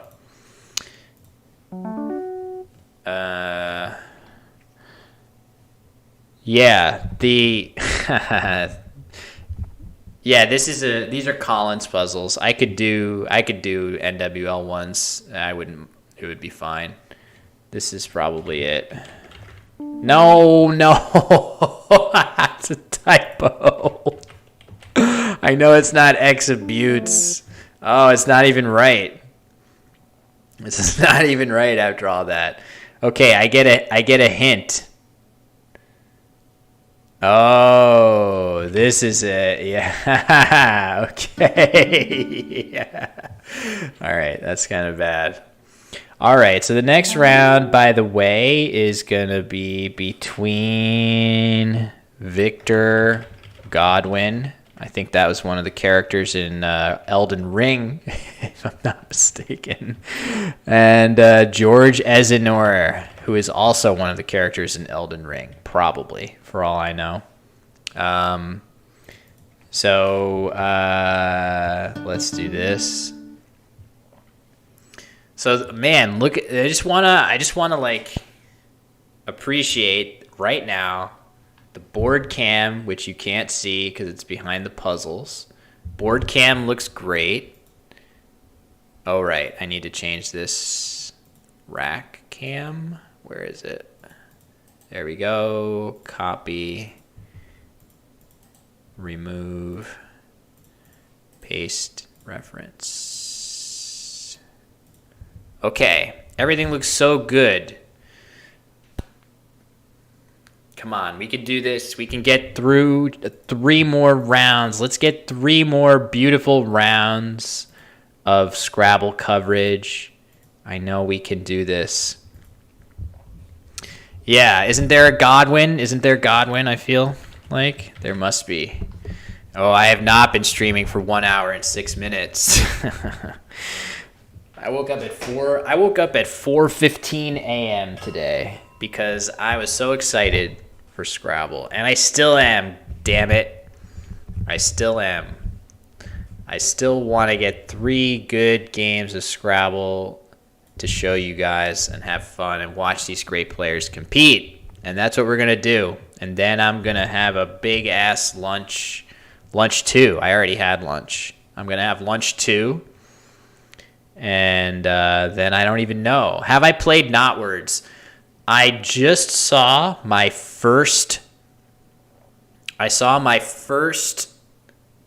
few minutes of Knotwords on Blastoise's stream. And it looks very fun. I haven't played it yet, but it looked cool, and I could probably see myself doing some kind of speed running of it or something like that because it was pretty fun. It looks neat. All right, let's try another one.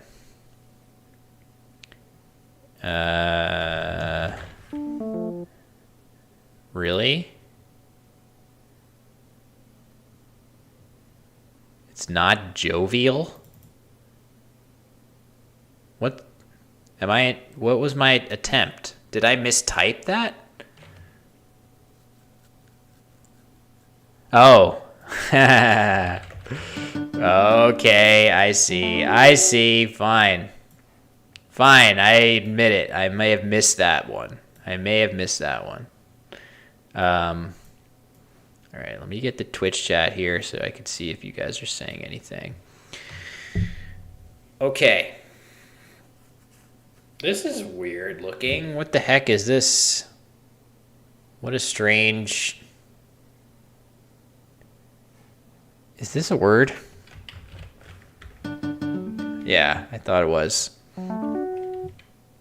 Okay, this one even I can do.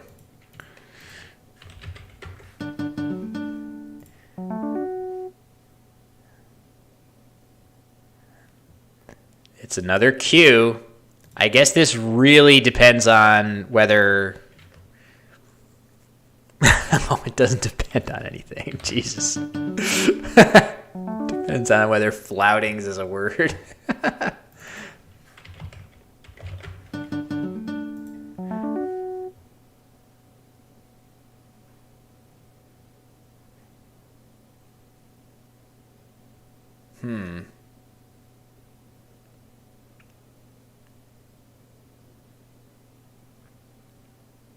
Oh, scarcest.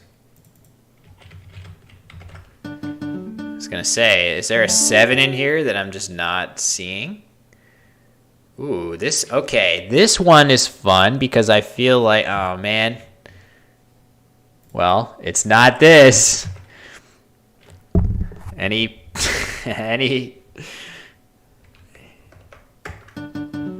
yeah. Any racists out there? Scrabble players. Just kidding. I know it's not. Let's not get into that. All right.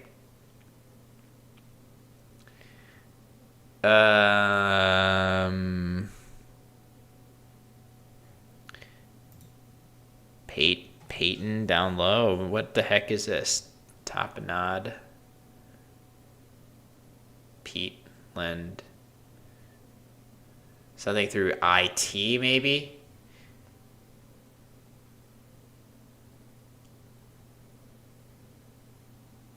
Something with a pace?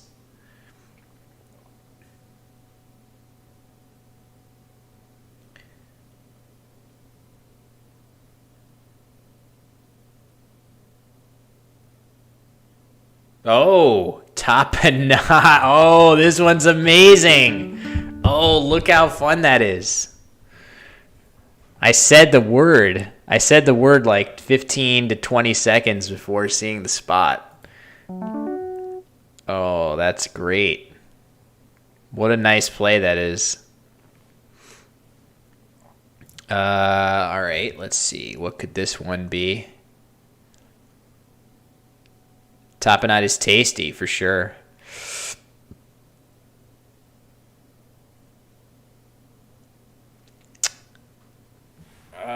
So like in my mind, I want there to be a 6-letter word underneath smelly, but I don't think there is.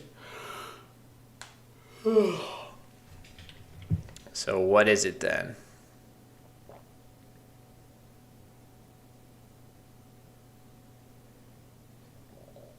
Maybe there is. I don't see it yet, though.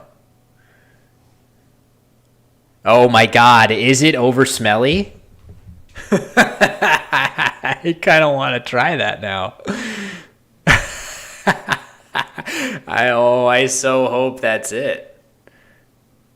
Good job. Oh man, I almost want to try that anyway. All right, let's just play Woven because I feel like, yeah, that's an uninspiring puzzle, but it is a puzzle nevertheless. Is this? Probably not. Maybe it's a longer word up here. Like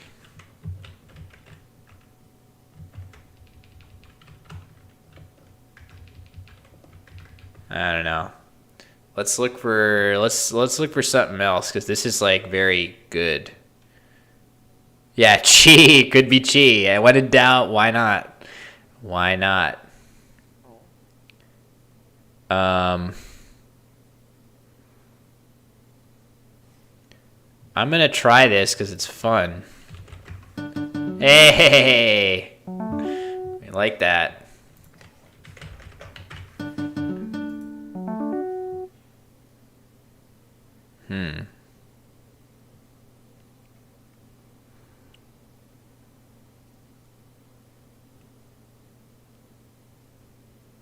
The hell?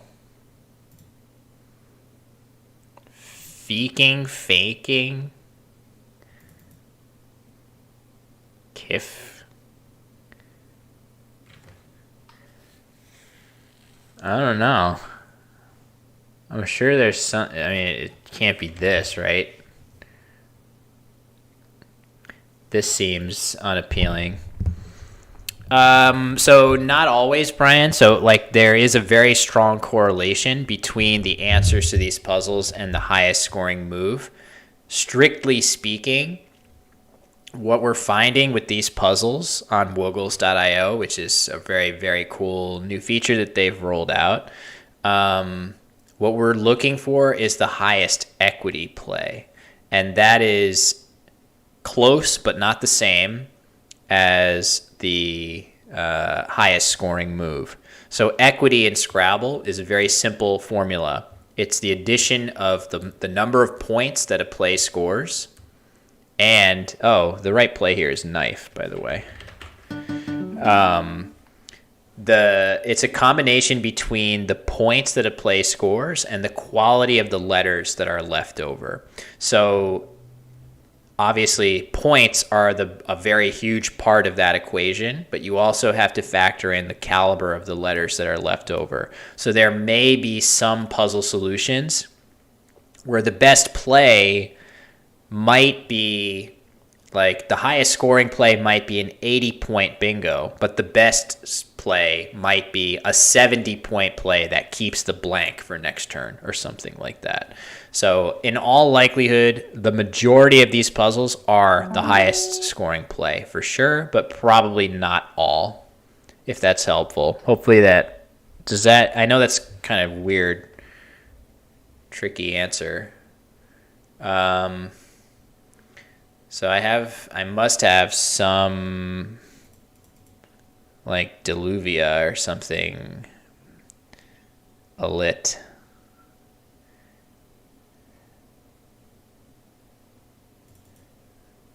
I feel like there's definitely a bingo here. Oh, Deluvia. God, I say it, and then I don't see the obvious spot for it. Okay. Quartet plays here. Is this what we were looking for? No? Okay.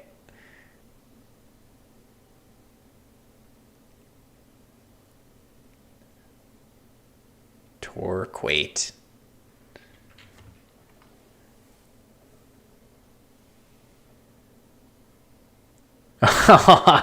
This. There you go. Yes. I know the T hook.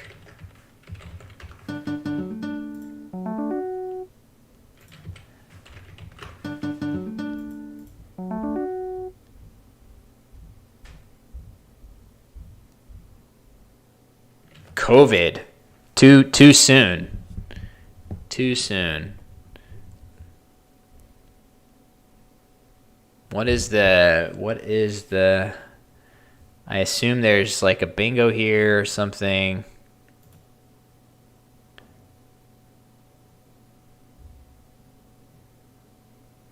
Yeah, true. It's a good point. What could I be missing here? D, Y. I mean, I don't think it's going to be ovoid. That's the best I see right now.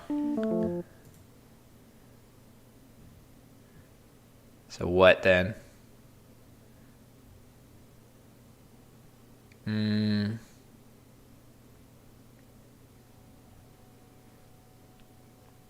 don't know. This must be a bingo or something. Oh, yeah. Thanks, WTF. Whoops. Oh, wow. Look at this. Wait a second. Look at this.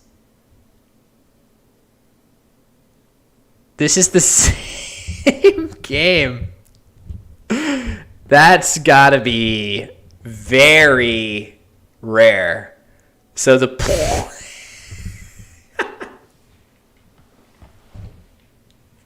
wow. That's amazing. That's incredible.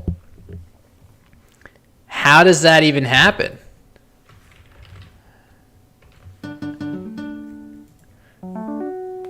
That's incredible. It happens because there are chances of rare stuff happening all the time. But that is pretty amazing. Oh, check it out. Chat, what do you guys think? What's the answer to this one?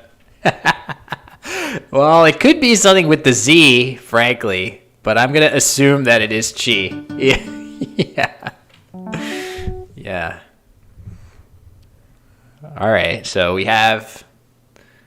there's no place for hexamine, unfortunately. Is there something like...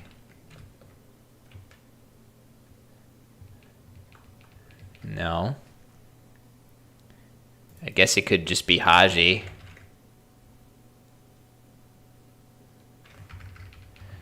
There's nothing better than Haji. Okay, fair enough.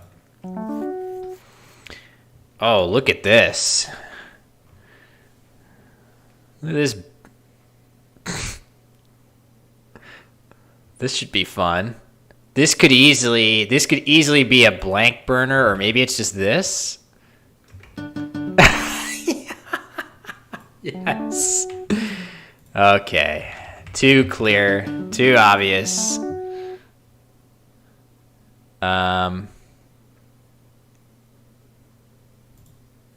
Something here, I'm assuming.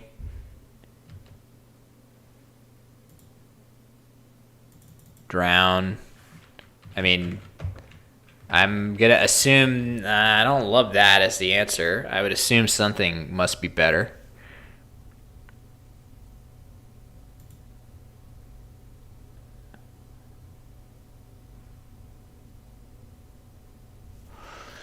Let's try it. Let's just try it. Okay, fair enough.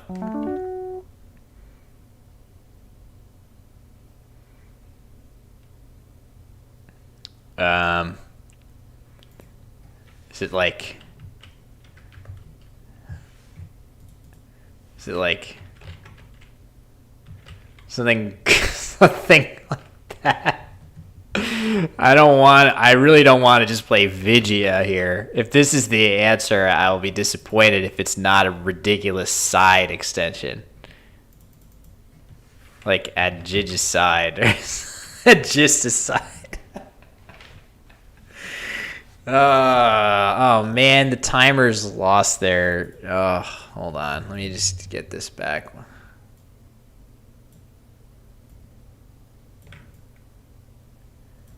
Timer.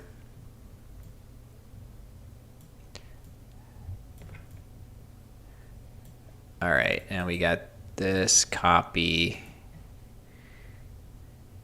Oh, did I fix it? Not really.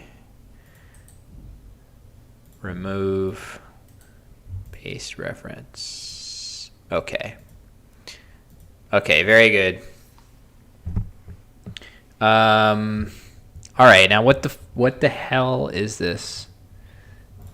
I'm just gonna try this. Oh, that's so disappointing. Not that it's, not that there can't be puzzles like this. Yeah, Dustin, don't even. Yes, it's tough. I mean, the players should not be worrying about the stream for sure. They should be focusing on playing Scrabble. So I don't begrudge them the right to move stuff around and not be worrying about it. Dorts, I want to play like this.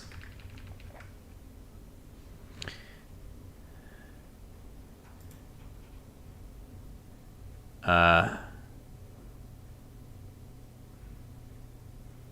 don't know. Not seeing this yet, frankly. No.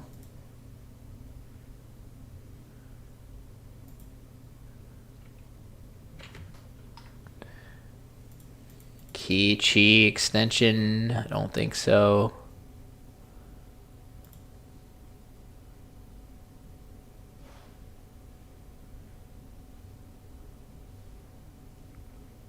True physics, I could be doing that. Hints is what I will need if I can't see this. Yeah, can't nap. I definitely could Infiniwords. Napping, I would need to wake up. Napping would just be no good. Oh, is there a Pix extension? Triptix. I actually really don't know this one. I feel like it should be here. I guess it's north. Okay. You would have thought...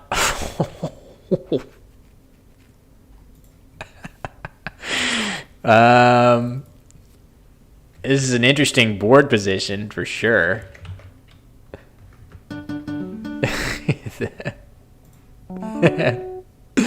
Yes, good job.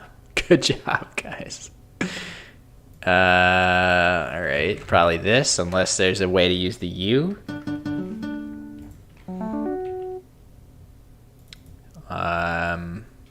I guess unravels. Let's think, though, before we do it, if there's anything better. Probably not.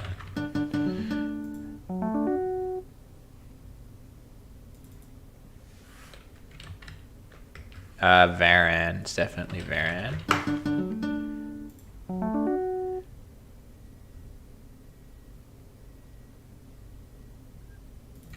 I would say Gynecia. That could have been fun if there was like a crazy Gynecia play somewhere there.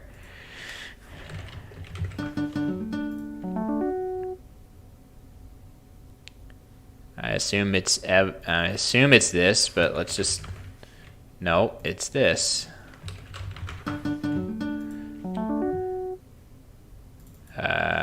Probably.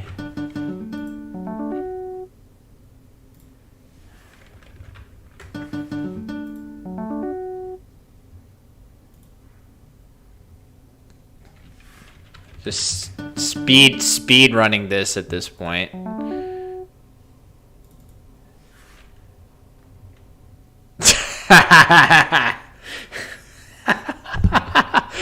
It could be. It could be. It could be.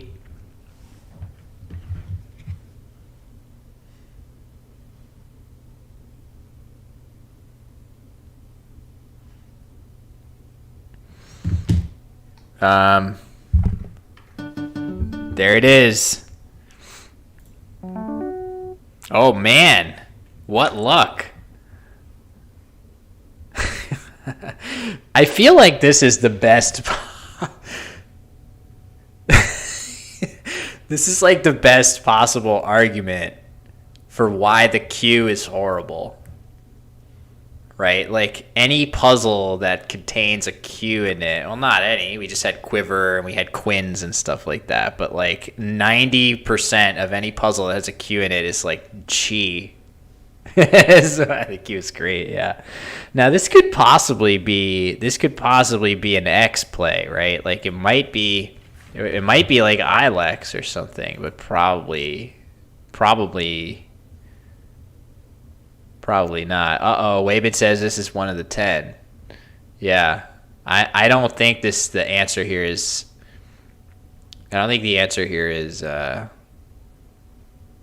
chi anywhere, because where would it be? Here? This is not good enough. This can't be 15 or whatever 20 equity points better than this. And for the same reason I doubt it's that. So it must be some better thing than that.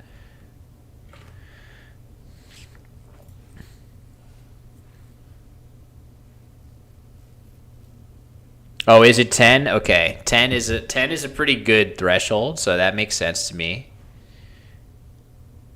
That's fine. Anything above, like, I don't know. For puzzle's sake, 10 feels perfect, actually, I would say.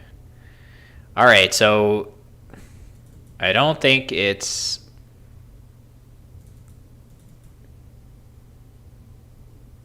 I don't know. I'm not seeing an obvious... I'll just play Ilex so it could be wrong.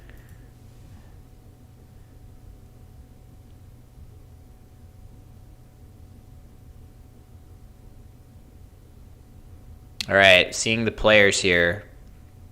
We'll just play chi.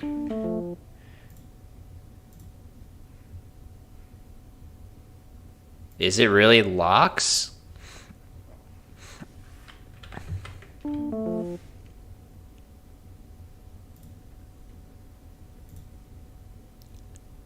It uses 6 tiles? Oh, wow. That's clever. Okay, that was a good one. That was a hard one. Yeah, I knew that. Okay, we got our players, gang. That was fun. Nice to do some puzzles. Yeah, keeping the queue. That's rare. All right, we got our players. Yes. So the players are already on the correct side. We're going to zero out the scores. We're going to hope that the rack cams cooperate for us because I can't do what we just did last game. This is, yeah, all right, let me see here. Sanity recovered, yeah, only temporarily though. All right, hold on. What else do we have? We got this. Does this look correct? Yes, it does. All right. Victor Godwin was the MVP from the last season of the MGI Scrabble Premier League. So definitely somebody to watch and expect that he is going to be a very solid opponent for George Ezenor, who the last time we saw him, he was bingoing his brains out in a previous game. All right, so we can see... Oh, puzzles. Need to get out of here. Sorry, gang. Dwam. Yeah, look, the puzzles are definitely pulled from actual games. It's like a mining process where any position where there's an equity play 10 points better than any of the other options is seeded into the puzzle system as a good puzzle. And I feel like it does make for pretty accurate puzzling. So, all right, Victor plays Dwam for 20 to start the game, leaving ITS. That's a good play. His leave is going to become a bingo a lot of the time, and it's definitely going to become a bingo a lot of the time when he draws a blank. Rack cams look absolutely beautiful. Vowel overload for George in a big way here. He's probably going to play as many vowels as he can. He might just play oaf right here. That seems reasonable. Preserving the S hook. He can't know that Victor has an S. He's just going to... Oh, he's thinking about playing faux instead, which that's fine. Oh, wow. He doesn't play the F. Okay. I would for sure be trying to play my F here. Instead, he just plays OE underneath, keeping the F. So... Yeah, for sure, Evil Budgie. I think the goal is to pull them from every game and then use the statistics on who gets them right and wrong to start giving them sort of ratings. And that way, when you work your way up the puzzle ratings, you would only see those really tricky ones that very few other players get correct. So that's going to be super cool. It already is very cool, the system that they have. It's going to get even cooler. Definitely bingos here for Victor. He's going to strike first for sure. He appears to be thinking about playing Karites, which would play just pluralizing Dwams right here, most productively getting the K on the triple letter score. That seems pretty good. Keeping the F to hook on top and bottom is okay, but so many other things hook in this area, and keeping an F along with those other good bingo tiles of the A, I, S, and E, you definitely stand very, very good odds to play your F and get a better consonant than an F for bingoing. The odds are really in your favor. So I would have liked to see him shed the F, not only for that reason, but also because you get a bunch more points by playing it here, especially with something like Oaf. Oaf in that spot would have scored 20-something instead of 11, and you probably improve your chances of getting a bingo slightly. It's good to keep a consonant, but it would be better to draw two better bingo consonants. So yeah, Fs. Do I still have? I think I still have my F. Yeah, I have this. So I tried adding that in the Twitch Scrabble channel, twitch.tv/Scrabble, and they wouldn't let me. They said it was not permitted anymore to upload single letter emotes, which I suppose I understand, but that was disappointing. Oh, okay, so not carites, but carates instead. So definitely also a valid word. Nice thing about this is that by making the blank the same letter as a letter that already exists on the board, right? So there's an A here and an A here. That's helpful because you aren't giving George, if you're in Victor's shoes here, you're not giving George extra letters to work with. Either he'll have a bingo through the existing A or the other A or not. The more unique letters you put out onto the board, the likelier one of those letters is to make a big difference for your opponent. So when in doubt, if you have an option like that, it makes a fair bit of sense to make that blank a letter that already exists on the board. So I'm trying to work out, all the letters are kind of upside down there. I'm pretty sure that's an O, not a G or anything like that. So George is going, first of all, let me give the points to Victor that he just earned for his bingo. Oh, this is going great. Let's just all be so happy that we can see the board, the racks, the players, and talk about Scrabble. It is a G, so we're going to see a G be played somewhere, very likely. Axer Typo is probably sleeping blissfully at 1 p.m. It's not his wake-up time yet to be able to see the G be played. And that's A-okay with me. Not that well. I mean, I would love to have Josh along for the ride. I just mean he should sleep like the prince that he is. Thank you, WTF. That's actually helpful. If people want to do that, that's totally fine, just in case they get fuzzier. Okay, we are going to see a play. It's going to be GIF. This was actually not played earlier when I mentioned it. I had mentioned that as a candidate play in a previous game. Now we're actually seeing it played. This makes sense to just get rid of the two least useful bingo tiles and maybe create a nice spot. I don't think the spot that it creates is really anything to write home about, but certainly getting rid of the G and the F should help. Pre-aver, leaving an I. That seems pretty good, actually. It seems like this is not a rack that you can necessarily hang on to the best leave with. You might imagine just playing Parv here or Parev or something like that.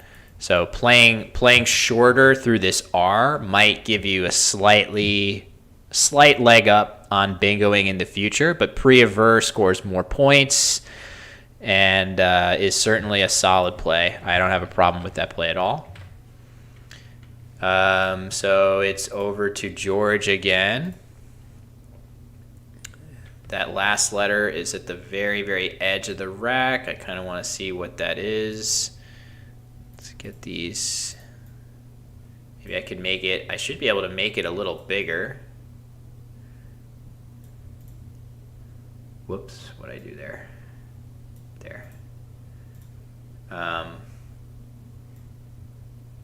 there any way to improve this?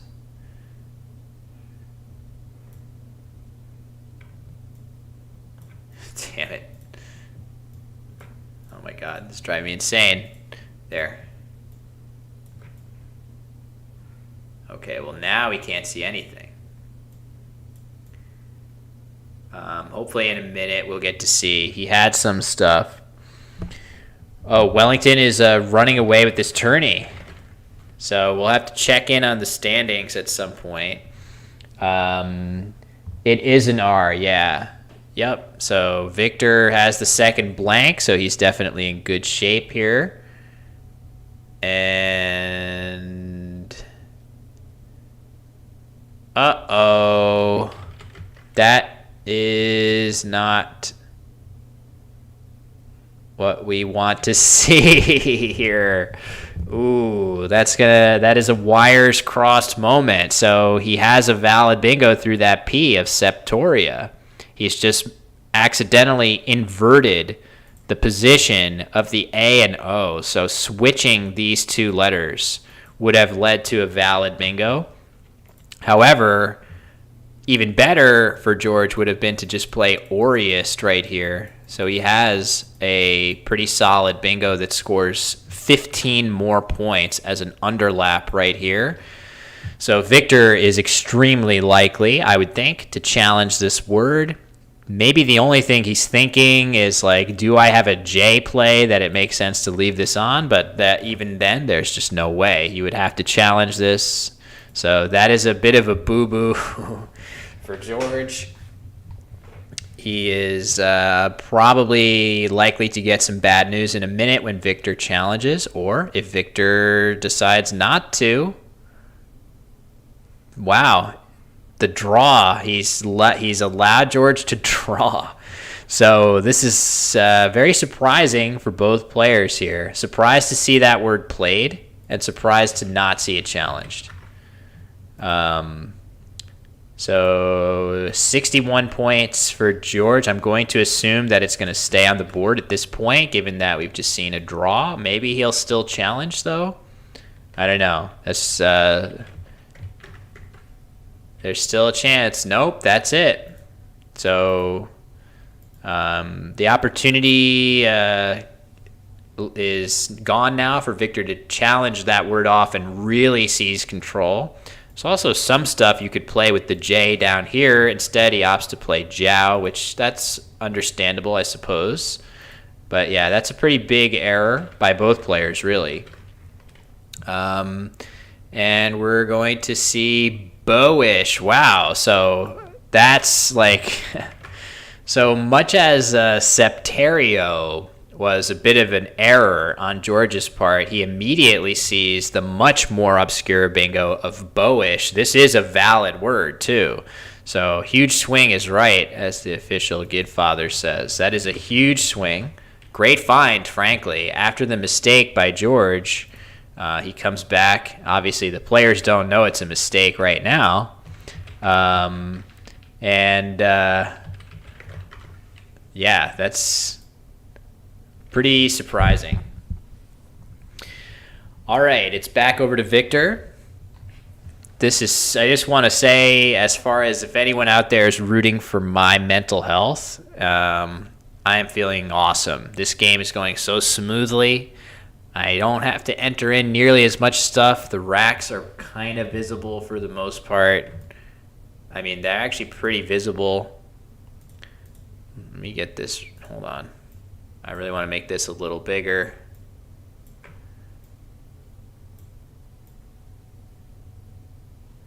So that is a pretty awful looking rack for George. I'm seeing multiple U's, multiple I's. I'm not sure if that last letter is an O or a D, but either way, nothing is really saving that.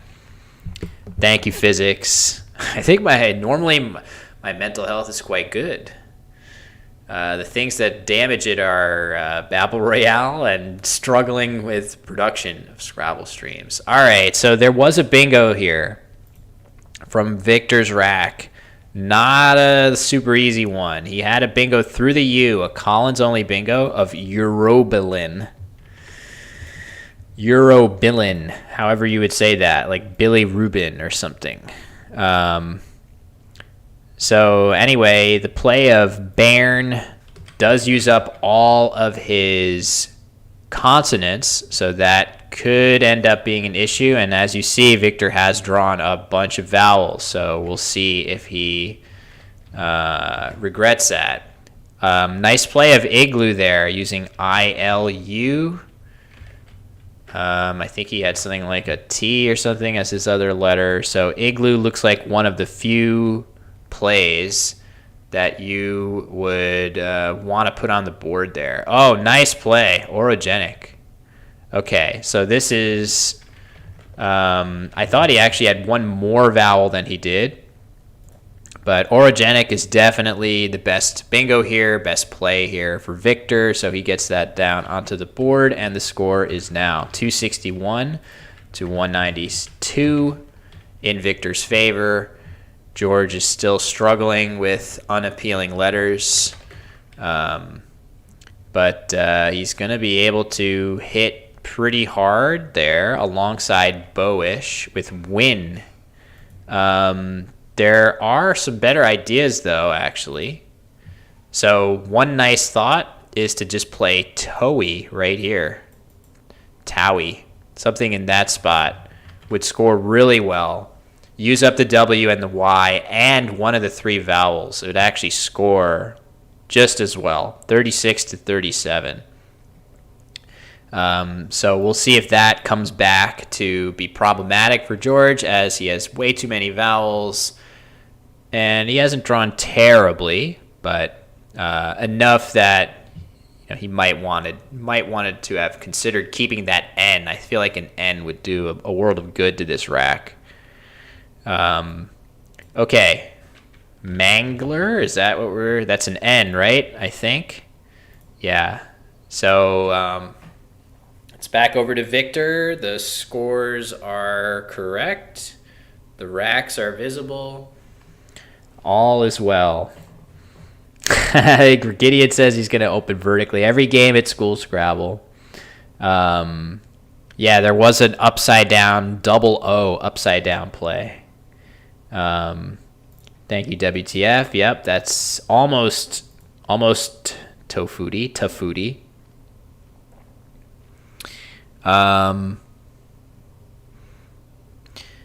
So, sorry, let me flip the board. I apologize. Got to remember. So, maybe, no, that doesn't get bigger.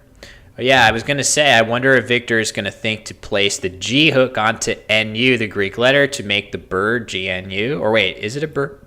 I think it's a bird, right? Like an ostrich? No, it's an antelope. Okay, what am I thinking of that's like that? Emu. Emu is a bird. Nu is an antelope. I knew that. Okay. So Glam looks like a good play. That rack of Mangler looks normally like it's quite solid. It's a 7-letter word, of course, but there was nowhere for it to go. So hold on, George's rack. I need to make it more visible. All right, what's this? He's going to play Afro for 31. That's pretty good. The only negative is that it keeps TTIU. So something like Tufa right here, making AWE, aw, that would have avoided the problem of keeping the U and undoubled the T's, but Afro does get you a couple more points. Confusing the short word animals. That would be, if that was the worst sign of my mental health, then I'm doing pretty good, I think. Oh, he changes his play to Tufa as if he's got a link to the stream, which we know he doesn't. This looks like an improvement to me. So good play by George. So I like that idea, taking slightly fewer points for a pretty significantly improved leave, I should say. So all right, is that a C? What is that letter? ENLCRRD is what that looks like to me.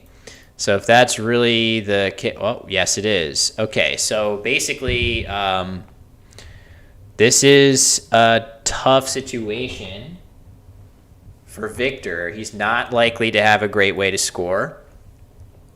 Way too many consonants for that. And George, meanwhile, has a pretty unappealing set of letters himself, a Q, a bunch of vowels that aren't a U, and a T to top it off.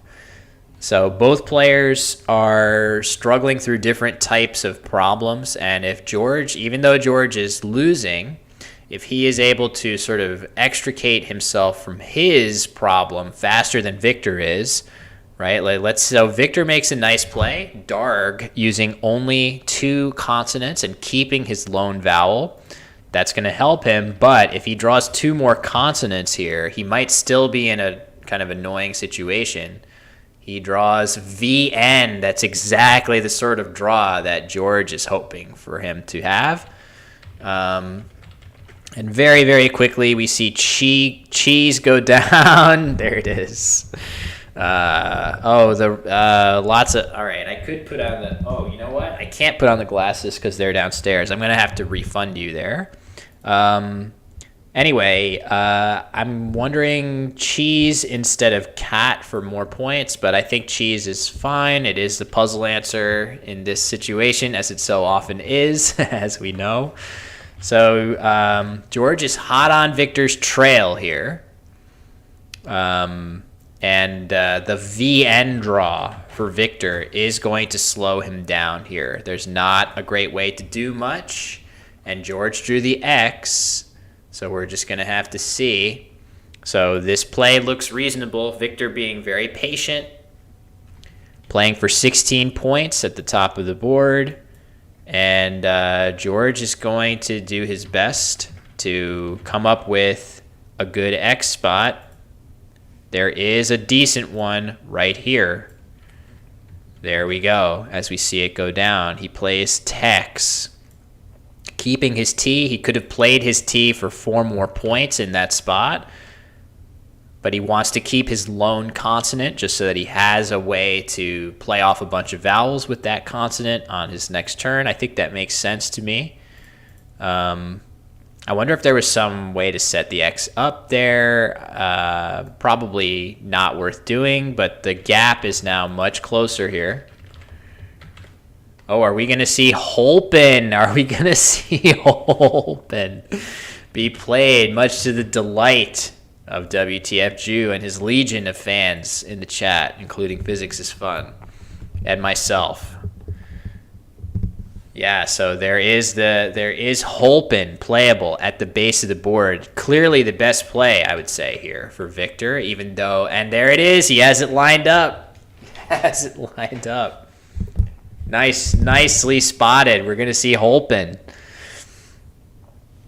Wow, what an experience for you all here. Oh, there's a random dash on the board. I didn't even see that. It's on here too. Hold on. Let's get that dash off. There. All right. So we'll just have to see what he's thinking of, but he's clearly spotted the play. He's gone away from it. Oh no, this would be a big troll. Oh. Surprising, very surprising play. Oh man, I get it. He's keeping his vowels. Potentially, he's feeling like he doesn't want to open anything, right? So if he plays Holpen, he gives back a 7s lane that could damage him. So by keeping the board nice and tight and holding on to this narrow lead and holding on to his vowels, maybe he feels a little bit more secure here. I probably would have played Holpen. I don't know. Maybe. I'm not sure what I would have done. Oh, look at this. Oak. So the play coming down very quickly. Oak making a pretty decent scoring spot if you have the right letter to pop down there. Victor's drawn. It looks like he's drawn the Z, but the Z doesn't really fit here productively. It's kind of a tease. So anyway, let me get these scores correct. It's still super close. This has been an interesting game for sure. Oh, Koziner. Koziner on the rack. Nowhere for it to go for Victor. That is too bad. And Analyte on the rack for George. So both players are sitting on 7-letter bingos that do not fit anywhere on this board. I think that definitely favors Victor here. He can just play inside. There's nothing stopping him from just playing Zoe at the top of the board and scoring really well. Ooh, okay. He plays Rez. That's pretty reasonable as well. I think I would surely have opted to play Zoe here just to give no potential, with Rez, you are blocking the H, so that's kind of nice. You block access to the from the H going across, as we see Oi be played nearly instantaneously. Let me make sure I have the Score is correct. Victor remains solidly ahead. It's his turn, and he's already up by 20 points going into the turn. And he has notched on his rack. So, yeah, I think the defensiveness of Rez does make sense to me. Yeah, I don't know if the board is like this for them, or like why don't they play with the board even? Maybe it is. So anyway, what are we? Oh, wait a second. I thought he committed Analyte, but he hasn't.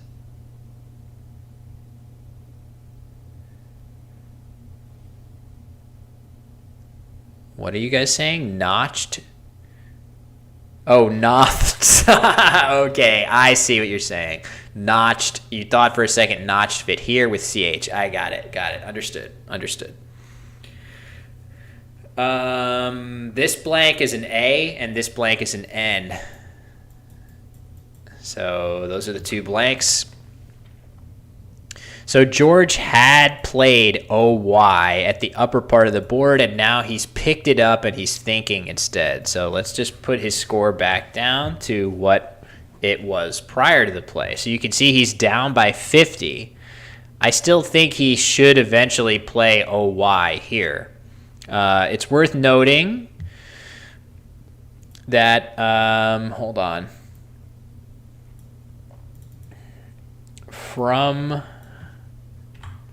Let me see if I can do this quickly. This is kind of an interesting situation. From George's standpoint, here is the tracking. Let's see how this looks on screen.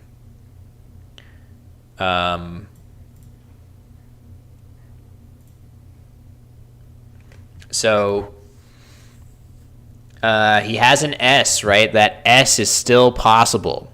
So I feel like you really want to get that S and try to draw something that starts with S that goes across in either of these two spots. That's like your winning situation. So I feel like not only do you need the S, so you kind of want to draw as many tiles as possible to get it, but you also need points and you need good letters to pair with the S. So by playing OY here, you're only playing 2 tiles, but you're keeping really good tiles along with your potential S draw if you get it on the next turn. Oh, boy.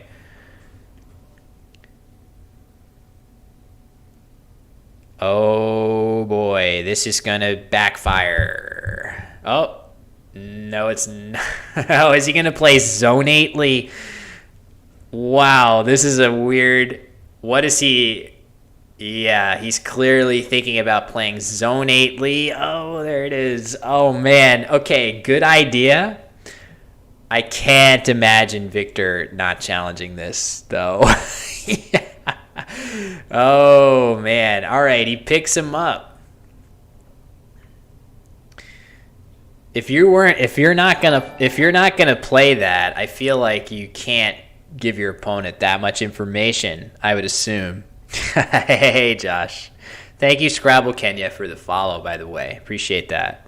So, okay, so George showing his tiles for zonately and then picking them up. We'll see where... What are these emotes? Whose emotes are these? Oh, Lafong's. Okay, those are nice emotes from Lafong. Okay, so you can see Victor has arranged his tiles to spell notched out. So if by some chance George does play something down low here, he's going to get hammered. Oh, I wonder what my Gideon emote is. Oh, you know what? I changed my emotes from stream something to Nightbot. So it might not have all my old Gideon ones. Sorry, Gideon, but there's still the emote, though. All right, so George has a lot to think about here.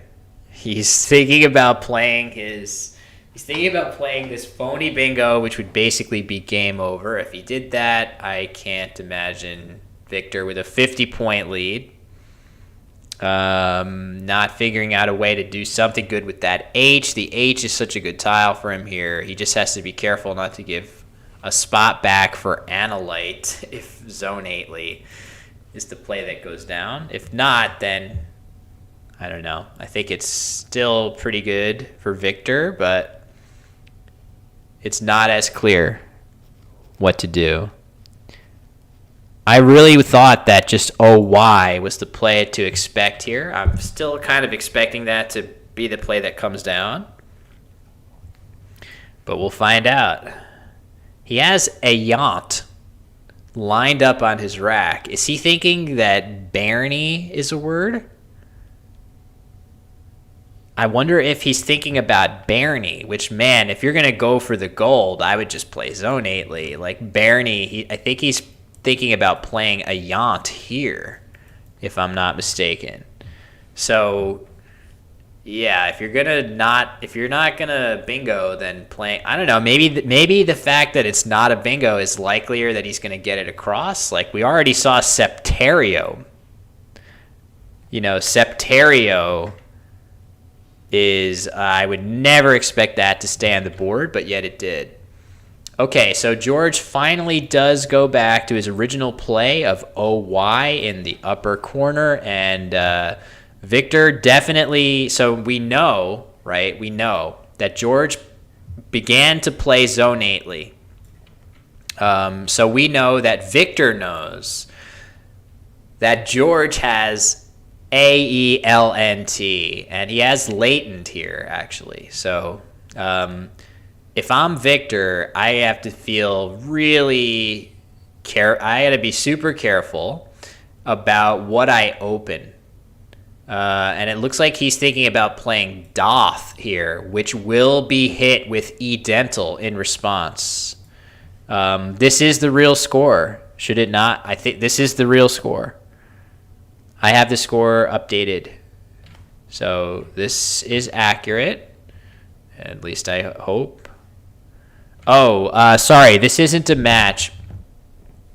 This is a league play. So basically, this is sort of more like a normal tournament than a Word War match between the two. So we've seen a lot of different players over the course of the day, and we're going to see different players in rounds 11 and 12 as well. So basically, this is really just like that, almost at the halfway point through the league season of the MGI Premier League 2022. They have 4 days like this, adding up to something like 48 games, 12 games per session, after which a team is crowned a champion, and then the individual performers are advanced to a separate event called the Grand Slam.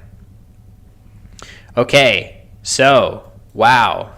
So, bullet dodged right there. So, instead of playing Doth for 31, Victor is getting set to play Don. Oh, he picks it up. The game is really, spinning in the balance. Oh, Doc looks like a great option. I love Doc here. That looks phenomenal. Playing Doc here looks so strong, just to set up an easy way to play your H. Oh, actually, can you even? There's not that many vowels that you can even draw. Oh wow, look at this. What is the thinking here? ED. I'm very confused by this. I mean, setting up your H is okay, but that's not nearly worth making a play like this. I would, I don't know. Okay, he's going back to Don. 2 minutes to go. Yeah, both players have been much more deliberate, much more interesting decisions in this game. Okay, so Don is the play down low. That N is going to be next to impossible to hit very hard. And latent is the rack for George, and he's going to have to come up with a way to find more space here. The C, let me flip this for you guys. This C is still incredibly restrictive without this H, and you can see that Victor has drawn the last S. So George really needed that S in order to open up possibilities for himself to play in these spots. It's not impossible that he'll bingo, but it's going to be way tougher for him to either bingo from this N or bingo off of some play that Victor makes, attempting to close the board but not really closing it that effectively. So George is in trouble here for sure. So I don't know. I mean, it's tricky to come up with a good play that opens stuff for him. He might have to play something he doesn't want to do, like idle or something. I might do this and just hope for the best. Oh, wait, you can't. Okay, sorry. This tracking is from George's perspective. This is what's unseen. Chestnut. Chestnut. So the fact that there are 2 tiles only in the bag, I guess it's worth, we'll put it here. The fact that there are 2 tiles in the bag make this really difficult for George to create more space. He really needs to Ned could be a good idea. The point of this is you empty the bag and you're just going for S something and hope that you hit stuff that plays in 2 spots that can't really be blocked at once, or you play Ned and hope you hit something here. So, okay, interesting. That's clever. That's very clever. So the point with L is to set up a situation where he draws into neatened. He's not going to do that because we know the 2 tiles in the pool are N and U. But that's a pretty nice idea. I wonder, does he have any other idea? This makes a lot of sense. If he picks one of the 2 E's, he's going to be in a position that this spot is very likely to be the inferior of the 2 options, right? When you just play EL, this spot looks much more dangerous, very likely, from Victor's standpoint than here. So I think you probably... Okay, he's considering playing... Looks like he hit the rack cam. Let's see, we get this a little higher up. So this makes sense, and actually it gives him more outs. Like he can draw the U for lunated and eel or een. And we'll see what he does draw, what that last tile is. So now, from Victor's standpoint, so after EE is played, from Victor's standpoint, the pool is this. And the score is 361. So he's not even looking at the tile. He's not looking. Yeah, that's pretty baller. Oh, no. This is a sad time. Hopefully we get the board back. This is like the culmination. This is the culmination here. Well, we're going to see what he draws before we get the board cam back. Let's just see if I can refresh or something. This is a shame. Let's just refresh the cache and hope for the best. Oh, we do get it back. All right, Seethe. He's thinking about Seethe. He's going to pick it up. He only has 1 minute left. Only 1 minute left. Yeah, I agree that fishing the L was definitely the way to go there. Okay, so he's thinking about playing Seethe, but that would lose a lot of the time from Victor's point of view to things like, oh man, where's my rack here? That would lose a lot of the time to things like Amulet. Okay, just plopping ET down. That's pretty good as a block. And you still have your H spot here. What did he draw? He drew, oh, okay. He drew the other N. So that's no bingos available. At no point did he have any chances with that N draw, at least playing off the E instead of the L. Had he played the L off instead, could be a different scenario. I don't know. What is he supposed to play? Victor's 7th tile. He doesn't have one because he played 2 tiles on his previous turn. He played the E and the T for tent. Sorry. There was only 1 in the bag. So he played ET and he drew into 6 tiles only. Okay, LA was the play, and then shoots, I think. Is that? Oh, man. Oh, Victor took a time penalty. I don't think that's going to end up mattering. He just plays Eths. He's got to be careful here. Keeping CU is not great. He must have some better idea. Okay, he plays meh in the bottom of the board there. I think he's going to be fine. This is definitely not the most precise endgame, but that's okay. George. Oh, man. Rats with the board. So TEDNN. Oh, it keeps. Oh, yeah, 2 outs for sure. That seems fine. I'm sure that's fine. That's a good point. All right. Sorry about the board, guys. I don't know how to get it back. Let me refresh one more time and pray. All right. That's working for now. That's not a good strategy long term. So it looks like Den was the play for George in the upper right, and then Cuts and Zalls was the play for Victor. So both players taking a time penalty leads to a final score of 452 to 386. Josh, I had to restart my stream midway. Because it was having issues with OBS Ninja. So I've been streaming since roughly 6 a.m.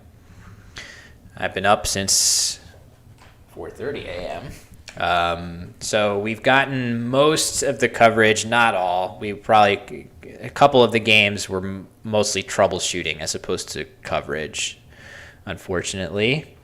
Yeah, that's going to do it for this game. Very nicely done by Victor, I think. So, not perfectly. I think the Septerio play was a huge opportunity for both players to really seize command of the game. That was a play by George. Victor did not challenge it. Hold on. James.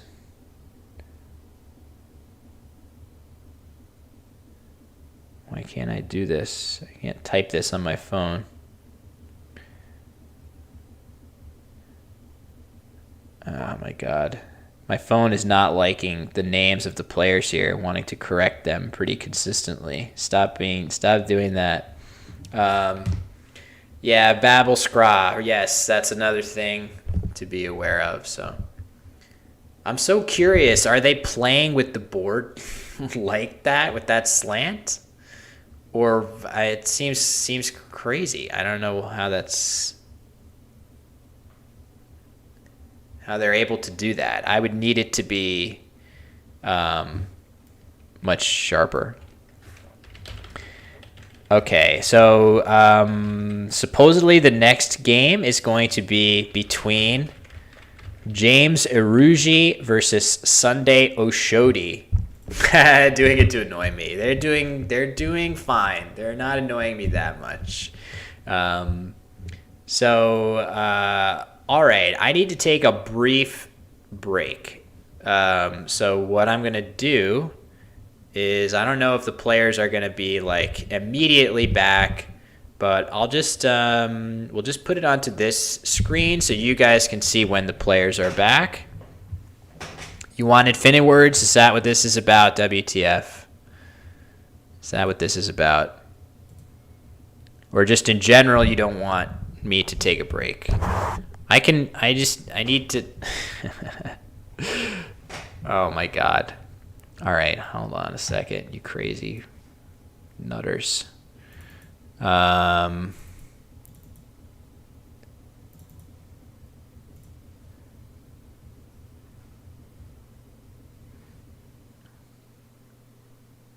Okay. CSW. We'll just do like no question limit, no time limit. You guys can just have fun with 7s, CSW 5s through 10s, Twitch mode. Is this gonna work?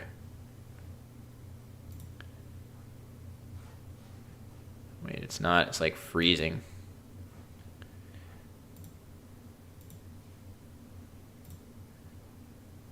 Infinity Words not responding. All right, I don't have much time to get this working.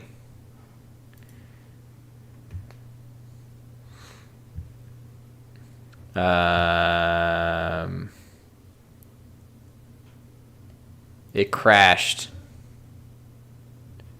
I probably need to get a more recent version. Let's try one more time. You know what? Let's let it do 7s.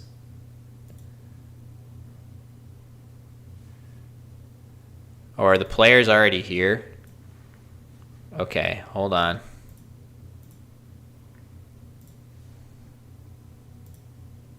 Okay, have fun.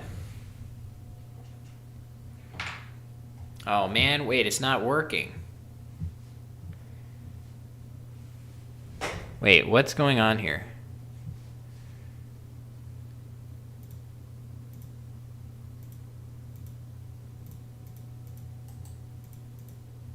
What is this?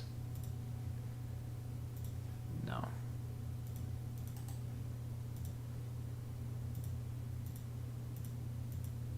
There we go. Okay. Have fun with it.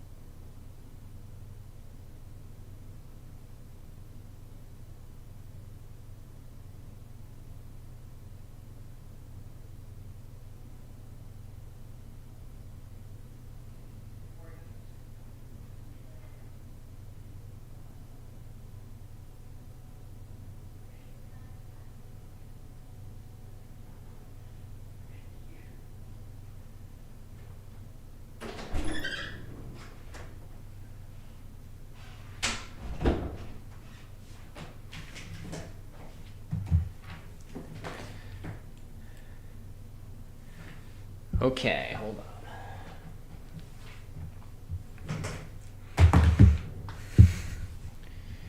All right. Unfortunately, I can't see anything because InfiniWords is on my second monitor, so I'm going to stop in 5 seconds. Oh, the re-inked is fucking crushing anyway. Whatever. You guys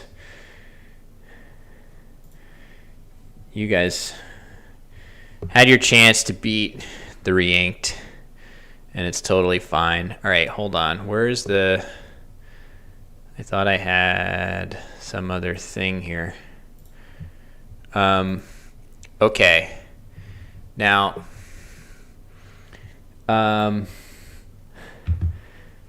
every 9. There was no 9. I know. I messed it up. Okay, this is round 11. I don't have the players on camera, but that's okay. I'm going to tell them to start. Ready to start, though. Player cam needs refresh. Okay, let me see if I can get the players back. Refresh. And hope for the best here. Beautiful. Okay. Who is who? Who is white shirt?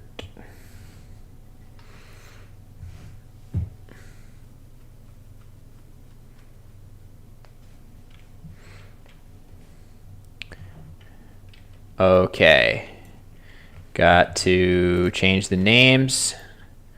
I have them mixed up. So Sunday is in the white shirt on the left, and James is on the right. Yes. All right. Perfect. Let's get this started. So it looks like James is going first. G10. And this is going to be James versus Sunday. James going first. Actually, let's do this and pass the turn. Okay, there we go. Now, does that look like demoted? That looks a lot like demoted on James's rack here. I guess we're going to discover pretty quickly. Yes, it is. Demoted. Good start. For James, let me get the scores back to even. But demoted is quickly going to put James on top by a score of 78-0. Oh, what's he thinking? He's going to play more defensively. So he's going to sacrifice a couple points here to avoid placing any vowels next to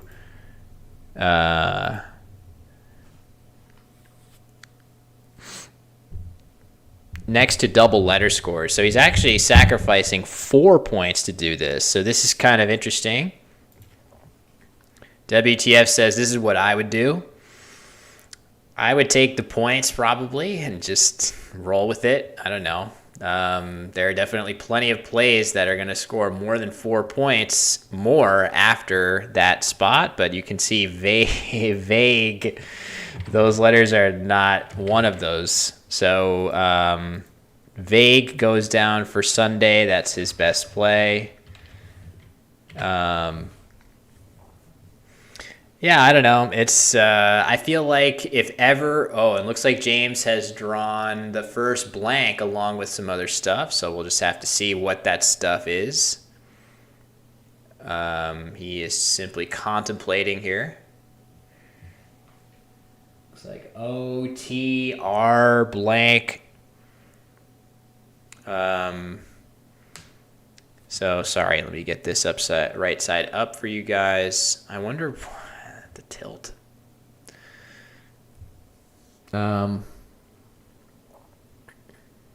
Tilt. The board is tilted. And many of us are tilted. Okay, so he is going to play Tausiest. Oh, okay. Wow, nice play and draw for 82.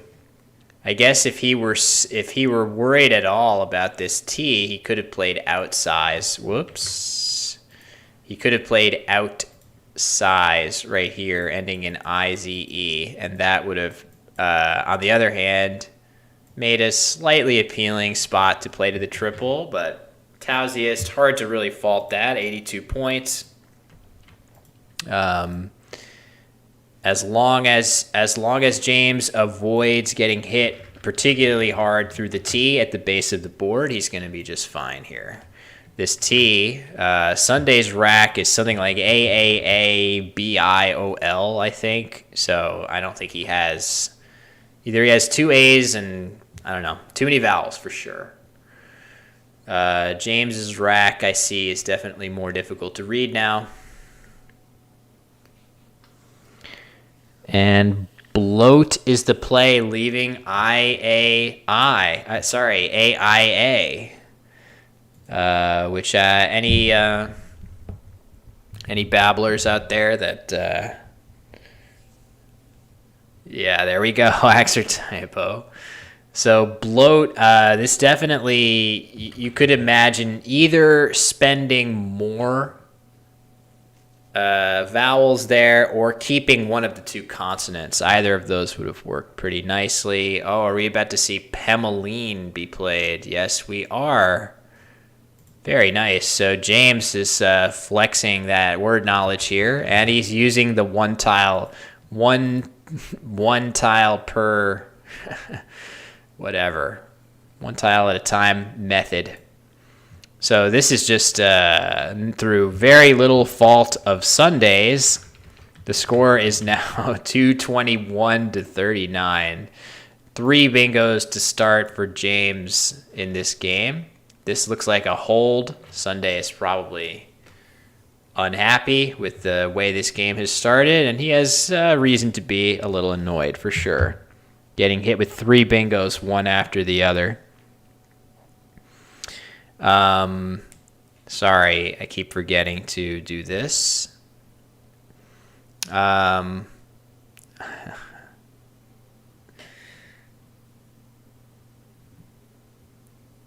All right, so it looked like Sunday might be considering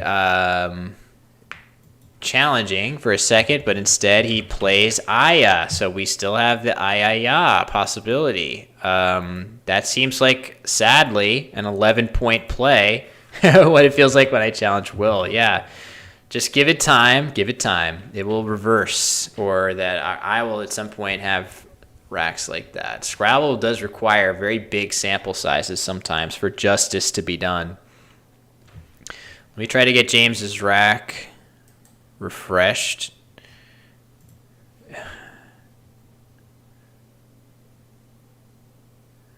Okay, you can see it a little bit. IEIU, a bunch of other stuff.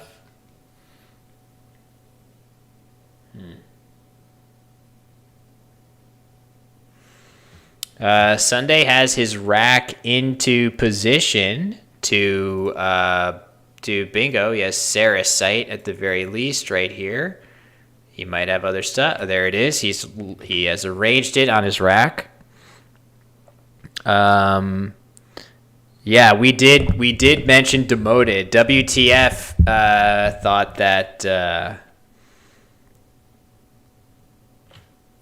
that he liked it. He liked that positioning, but yeah, I would have just taken the points and not thought too much about it. 4 points feels like enough to me.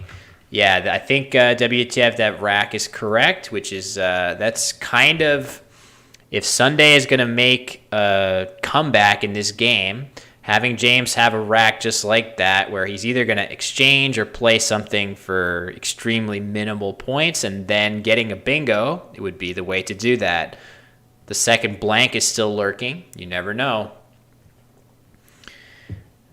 Oh, a C. Oh, that's kind of nice. If that other letter on James's rack is really an H, this is a really clever play to set up an H spot that you can then score with in the future. So I didn't realize that he had an H there.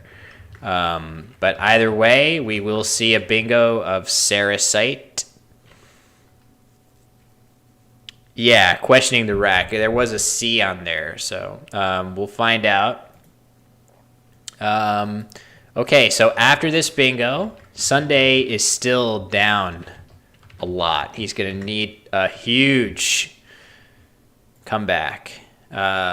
This is only the very, very initial phase of that comeback. He should have dabbed. All right, I see the J. What is that? JIEEEHLP, something like that. So, oh, an F. Oh, wow. Okay, so comeback's not starting anytime soon after a 72-point bingo, a 55-point response, and that's not going to help too much. And Sunday's drawn the Q, and she is likely to be the puzzle solution here if there is a place to play it. I guess Chin, Qin, in that spot might be the right play here. Yeah, he's gonna... Oh, what's this? Okay, cat. That's very confusing, given that I think Sunday has two eyes. Yeah, really surprised by this. This looks extremely worse than just getting rid of one of the two eyes in the same spot. So that must be... I'm not 100% sure what the rationale is for that, but in general, the two eyes are just something you really, really want to avoid. Yeah, the Wiggles puzzles will teach him, as physics says, that chi is always right. Oh, and what's coming here? Just lith. Do you even lith, bro? Is that... So he has an XSD on the rack, so he could have played 6th in that spot if he wanted to, maybe a little wieldier. Lith is okay, I think. Scores well, keeps your S and your X for future scores elsewhere, I guess. So either way, very, very sizable lead here for James against Sunday. OI is... Oh, look at that. Okay, so OI, 2 sets of O's and I's on Sunday's rack. He's going to unduplicate them there by playing underneath lith. And he's going to need a bingo immediately, and then probably multiple other bingos to wind his way back into this. Not a great rack for James. At least he has the S and the X on it, so he has some expectation of a brighter future than this rack. If you score with your X now, or if you get some of the other tiles off the rack, you at least can expect that with your S and X, you'll find some way, somewhere of scoring pretty well. There is this spot right here. If you draw into a long enough word, that's going to be nice. It looks like wuss is going to be his play there. Seems reasonable, I guess. I think there's probably ways you could use the S that score a little bit better than that, either in the future. Like you could at least, for example, with James's rack, he could play Surd right here, S-U-R-D. That would score almost 30 points instead of that, but it's okay to play wuss here. 15 points, leaving the X behind. So we'll have to see what Sunday drew. 334 to 165. Moopier. I don't know. It's going to be hard. This board is going to be very difficult to bingo on. Afterlives. Yeah. All right, let's see. We're going to see a parallel play here. Moore seems reasonable. I'm curious why not poor. Not that it matters that much. These are very, very similar plays. Hard to really say which is better between IM blank and IP blank. Umbellifer. Didn't know that one. I thought I knew some of the umbel words. Sorry to anyone in the chat. I'm not sure if Reinked cares about that or Salicetum. I actually don't even remember I don't remember who it was against. Yeah, I'm sorry. Okay, the Reinked is unhappy, so I'm going to assume that's him. Yes. Yeah, it didn't really. Like, that was kind of an anticlimactic situation. Also, that wasn't really it. It was like it was my game against Ben that clinched it officially anyway, so. What's this? Parafoil. Oof. Very nice. This is actually a super snazzy play here. Sunday coming up huge with an 84-point, pretty sweet bingo here, frankly. Of course, it did come on the heels of Kex scoring another huge amount of points, but this is very nice, nicely spotted by Sunday. So the score is 280 to 376 right now. I mean, Sunday did very well to spot that beautiful play, but he's going to need more help than that.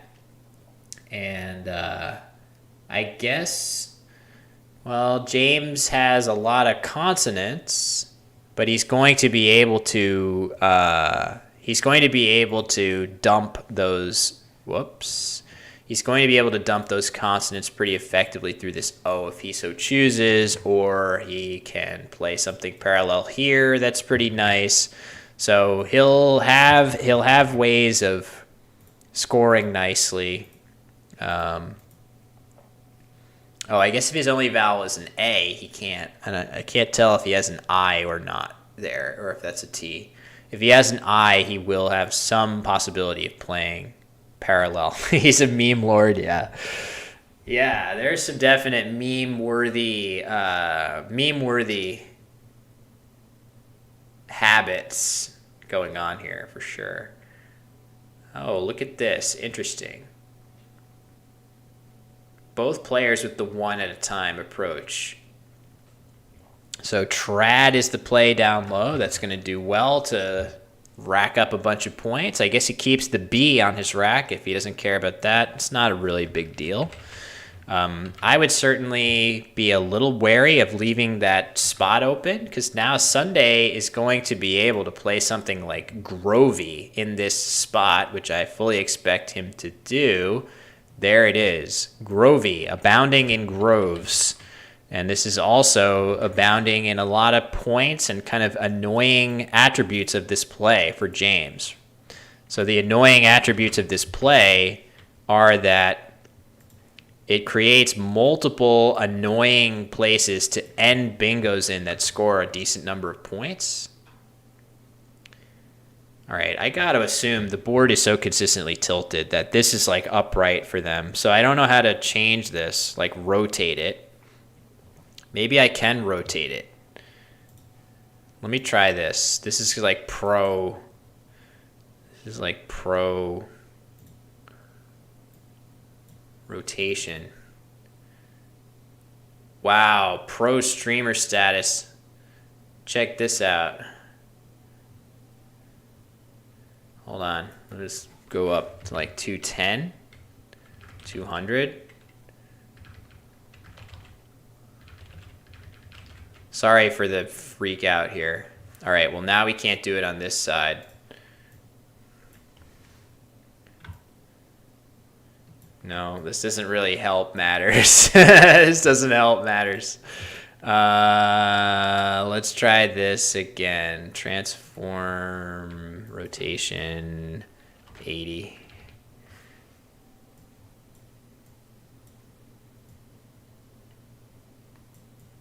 $15, $25, $30. There we go. That looks pretty good. Wow. If only I had realized this before. So you can see it's like cut off, right? Like there's only so much I can do to make this look good. But this is at least right side up. Dustin, are you blowing smoke up my hoo-ha, or you're actually praising me for cleverness? I can't really tell. Oh, look at this. Yes, it's content. The gods of content have smiled upon us so much. All right, I missed a couple plays here, actually, though. What were the last few plays? I had XI Grovey. I assume Boney was played by James because he had the E already. And then XI with Dinners. This looks hilarious. I love this play. We love it. There's one in the bag. All right, hold on. Wait, let me make this right. I have to make this right. Rotation,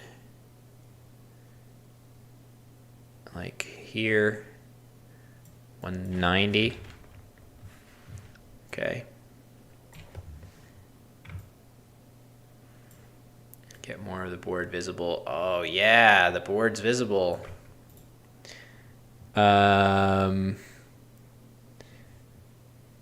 Okay. All right. This is as good as I can do, pretty much. I can't really, I don't know how to change the bounding box of this so it doesn't look all jaggedy, but that's okay. All right, so I can't see James's rack. We're working on all the time. Oh man, look at that. He's doing the meme. Yes, I'm seeing that thing. It's so meme-y. It's beautiful.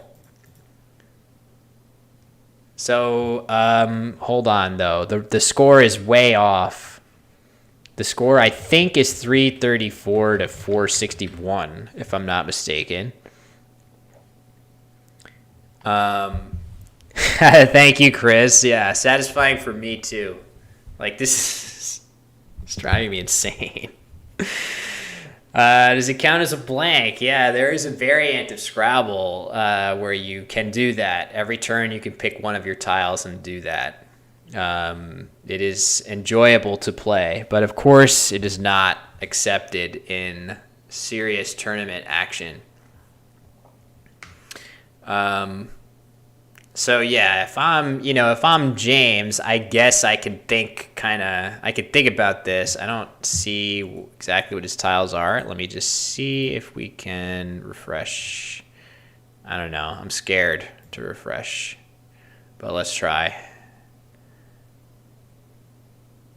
If we're able to get the refresh of it. Yeah, see, this is the high risk, high reward. There we go. Okay, now it's not really crisp enough to see what he has. Dustin says, if I play in a broadcasted tournament, I'm going to flip a tile every time. I mean, it'll certainly be fun. It will be a lot of fun for the viewers if you do that, to have you mess around. And obviously you can send coded messages to the viewers by, putting your tiles in fun orders, even if they're not valid words. So Sunday is looking at the camera right now. he is just absolutely in the zone of providing max level content right now. Unfortunately for him, through no fault of his own, James bingoed 3 times to start this game, and he's been pretty much from the get-go trailing and looking to cut the deficit however possible. I have to say, Sarasite was a nice find, but Parafoil with a blank was really nice find. But certainly plenty of good plays also by James. Yes, he has yeah, right, flipping all those tiles. Can't really make out what James has here. Let me just try to do a little zoomaroo. No, it's not helping.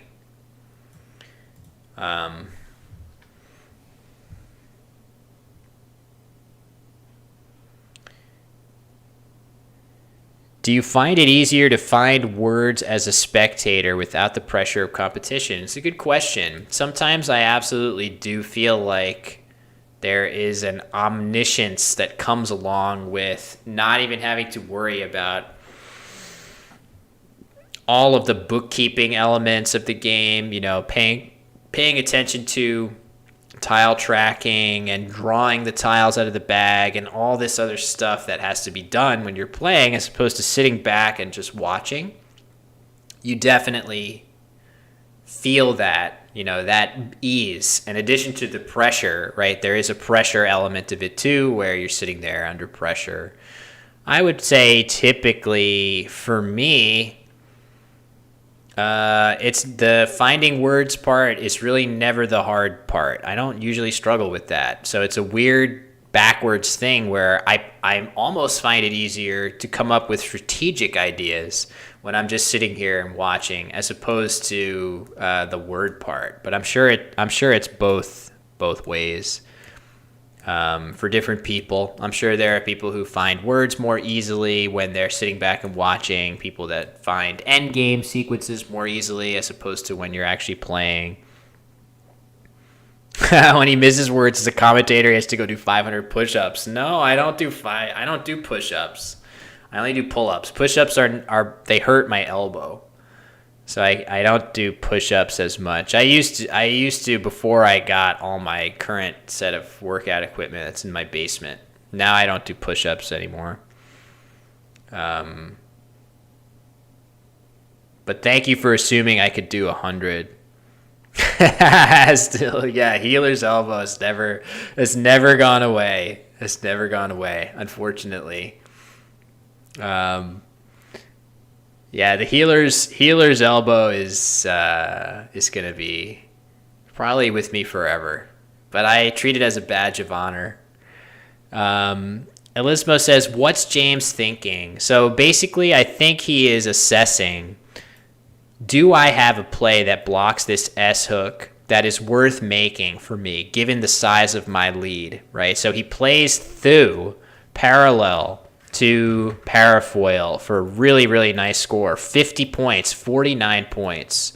So basically he's saying to himself, what are the chances that this actually matters to me? And we're about to see okay. So the slow roll of no bingo here, apparently. He's just going to play Dens. And I assume he has like NR and something else. I think maybe another N. I think Sunday drew another N, in fact. So he's going to play Dens here for 51, if I'm not mistaken. And that should leave James with no outs, actually. Why not Dens with 3 Ns? You could do that. At this point, there's nothing that is likely to change the outcome of the game. James doesn't have an outplay if he really just has LUNG. So we'll have to see what he opts to do. It looks like he's going to play Gund. That's going to come off. Or just Goo. What's he going to do here? So I'm not sure if his rack really is just lung here. I think it probably is. There's so many ends unplayed yet. He's going to play Glug. That's fine. Glug is fine. Oh, he's going to play Vug instead, leaving LN. So we'll just have to see how things transpire from here. Sunday has 12 minutes to think about this, to James's 5 seconds. Score of the game is now 517 to 385.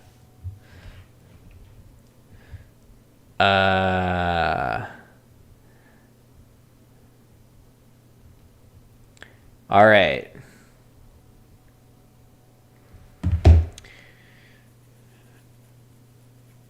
And I think that's going to do it. Looks like James took a slight time penalty. Oh, he had NN. Okay, so...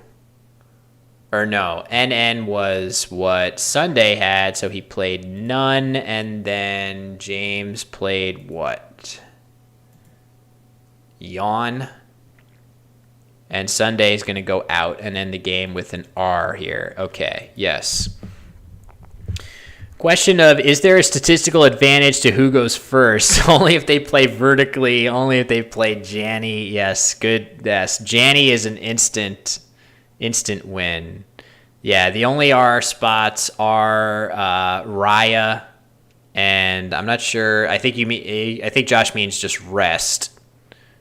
As opposed to reset. Yes. Yeah, these are the 2 R spots.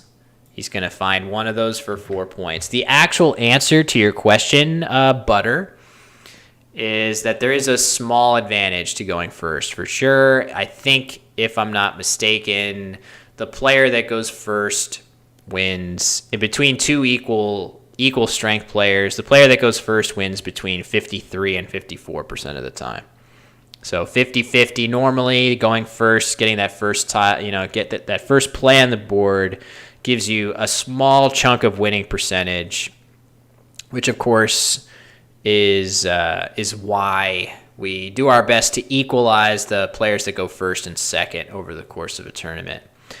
All right, there you have it. That's round 11. So again, the standings here, let's have a look actually. I'm curious. I want to see here.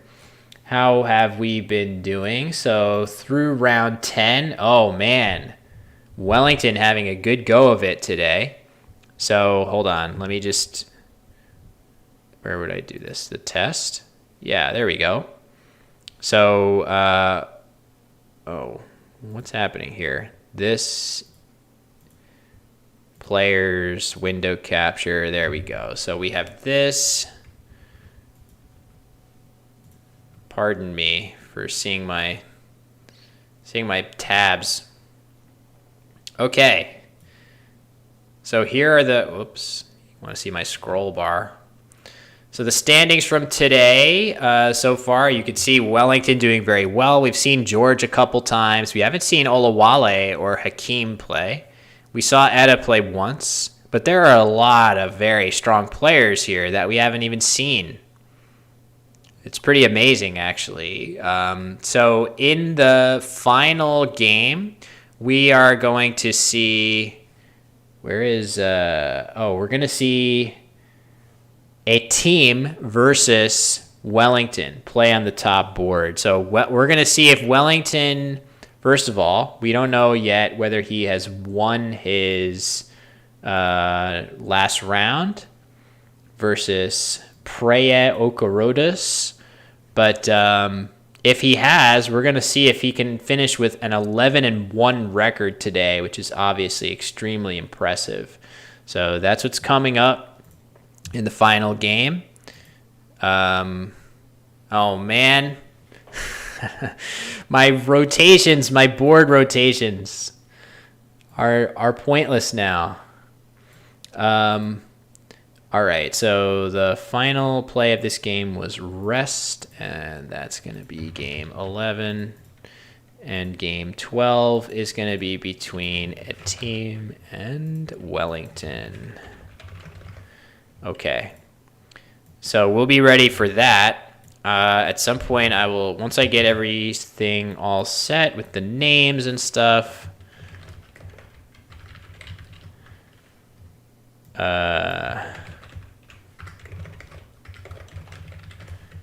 Okay.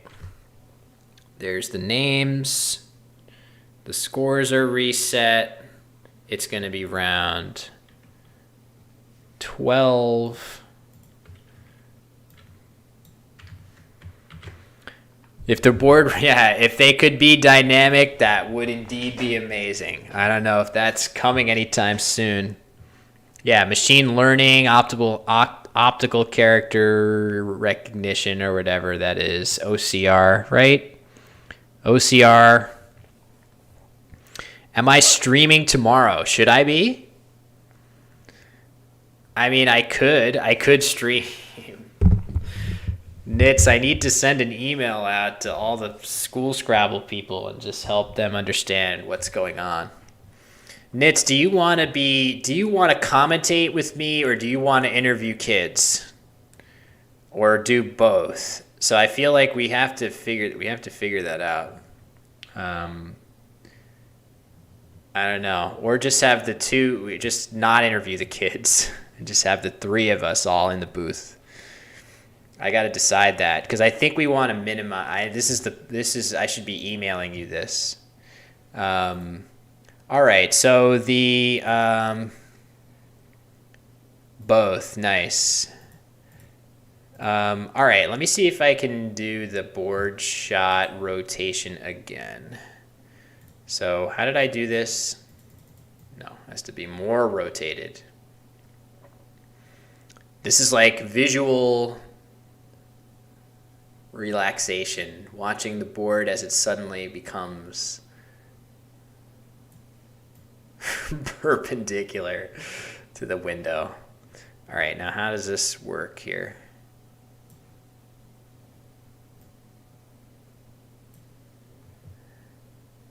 All right, that's pretty good. It's kind of encroaching on some of the other windows is all. That's the only problem. Okay, that's good enough. Yeah, master trolling the kids will be...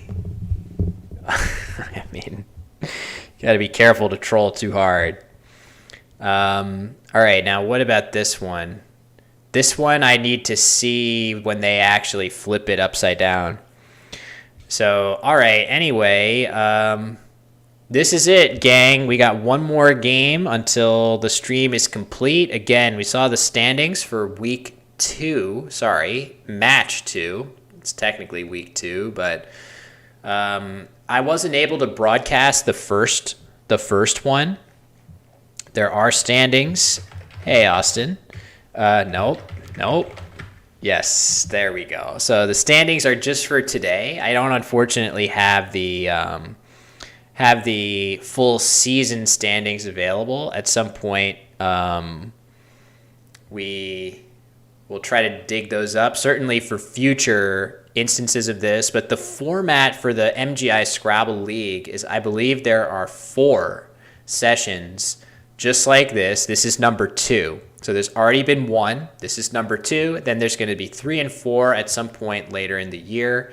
And at the end of those 4 league sessions, a team will be crowned the winner, and individual top performers will advance into a very exclusive 16-player tournament called the Grand Slam, which is going to be very, very competitive between these top players. Thank you, Rich Teasy, for the follow. Appreciate that. What is going? Wow. Okay, we're finding steals of Nisikak. I played a team in Malaysia as a member of the Alchemist Cup United States team. Very nice guy. And what's happening here? Wellington Jigare is one of the few extremely strong, world champion level players that I have never played before. I look forward to facing off against him someday as I said, I feel that he is an incredibly creative and fun player to watch play Scrabble. Really, really like Wellington's creativity and the way he plays. Ateem is an excellent table tennis player. Okay, now that is intel that I could not dream of having myself. Very nice contribution. I am a thoroughly mediocre table tennis player. I used to play somewhat in my youth. Jesse Day and Marlon Prudencio. Oh, are all three of those players very good at table tennis, Austin? Who's the best? A team? We should have a hybrid tournament. Nice. Well, that's not my thing. I'm not sure what my physical, like what game of physical skill that I could play that would impress anybody. Close between Ateem and Jesse. That doesn't surprise me for some reason. Jesse just has weird, random, surprising talents like that. All right, let's see. What can we do? I'm a good Scrabble boxer. How do you know that? It's just my rage, my tilt is so substantial that you're just imagining that I would be good at punching myself or others. Let me see. I actually really don't. I normally don't feel like I tilt as much as I have recently playing Babel Royale, which is the most I've ever tilted probably. Let's see. What can we do here that's interesting? We could do more Woogles, for example. Let me see here. We have Gideon and Churro on the friends list, which we know, but let's get this nice and big so that we can see. There's the queue, of course, as we know. So we'll do puzzles and also, hold on, where is this? Yeah, we'll have this here so that we're aware when the players are sitting down and we don't miss it. We don't want to miss it. So this is the table. All right, let's do a puzzle or two. Let me get the chat so I can see you guys. Scrabble powerlifting. Yeah, I've been working on a couple lifts that I've historically neglected. So I think my bench press is pretty good for a guy my size, and I've been working a lot on my squat and deadlifts, and it's not going that well. Let's see who just followed there. Hold on a second. Ellismo224, thank you very much for the follow. Appreciate that. All right, let's see. Let's do another puzzle. Oh, yes. Who in the chat saw that one coming? Chi. Okay, I would assume it's this, but let's just think for a moment. Just had to look around. It's Humaner. There we go. Overloop, yes, Overloop. You don't like Overloop, Josh? We think this is dustiest? Probably, right? All right.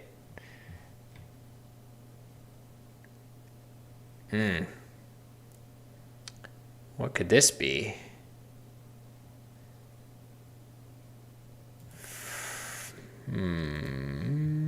Dustin is dustiest. C's. Fivers? I mean, I don't know about this.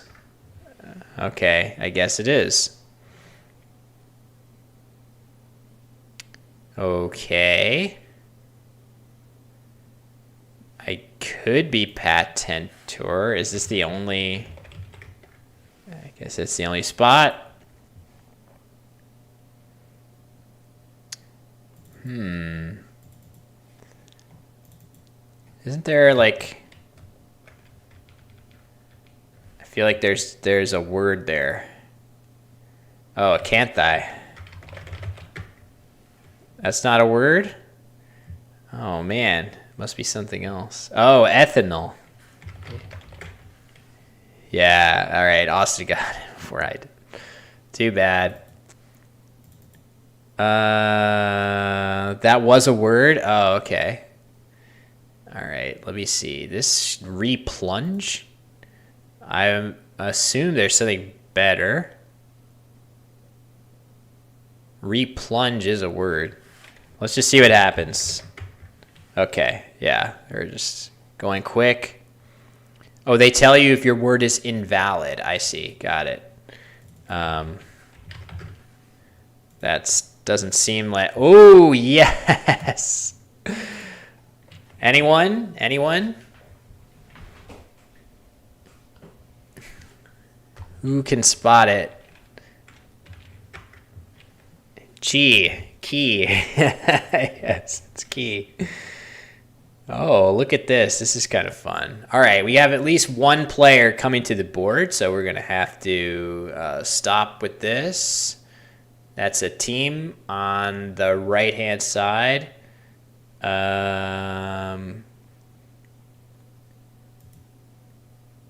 Yeah, I don't know. Okay, the players are here. Let's just see what this is. Just Molly. All right, fair enough. Okay, so let me reverse these names because we have the former champ on the left, Wellington, and the ping pong master, Etim, on the right. And this is going to do it. Last game of the day. How do you decide who goes first? That is typically done by computer algorithm. So that is done by the pairing software that determines who plays who. In a tournament like this, the pairings are all predetermined. So it's very easy to very systematically make sure that everybody goes first the same number of times. Nice and even between going first and second. So we'll see who ends up going first in this game. A team's rack is a little off now. Let's see if we can fix it slightly. That might do the trick. And we probably want this to be a little bigger. Let's see, and where is this element? That's left rack view, copy, remove, paste. Okay. So yeah, the timers are a little off, unfortunately. Let's see if we can fix that just a bit before we get started.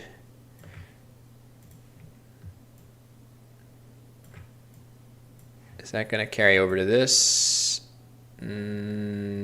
Sorta. Okay, so it looks like a team going first in this game. Let's rev it up and get started. So passing turn for Wellington. So we are all set. The scores are zeroed out. The players are correct. The timers have started. Let's do it. Yeah, the name of that app is Woogles.io. Super cool puzzle application that they have developed that I have wanted to find some time to stream and do some, speed runny type things of it or something because it's very fun. See how many cheese I can get. All right, so a pass by a team to start. I didn't quite see his rack. But back over to Wellington, and he's got good scoring tiles. Oh yes, yeah, it's definitely new. It's a new feature, so it's not super surprising. It's only a week or two old at most. So yeah, a couple weeks I would say. So Wellington thinking about playing Ivy here. I do feel that that is a good play, but maybe Avidly would be slightly better just to score a quite large amount more extra points. So I would assume that's... Oh, he's getting ready to play Davy potentially instead, which again, that's not a huge mistake. But I think Avidly scores very nicely. 34 points to Davies 22, so 12 points in the exchange. So this is a huge mistake. I wouldn't say a huge mistake. Hey Jake, welcome back. So unfortunately, at teams, racks are kind of... I'm going to see if we can get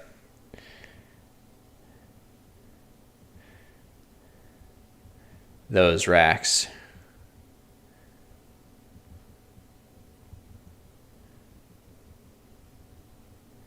Because it would be great to just understand what those are. Wellington with a bingo.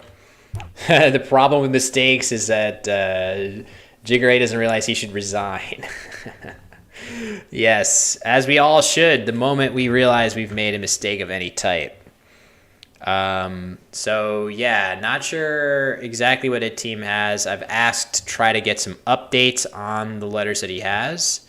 He's going to play Juvie. Yeah, David Eldar commentary is extremely entertaining, so I would not object if that's what the people desire.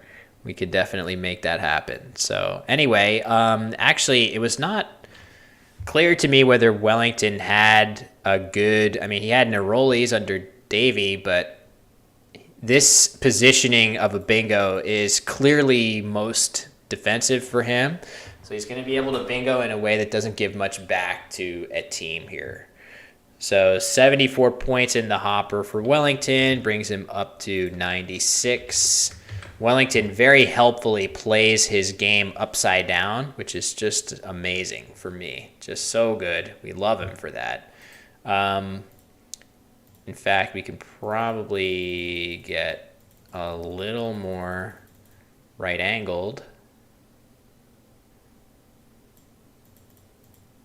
There we go. That looks beautiful.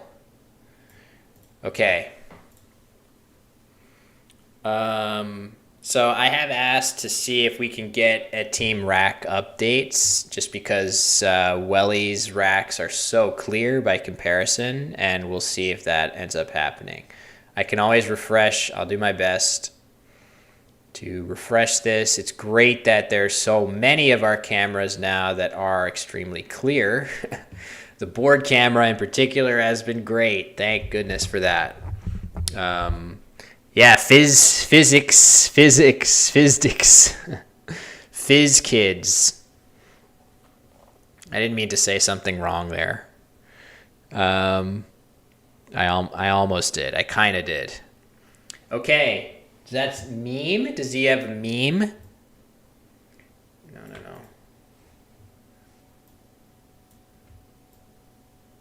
Come on, I want that to be bigger. Oh, man. Oh, look at that. Cool play. He plays Menhir, so he has Mener and then a couple other things, and he's going to score quite nicely through there. 26 points, also putting an S hook on the board that didn't exist prior if he wants it. I don't think he has an S necessarily, but this is a cool play for sure. Nice overlaps. So once he plays what's he got? Is that an S? I think it might be, which would make this play make even more sense. So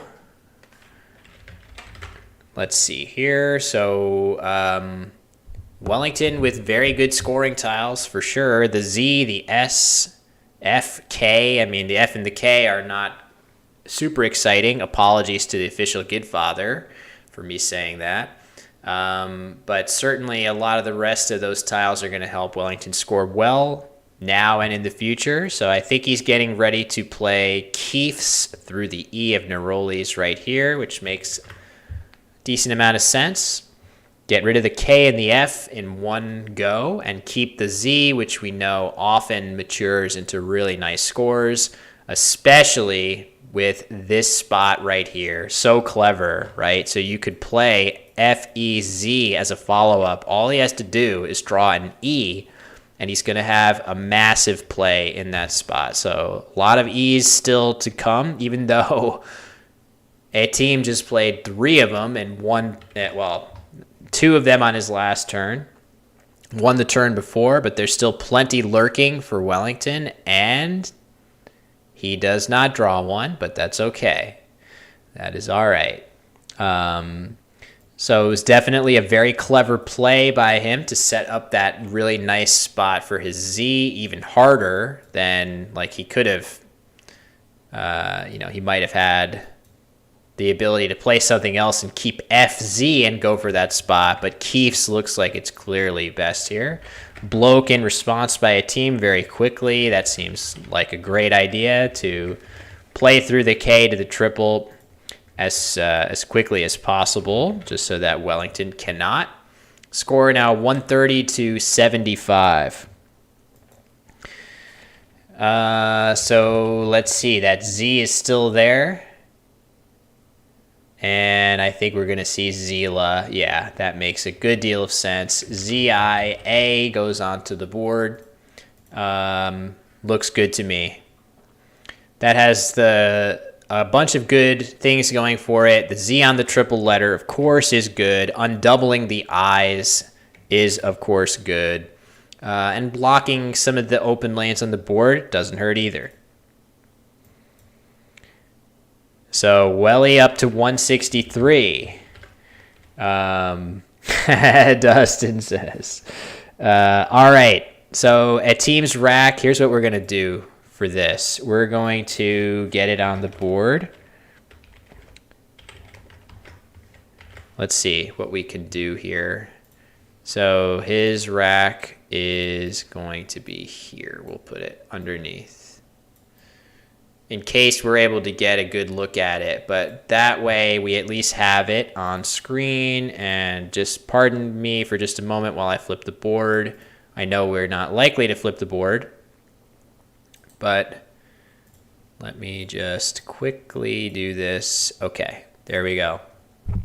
Okay, so we're all set here. So a team has the 2 W's and 2 R's. Not great. It's not going to be that easy for him to score very much. Yeah. Yes.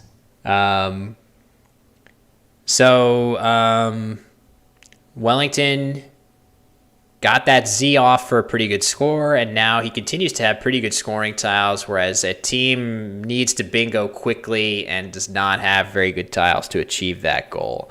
So pretty much it's not a good situation when maybe the best play that a team has is playing his only vowel in this spot right here for 30 points, leaving 5 consonants, right? But for 30 points, you'll do a lot of stuff that you wouldn't normally do. Trust me. Believe me on that. No, just kidding. 30 points is kind of average, but that's okay. Hold on. What am I want to align this a little better. Let's see if we can. Yeah, that looks perfect. Okay, good. What would I do for 30 points? What wouldn't I do for 30 points in a game of Scrabble? I would debase myself and utterly debauch myself if necessary. No, 30, I don't know. You have to... when a team burned 4 E's in 2 turns, yeah. He did burn through a lot. I'm not 100% sure what he left. He's also burning through time, I might add. He's at 12 minutes. Definitely, for me, I would look at that and I would say to myself, I gotta go. I gotta go faster. So let's see what he is electing to do. Looks like he's going to exchange, leaving RET. That makes a bit of sense. I might have considered keeping the H, but I get changing it just because you want a bingo as soon as possible. The H is a good scoring tile, but it's not quite as good of a bingo tile. So Feis is the play here. This could be especially, oh, never mind. I misread the leave. Feis is definitely still a perfectly good play. I was thinking maybe Fico might be a nice idea for the reasoning of keeping the Y on the rack. You might end up being happy you did that from time to time. But Feis is fine. Feis is fine. So Wellington runs his lead up further. And a team has, I think, a little bit better of tiles. We'll get an update at some point. Let me just close this out because we don't know for sure. Well, I guess we know he has RET. What else? Another R? Fishing for retinas. Who can blame anyone for doing that? My favorite word that we love to play. Okay, he plays Felt. His rack there was this. So he kept 2 R's. It would certainly have been nice if he had found a way to undouble the R's. I think I would probably, in his shoes, prefer something like Rudd here. So Rudd, instead of Felt, which was played, has the benefit of undoubling the R's and setting up a lane that doesn't have to end in S. You could definitely get lucky there and end in a few other things. You could draw another D for Rudd with 2 Ds. You can draw something with an E. So, yeah, definitely would have favored that ever so slightly just because you really do need to bingo quickly here. But Felt still scores 28. Hard to really find too much fault with it. And a team's rack now is this. Oh, this is not a valid word. Very interesting. Wellington. Oh, and a team instantly challenges. Very, very, very surprising. So an unforced error by Wellington here, as we're going to see him try to pull a fast one by a team. He's going to try to play an unacceptable word and get it challenged, and that's going to give a team, yeah, he's going to give him a chance. I totally thought he was playing Diva as well, which if he was going to play Diva, he should play Devo in that spot with his O anyway. But either way, that is quite surprising to see that. And now, this is a really bad rack for a team who, sorry, I got to give him his points. He's actually up to 103, so he's a little closer than I had given him credit for. But with this rack, he has no vowels, right? The A in this spot right here, the A, the E, and the O all play for nice scores. He doesn't have any of those. The rack is better when blurry. Oh, what do you mean? Like the tiles are better, or you like it better? You like it better when you can't tell what it is? Oh, what's happening here? Oh, a team exchanged again, I think. I think he exchanges again, and now we're going to see a word that is a valid word of Chado for 33. Oh, he's going to play Chow instead, but I'm just curious, why not try harder to use the V here? I feel like I would for sure want to be playing my V. But maybe Wellington is eager to keep it so that he can use it for more defense later on. But, yeah, I also feel like I would prefer... Wow, it's so interesting. He keeps VD here. I'm sure he has a reasoning for doing that. But, yeah, I would for sure want to be done with the V as early as possible. I think the reason that he's played Chow over some of the other plays is just to not give an easy scoring play back. The C makes it very difficult. to overlap, almost impossible. There is one more H, but other than that, really, really difficult to imagine overlaps coming down there. But I don't even care. Like, if I'm playing Devo and the worst that can happen is a 4-tile overlap here, then the response is to just hit the triple and really close the board definitively. So I'm not even worried about that outcome. But certainly making things annoying. And wow, a team exchanges all 7. That's probably a rage exchange because he had some good tiles there that he could have kept. And now he has this. Oh, yeah, he exchanged again. His rack was OUTWAIE. It looks like he just exchanged again. Now, it is worth noting that Etim is a very good player, and he is 4-6 today, at least going into round 11. He was 4-6, and at the end of a long day of Scrabble, you haven't drawn well, haven't played, haven't had as good of a run of it as you would have hoped. It can, that happens, right? It starts to be, I feel like he definitely had plays he could have made there, but you get annoyed, right? If you've drawn badly all day. So, all right, let me see here. I think I missed a couple plays really quickly. I think Vid for Wellington and then Tax for Etim. Yeah, he plays Tax down low. That seems fine. And very quickly, Bund is played by Wellington, leaving a couple other consonants. That looks correct. So after the flurry of moves there, the score sits at 261 to 133. Etim won a tournament just last week. All strong players were present. That is not surprising to me at all. As I said, he is, I remember facing off against him as one of the 5 Nigerian players at the Alchemist Cup in 2018, which was one of the stronger teams in attendance. It was a pleasure to face off against all the members of Team Nigeria. It was my first overseas tournament. A lot of first-time opponents for me there, and it really was a treat. Etim one of those. Okay. He is, oh, wow, what's he thinking here? Oh, so he has bingos here. What is he going for? He's going to play Presage. That is correct. Hello, Muffin with Tentacle. Nice to see you.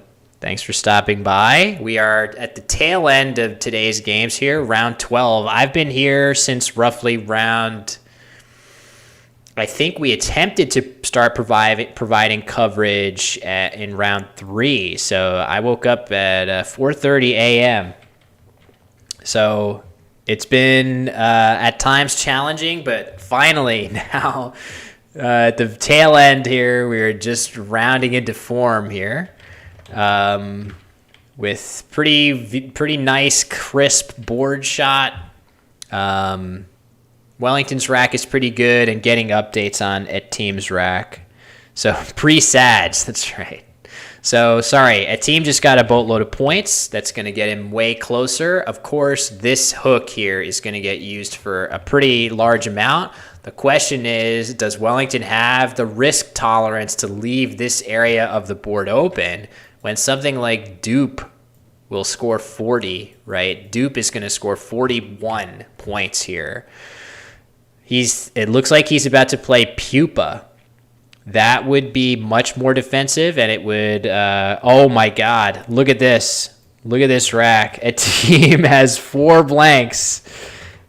Almost, right? He almost has 4 blanks. He has both. Look at that. His rack.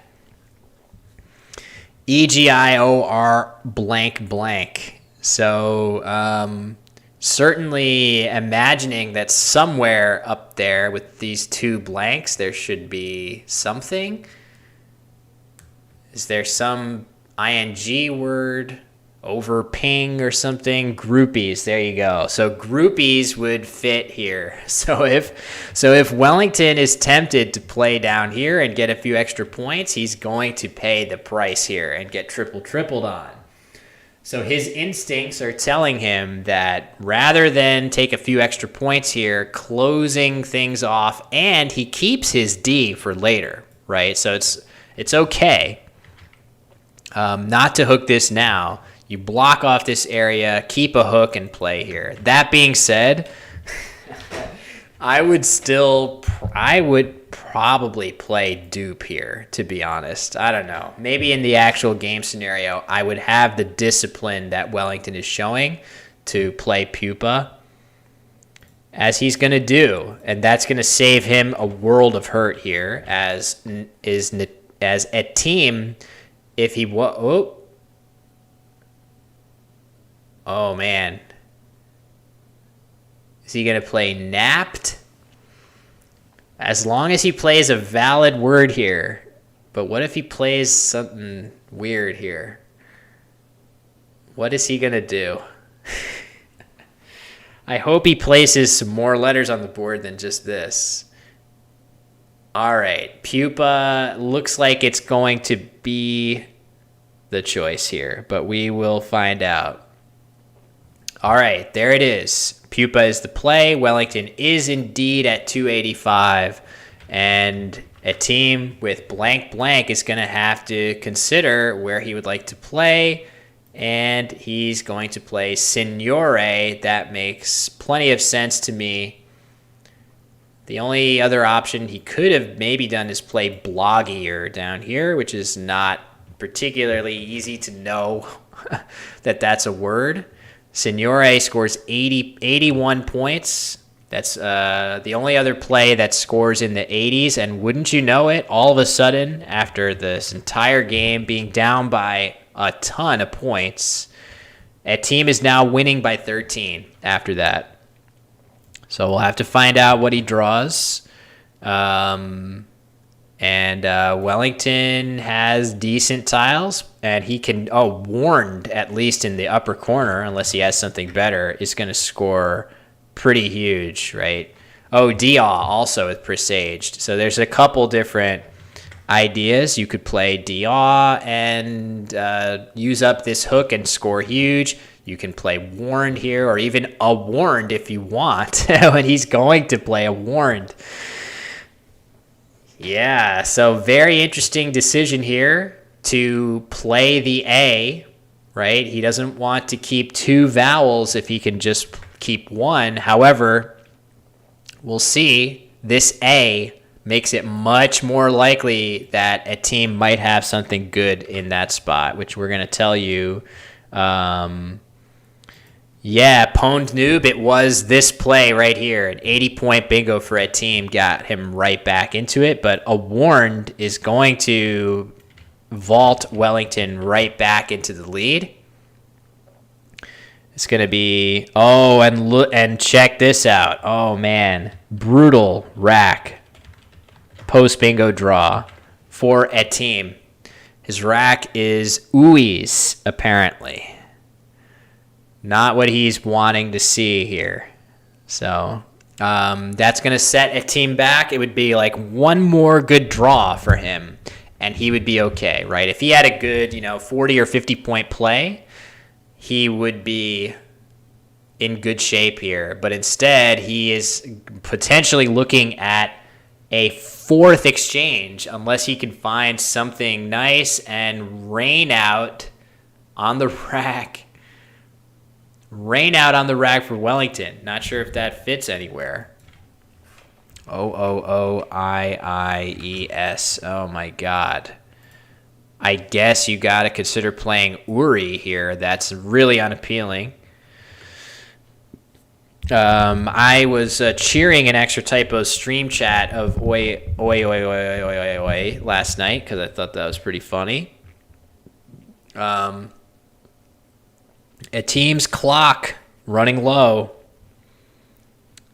and he is thinking about exchanging. just making sure there's enough tiles, which there definitely are. There are 20 unseen tiles to him, and down goes Uri. So needing to keep things open, he plays Uri, and oddly enough, Wellington has the exact wrong rack to deal with that. So an aggressive opening play by a team, and Wellington with all 1-point tiles and no bingo. He's going to be hard-pressed to do anything worthwhile there. So keeping the S at team has legitimate winning chances here if he draws well enough, because it's going to be difficult for Wellington to score that well. Probably his best bet for scoring well is to play something with Presager, like Rout. So if he plays ROUT here, that's going to score well, but it's also going to open the board quite a bit. Tiles for a team, HINOSTT. So, wow, this is getting interesting.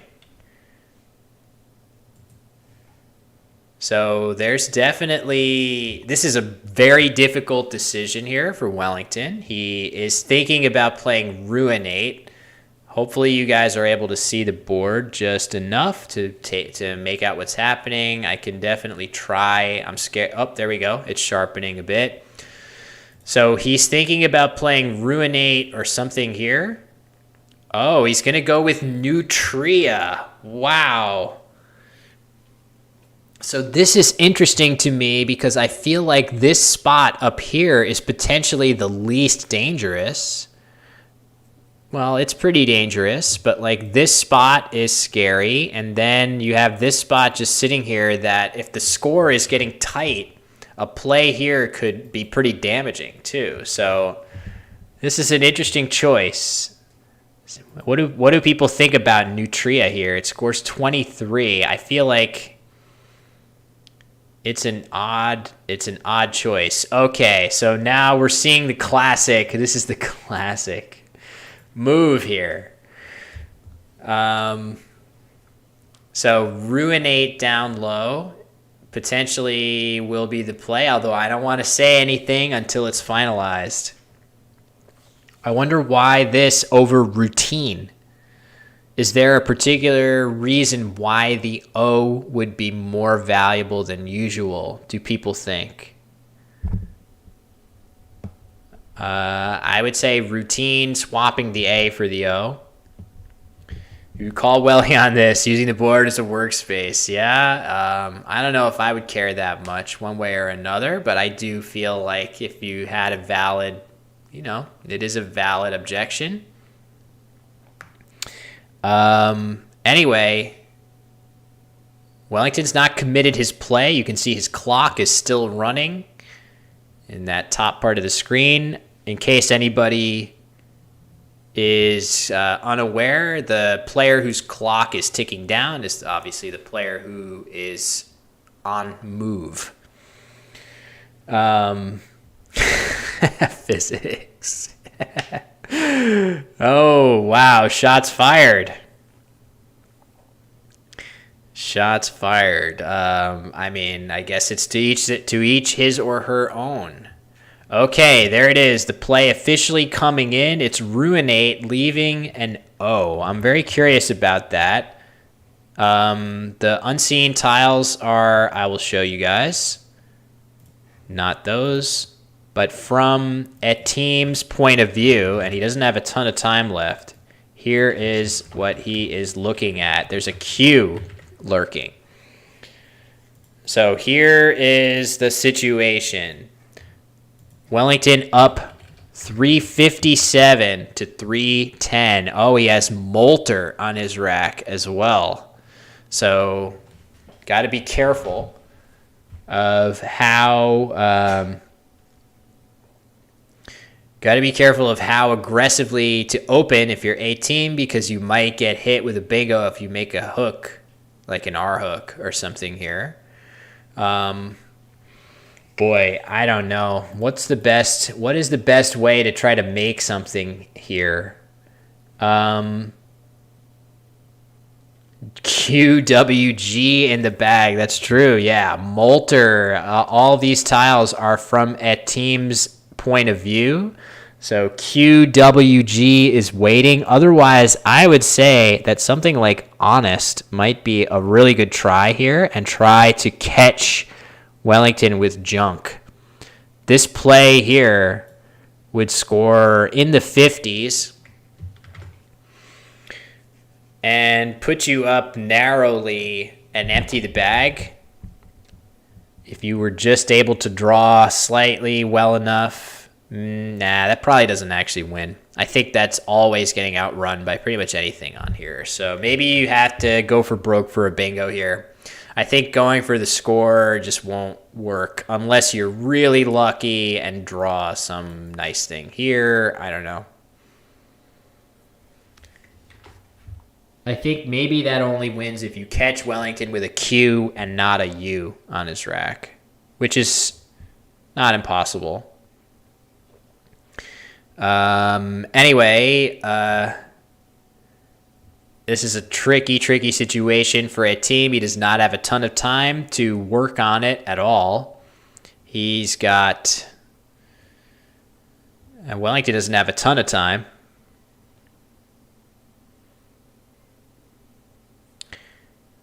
I think I'm believing here that a team needs to set up a situation where he can bingo out, and he's just going to play though.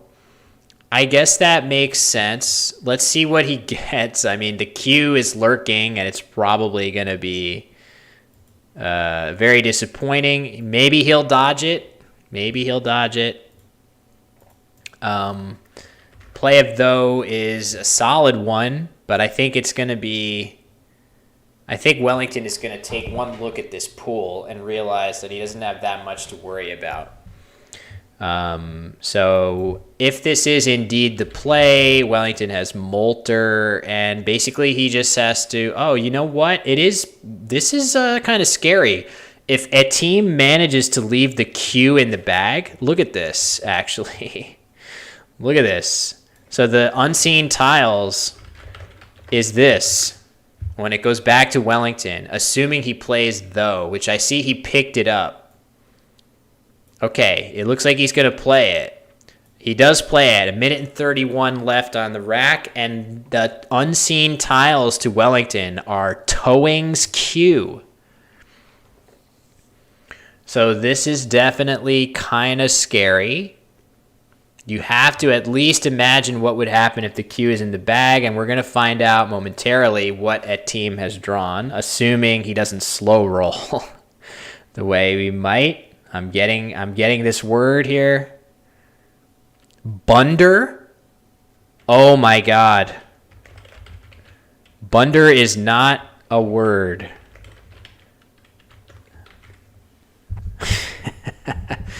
What is going on here? Here, let's get this in here so you guys can see exactly what he has. So he drew QW, leaving the G, which he really needed. Yeah, this could be a psych for sure. Do people see? Can I just say, do people see? I didn't see this. Only Quackle showed this to me. Wellington has a star play here. What would the answer be to this position if this was a Woogles puzzle? There is a best play here. Physics? Thoughts on what the best play is here? And there's obviously a reason why I'm questioning physics here. Molter?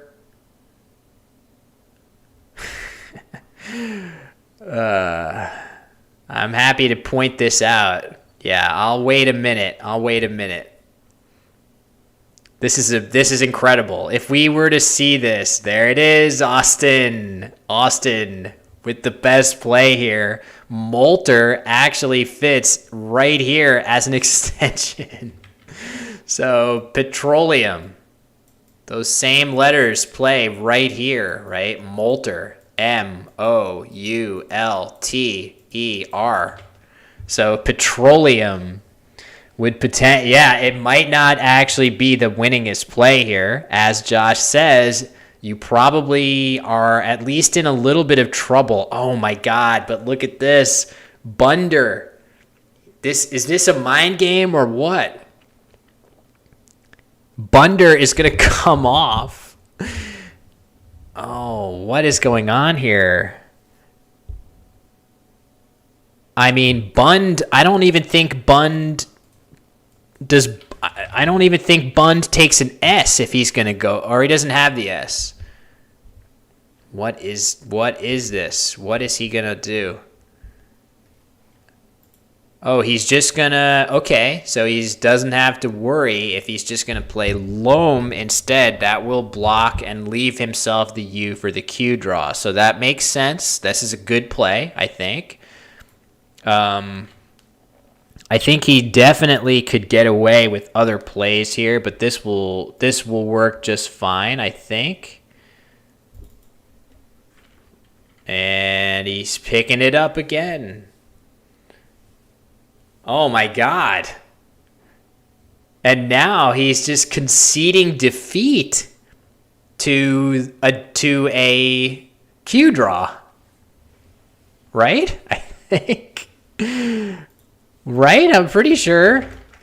Towings and like Signore. This word Signore does take an S hook here. So you're basically losing the game to a Q draw here when you probably can get to 100% win here for sure. I think his original play of Loam would have gotten the job done pretty much every time.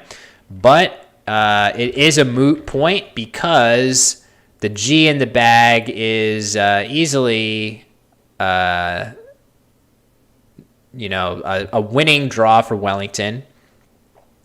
Sorry, the score is not accurate. Yeah, I apologize. Yep, it's now this. And a team just played for 40, so he's up to this now. So this is the accurate score. Wellington with GU. Oh, he should play Gookins. That would be a fun... Wellington saying something or other to someone. Seems pretty emphatic. Not sure what he's gesticulating about, but petroleum would have been insane. Wellington's best outplay is to extend chins with GU, Gookins. Oh, the board hung with us for just long enough as, all right, he's going to play his second best play of UGG, and that's going to do it. So very, very interesting, exciting game here. This one would be one that I would cut my teeth into for analysis for sure.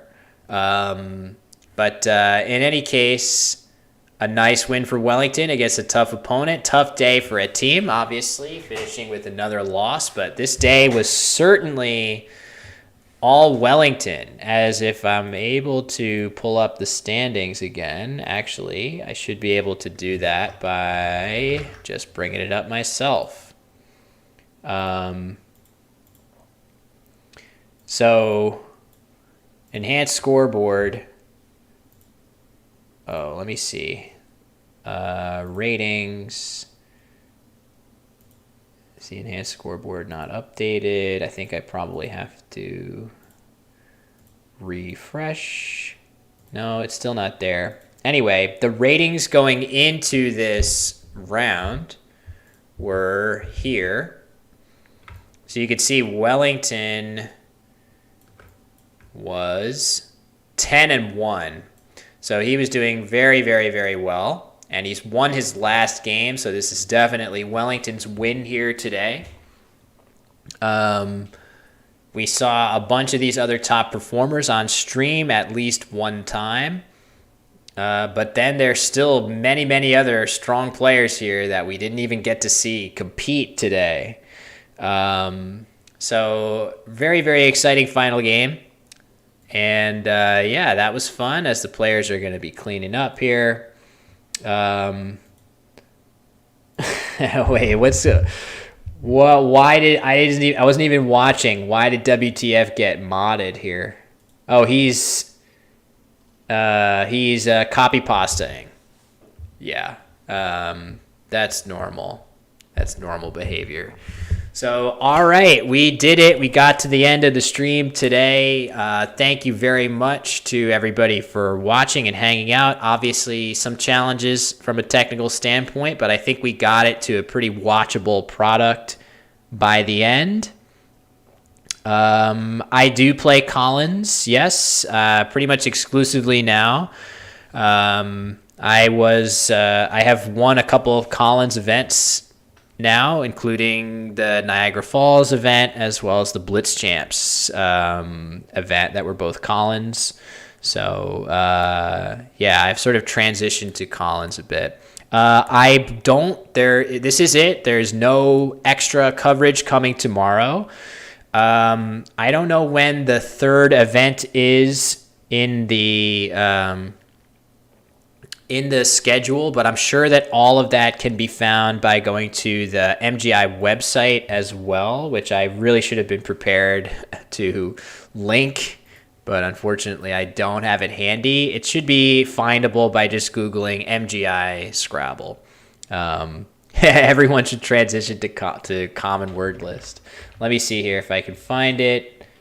The MGI MSPL League calendar. I think the website, MGI's website, appears to be somewhat under construction. At least some of the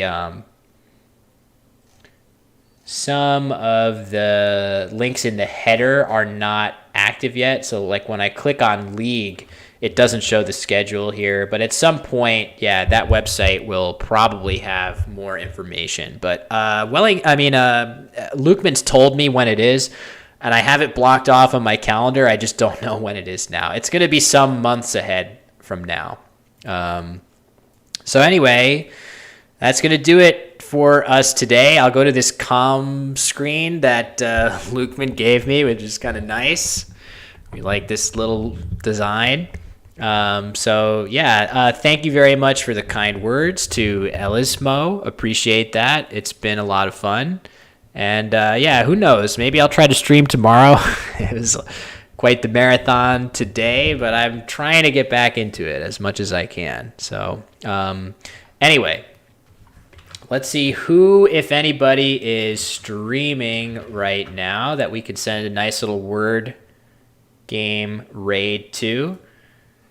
Eric. I mean, I would be happy to send any raid to Eric. Let's see who else is streaming. Anybody else doing Scrabble? No. Wordle? I don't even know who this is. So we'll just send a raid over to Eric and get some love from the I Am Rosen fans out there. We love Eric. Oof. That was a challenge, but it was fun. I hope you guys enjoyed it. Let's go send some positivity to Eric, who is himself an absolute fount of positive, calming energy, which I myself will make great use of as I eat lunch too and then collapse into the fetal position. So perhaps I'll see you guys tomorrow for more word game action. But until we meet again, thanks everybody. Let's go say hi to Eric and catch you guys later.